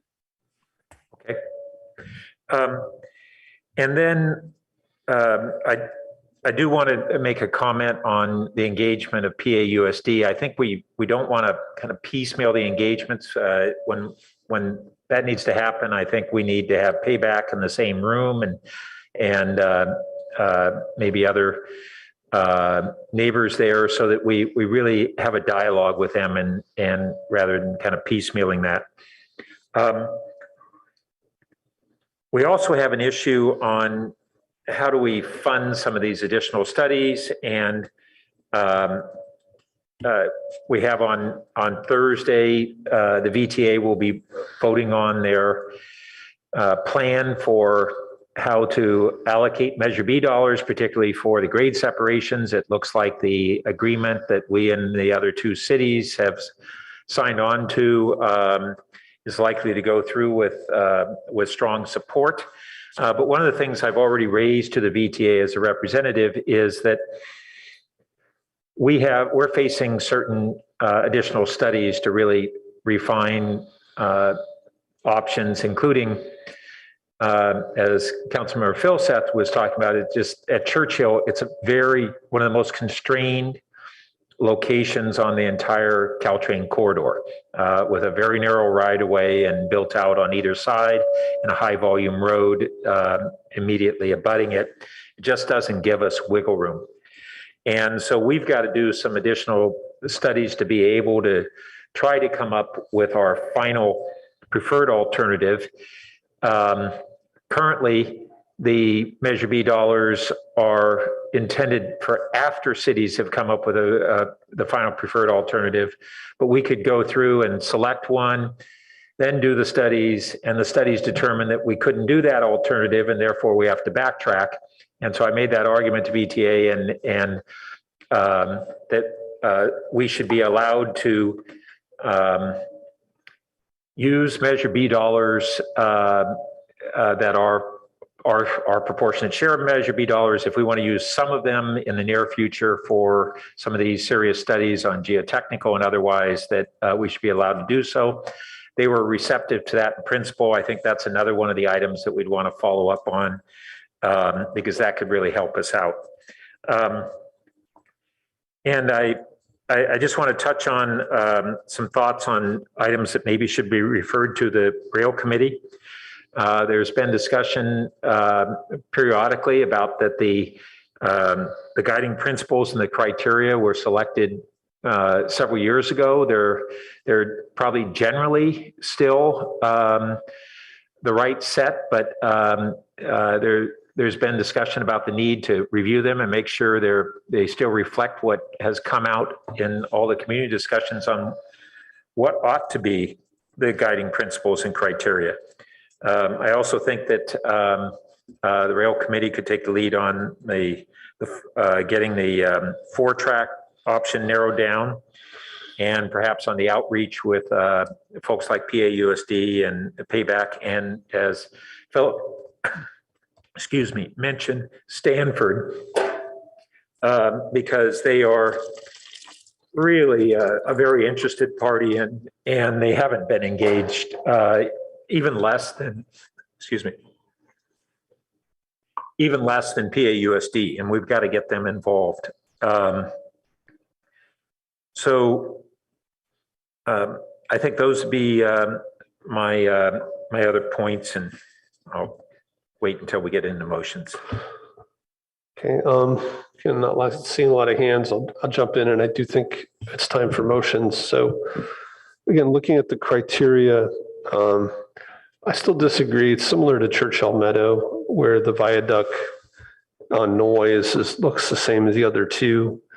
But when you read the staff report, it says the noise will travel further and impact more homes. So I just feel like, we haven't scored the viaduct correctly on that one. And I know we say we could put up a sound wall, but we could also look at a sound wall for the at-grade rail. I agree with the idea of, again, we keep talking about it, but the need to engage with Caltrain on the 4-track. I think if we could get to a preferred alternative and go to them with that would probably move this conversation forward in a way we haven't been able to do yet. I guess my biggest question is I don't really see what other studies would be helpful at this phase. And so if there is interest in the partial underpass, I guess, Philip, are there any studies you think we would need to do next to advance that? Sorry, I'm just pulling up my list of the other additional studies. I think a lot of them come later once you're further along, if I understand. Well, so just generally, that's coming back to a question that Council Member Cormack asked earlier is regarding our recommendation. Really, most of these things typically would be studies that are done at a later point in the process once you've determined a preferred alternative.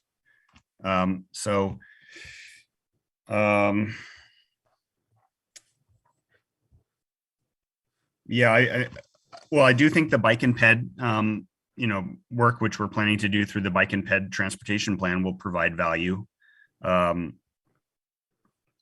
don't know that any of these specifically would, frankly, assist council in making a decision on reducing another alternative. Okay, so there is a bike and ped listed here. Is that in addition to what you're already doing? That's the task 11 that we've defined as something we're already going to do through the bike and ped transportation plan update. Okay. So again, I feel like we all have a lot of information on this. I think I agree with Councilmember Filseth that if we needed to talk about construction, it would probably be Charleston, then Meadow, then Churchill. But I think I also agree with Councilmember Cormack. Kind of depends what we mean by work on these things. I do think we should get to preferred alternatives for all 3 crossings. And again, I think part of the issue we need to think about as a council is just how much time we've spent on this, and the knowledge we've gained with the XCAP, rail committees before that. Just what is the cost of the city going to be if we pass this on to a future council that's likely going to have to start from scratch and relearn all this stuff? At what point do we kind of make a decision. And so again, I think we're at a point where we need to make motions. You know, where I am, I think, is I'd like to kind of move forward with the partial underpass as the preferred alternative, and then we could have closure as a backup if it proves to be infeasible. But again, I'd like to hear from my colleagues kind of where we are on this.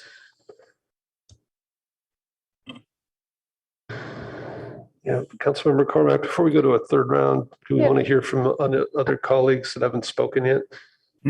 And if it's all right, just to address the question that I semi-answered earlier, the survey results from the virtual town hall did indicate that there was a preference to the partial underpass. It received 104 votes to the closure, which received 50, to the viaduct, which received 39.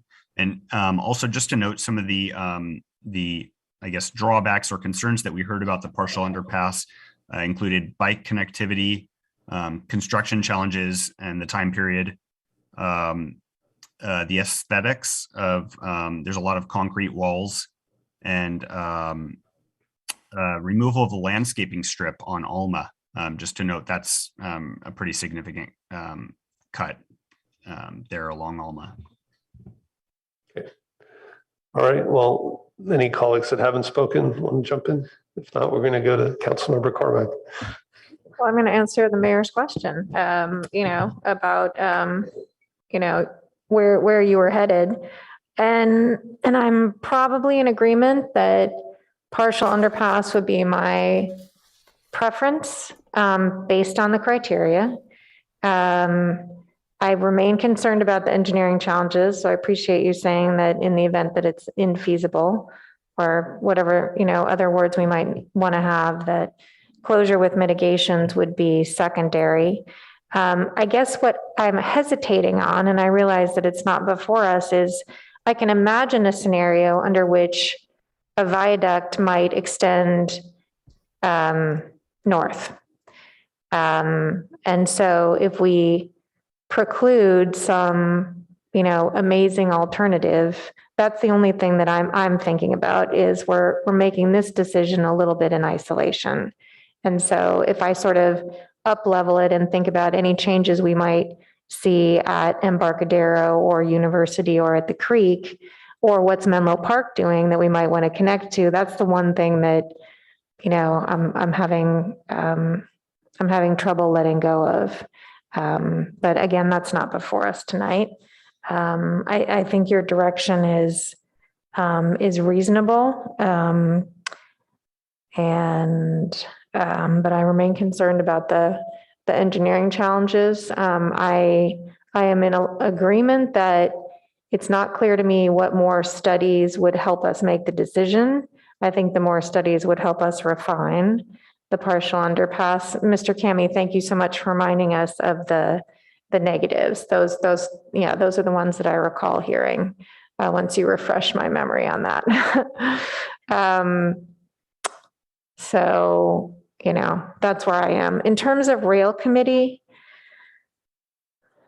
definitely anything that we need to do a deep dive on, whether it's the 4 tracks or, you know, specifics of some of the studies, or real detailed work on, you know, funding strategies. Rail committee might be the right place to do it. It's, you know, we've missed out this entire year. So we'll pass that on to whoever's on the rail committee next year. I guess before we go any further, if staff was going to make their very best argument for the viaduct, give it to us. What would that sound like? I'll probably have a different one than other staff, but for me, it's the bike and ped opportunities that a viaduct presents. So a viaduct potentially could be another additional bike and ped path that could be created underneath it. So provides that it completely separates the rail from the both vehicular and bike and ped traffic. So completely removes that as any point of conflict. Okay, and just to double click on the viaduct as but bike and ped, one of the inherent problems with any of these other options is the rate at which we expect bicyclists to go down and up, right? You know, it'd be preferable if they continue at a flat level surface. Yeah, that's correct. It's easier to bicycle on a flat surface.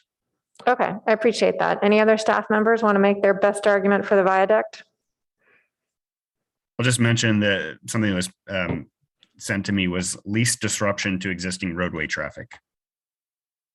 Okay, I'm just going to return to my very first comment is that this is going to be disruptive, but so degree of disruption, appreciate that. Anybody else? Okay, thanks. Councilmember Ku. I just want to bring forward that the bike and the ped and bike plan that I think in the November 1st and also we received a reminder email from one of the members of the public to ensure that we have not just looking into the Seal and the Loma Verde bike and ped path, but also to look into the Adobe Creek one, which is even further south. So I would hope that those are not going to be lumped into the bike plan, but specifically addressed, especially for prior to the construction and prior to the rail work, which will close off all these roadways. I appreciate very much the discussion about the viaduct and that it will provide a leveled pathway for the bicyclists and the pedestrians. At the same time, I do want to remind that a lot of this is going to be over people's homes in many areas along that pathway. And that is going to be have huge impacts to aesthetics, but also to potentially noise, but also to property values. So I do want to address that as well and have that out there, where there's all the benefits and the pros, but there's also the downside of a viaduct. Thank you.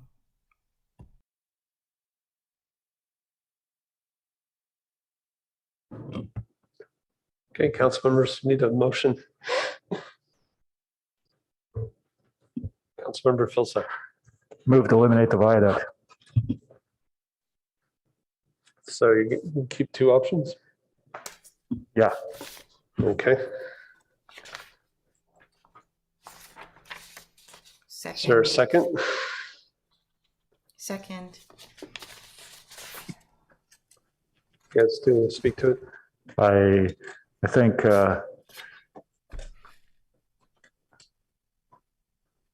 the leading two are the partial underpass and the closure for very different reasons.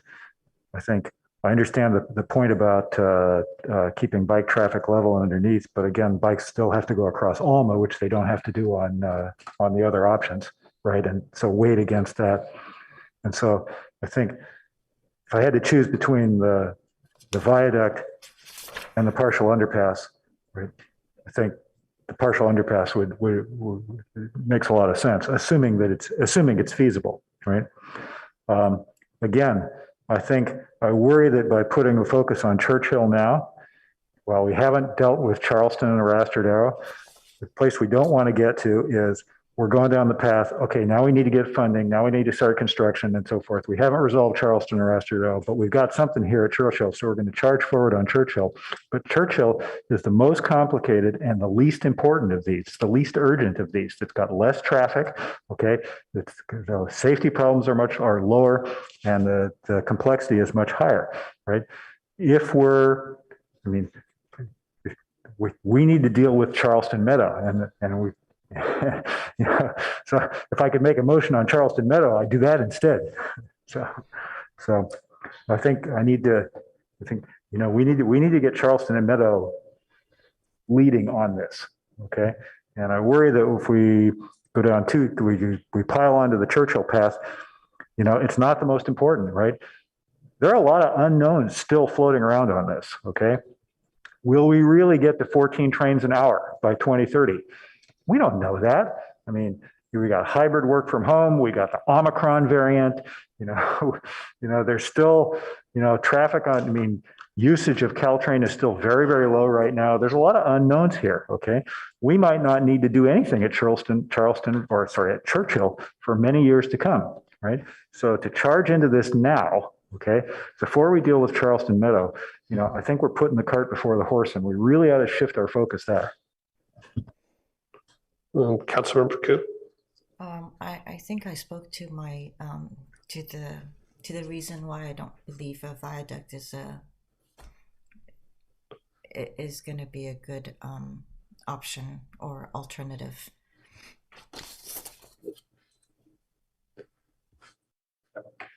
Yeah, Vice Mayor Burt. Okay, so let me try to offer a couple of amendments. One, I actually think that we can include in this motion something along the lines of what Councilmember Philseth was just talking about, on that Charleston East Meadow is both the higher priority and the more feasible alternative. So if we could add, let's put eliminate the viaduct as A, and then B is to place the highest priority on addressing the Charleston East Meadow crossings. You want to say addressing or reach a preferred alternative? Well, I think at this point in time, we still want to be pursuing both, but we don't want to place the full design and construction as the same priority in our own minds. And so just to get it out there as the priority. And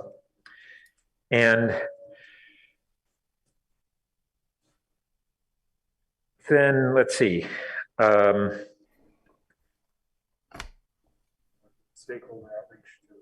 Yeah, so I think C could be referred to the real committee in calendar year, or early in calendar year 2022.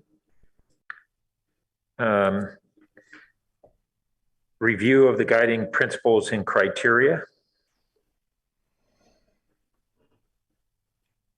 That's number one. Two, pursue with Caltrain a reduction in areas in Palo Alto being considered for 4 tracks. 3, to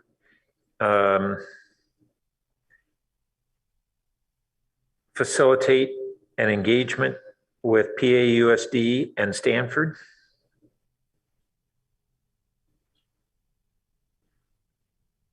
And 4, to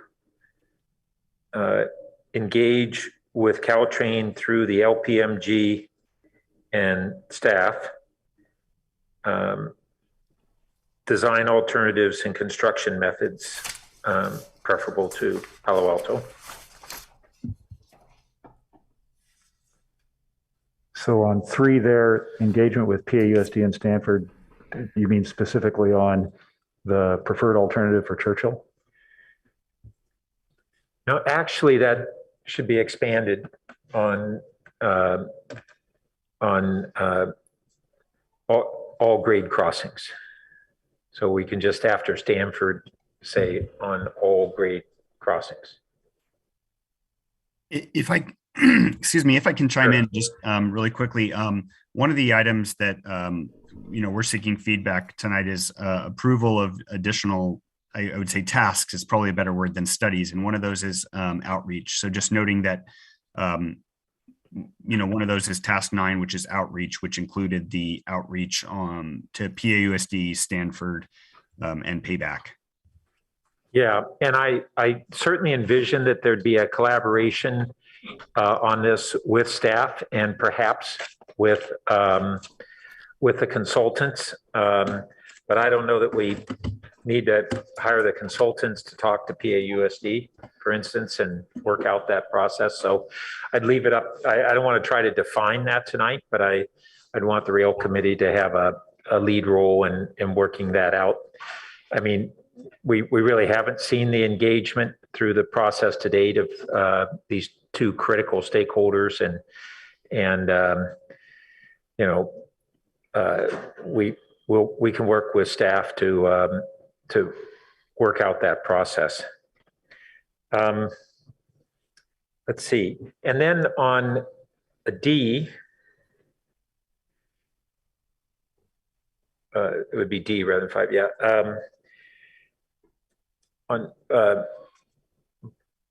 To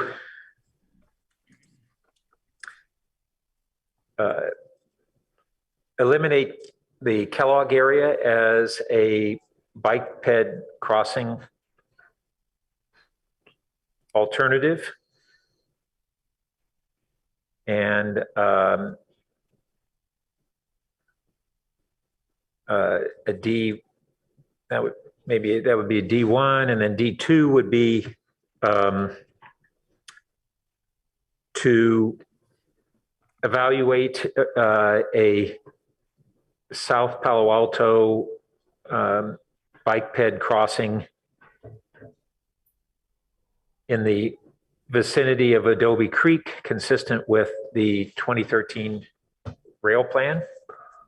So is this actually before us tonight? I mean, Philip said he's bringing this stuff back as part of the bike ped plan. Well, there's nothing in the bike ped plan that I'm aware of on that location. And actually the fact that what Councilmember Koo referenced is that I've only recently become aware that a big problem that we've had is how are we going to have bike ped crossings in South Palo Alto during all this construction? And lo and behold, there was a concept in the 2013. Yeah, I'm just saying, plan. is this agendized for tonight? This aspect? Well, I can ask the city attorney. Right. Philip, can you help us So with this how items D1 and D2 relate to what's covered in the staff report and the agenda title? Yeah, well, I would say that it's not specifically in the agenda title or recommendation, but just to note that the Kellogg area and the Adobe Creek and all of that could be considered in the bike and ped transportation plan. Really, we want to find what works best for the bicycle and pedestrian network as we're considering it as a holistic product. So I guess I'm not sure. I just want to make sure that this is included in that bike ped consideration, because there had been no discussion about it through the whole XCAP process. And so I just want to really highlight it and make sure that it's not excluded, that it is included in consideration, not a determination tonight that we would do it.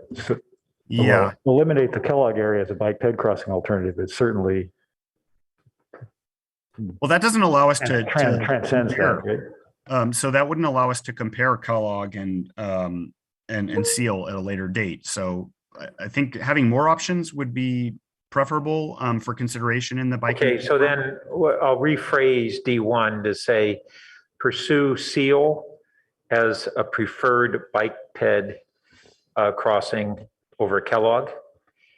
And then I want to get in here to also pursue improvements, bike ped improvements on the north side of Embarcadero between Ramona and the underpass.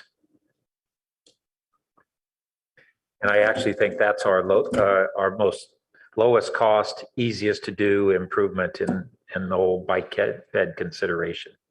So I think Transportation Director Kami's question is, are we over constraining the holistic bike ped plan that he's working on now? Yeah, so that's why I've tried to dial it back. Yeah, what do you think, Philip? What's most useful to you? Council members, I'm not sure you really have alerted the public that you're going to do work on the bike ped plan. This seems like this is another item. Well, so the bike ped improvements as they're necessary for Churchill have been part of this whole discussion. They're in the staff report. The only exception is whether we can make a referral on the South Palo Alto. I don't think there's any issue on being able to talk about the other ones. Okay. Although what you said, or you said something earlier that might be useful language, which is you said, make sure this stuff is in the bike ped item that staff's going to bring us. Yeah, so maybe that's a way, is to frame D as that. Sorry.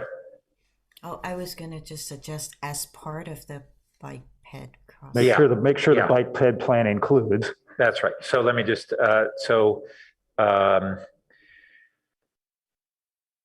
includes consideration of, and then we can drop this pursue under seal. Just seal as a preferred bike ped crossing instead of. It doesn't eliminate Kellogg. It's just that's our guidance tonight. There's an E on seal, and on 2 would be consideration of a north of Embarcadero bike improvement. Yeah, that's fine. I think that covers everything. So is this a friendly amendment?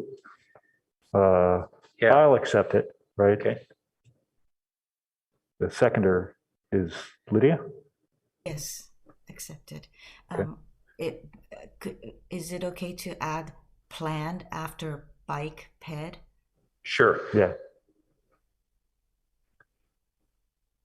There. Yes. Thank you.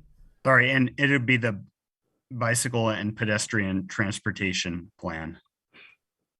Just gotcha. Thank you, though. Appreciate Councilmember Koo helping me get on track there.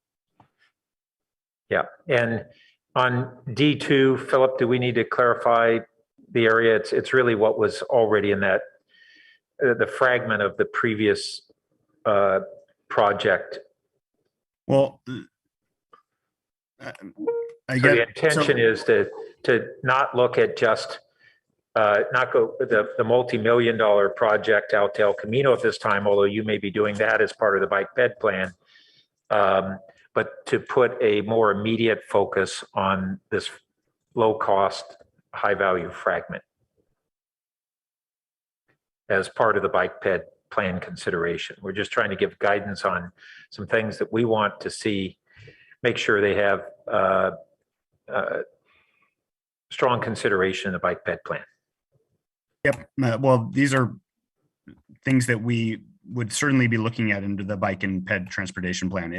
If it helps council to include these items, I think that's fine. Okay, great. I think that's good for me. Councilmember Cormack. Thank you, Mayor Du Bois. Okay, I'm a little confused about C2 because I'm referring to the staff report, and we've already directed staff to establish policy to engage with Caltrain on 4 tracks, which I recall us being told that it was important that we engage city council staff and LPMG representatives. So what is new about 2? It's really clarifying the how to do that through the rail committee. We haven't seen any progress on that engagement. I just want to make sure it goes forward, and I thought the rail committee would maybe be the best way to do that. because we can have actual dialogues with Caltrain through the rail committee. And Okay, so the rail committee will be our policy. there'll be what? Oh, the rail committee will be the policy? Okay. The policy? Well, last time we directed staff to establish a policy to engage with Caltrain on 4 tracks by city council staff and LPMG representatives. So that's what we had in the motion last time. So I'm just trying to understand, is now our policy that the rail committee would do it? Well, taking a lead, they'd certainly be working with staff. I mean, it's going to be a collaboration of. Oh, yeah, the staff for work. sure. Yeah. But okay. All right. Engagement is fine. And what are staff's thoughts on C4? I feel like we've gone round and round on, construction methods. Well, I'll say this, and I've said this many times, and just a note, we have Caltrain a couple times. It's typically written as one word.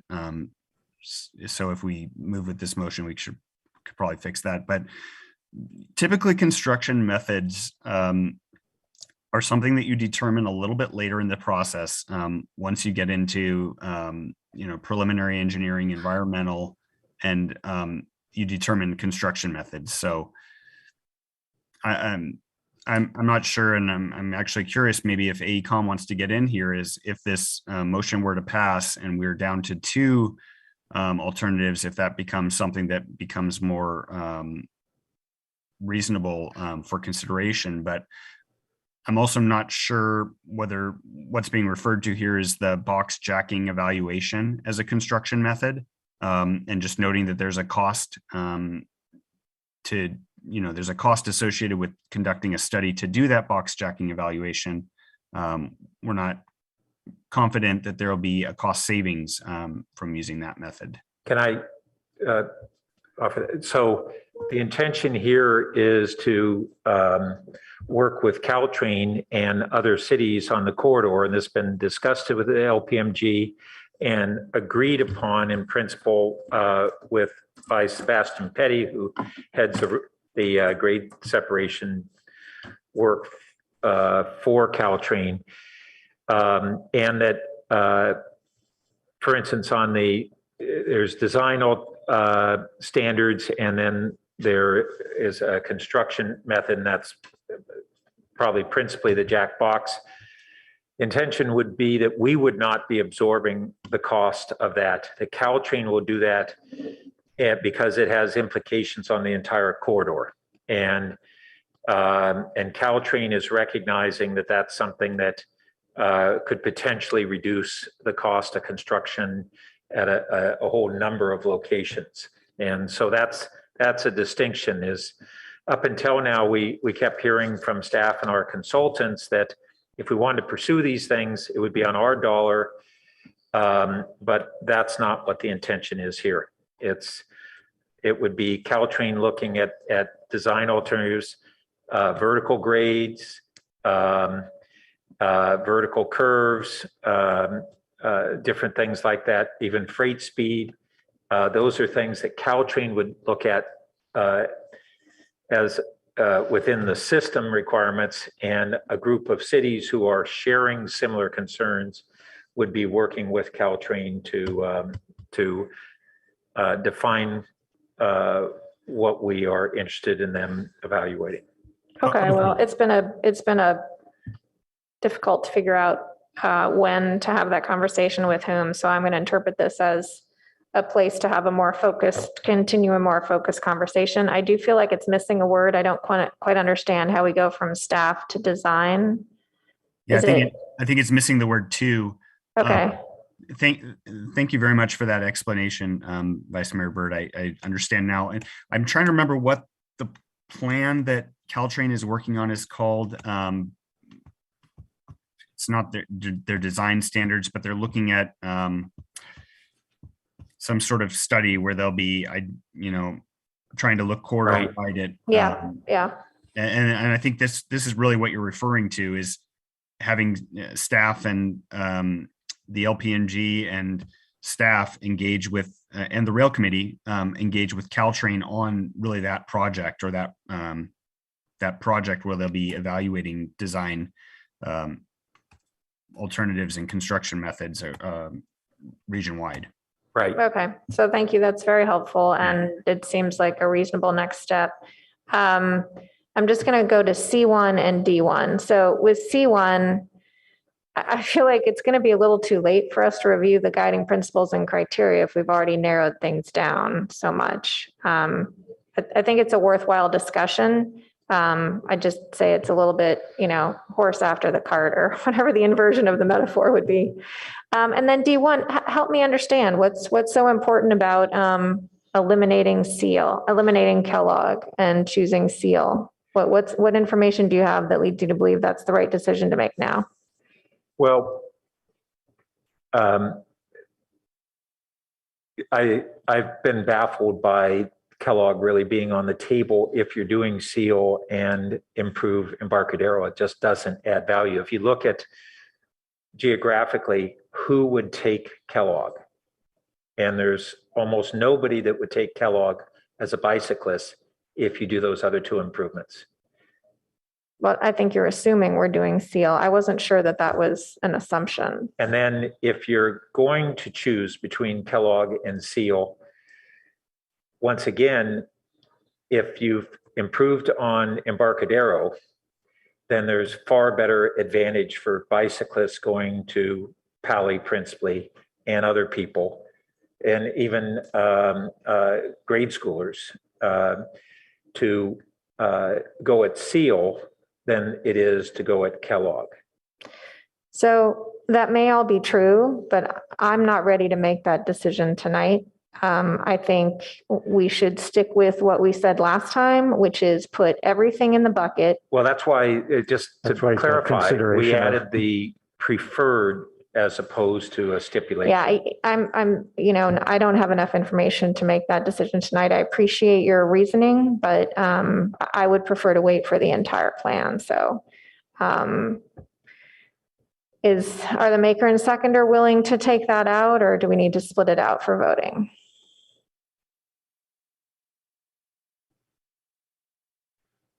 I mean, I guess the way what I would rephrase it, so could we rephrase D1, consideration of, the merits of Seal, vis-a-vis Kellogg? I just think it's worth having a discussion, and it may very well end up where you're saying it. I'm okay with that because I'm confident enough where it'll end up. And I'll just note that between that, I'm okay with it because to me, the difference between that language is actually pretty small, right? In practice. I think staff, when we prefer something, they end up choosing it. So I'd prefer to let staff and team work on it. I'm okay with it if the maker of the amendment is okay with it, and if the seconder of the motion is okay with it. I'm good. Then I'm good. Okay, thanks very much. And I'm sorry, Mr. Kami, did you have something additional you wanted to add? No, I think it resolved itself. I was just going to say that really the BNP TP, the Bike and Ped Transportation Plan, will prioritize and evaluate these different considerations, including community input on them, and just to clarify, I think we're the bike network. Sorry to interrupt. I think we're deleting all of that after Kellogg, correct? I think so, because we're not sure what the preferred is, and there might be more than one crossing, right, in this area. And we may want to refine the wording on D2. It's a little awkward. Maybe it should be consideration of improvements on north of Embarcadero. North side of Embarcadero. Okay, and yeah, we got an email about D3. That's fine. It sounded to me like Mr. Kami had already thought about it. And I think if we review the motion from last time, we were very clear about during construction that the bike plan, ped plan needed to take into consideration during construction. So if that helps people feel more comfortable to add D3, that's fine. But I do think it was covered in our prior motion. Thank you. So I appreciate that. You took on one of the ones I was concerned about. So again, I think we're being overly prescriptive in D. I'd like staff to have the ability to look at everything. I personally like to hear from Philip on this Seal versus Kellogg. And again, we can't assume we're building all of these things. And so some of these things depend on multiple things being built. We really got to think about that.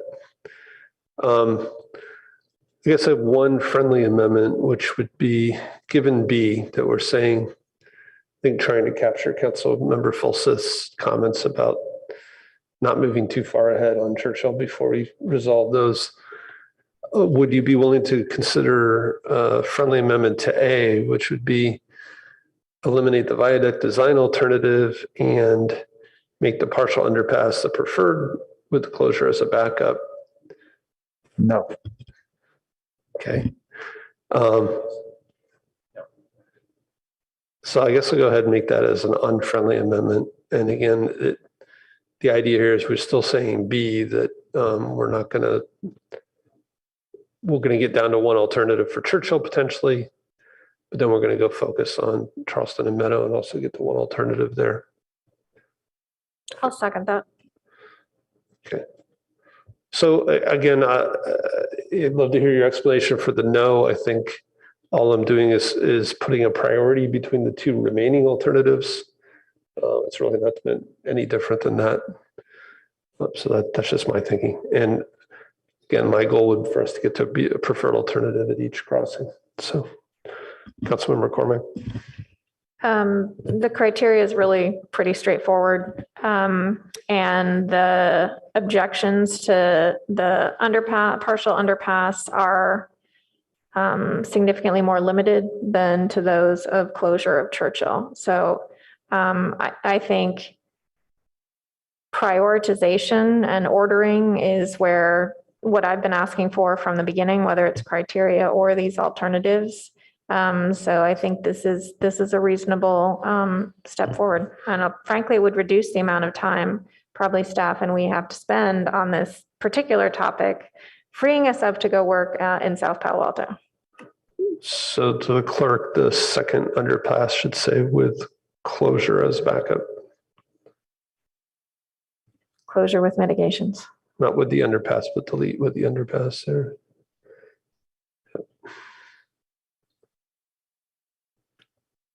Sorry, just let's get closure with mitigations, just for anyone watching.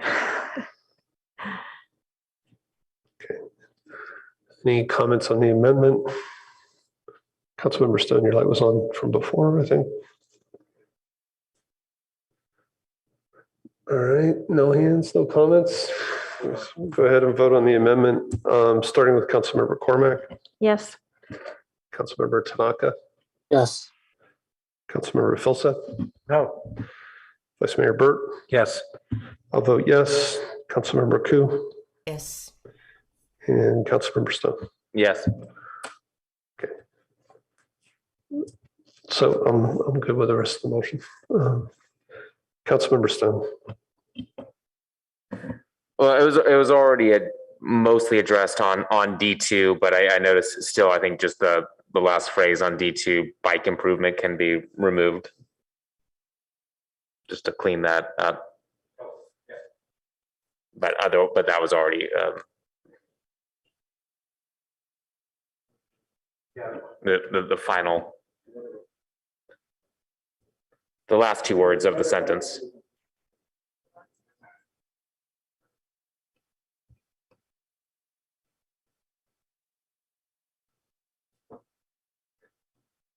Great, thanks.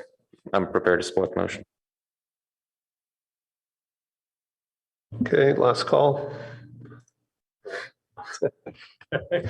All right, let's go ahead and vote, starting with Councilmember Tanaka. Yes. Councilmember Filseth. Yes. Vice Mayor Burt. Yes. I vote yes. Councilmember Koo. Yes. Councilmember Stone. Yes. And Councilmember Cormick. Yes. Great. Well, we have a preferred alternative for crossing. It's red letter day. All right, so we're on to councilmember questions, comments, and announcements. Councilmember Cormack. I just wanted to follow up on a comment I made at some point a couple weeks ago about our time management, and on reflection, I think where we lose time is in making motions. So that's when we don't have our 5-minute clock and it takes a long time. I'm not saying it isn't the right process. I'm just identifying it as that's the point in the process when I think we get slowed down. So just throwing that out for everyone's consideration. And then with the Coverly Ad Hoc has had its final meeting for this year with the school district, and given the point we are in the year and the changes that the school district is thinking about, I think we'll probably need to do some rethinking of the master plan and how we move forward. That'll probably need to happen in the new year. Thanks. Yeah, and I think the city manager sent out an announcement today that we're having a sustainability event on Thursday at Mitchell Community Center, along with the Danish Embassy here in town. And then the other comment I had was I see many cities starting to support the state initiative on local control. And given our votes as a council, it may be something we want to visit in January if we want to put support on that as well. Any other comments? All right, well, thank you all. Meeting adjourned. Did I miss somebody? Did you have a comment? Oh, you got it. Got it.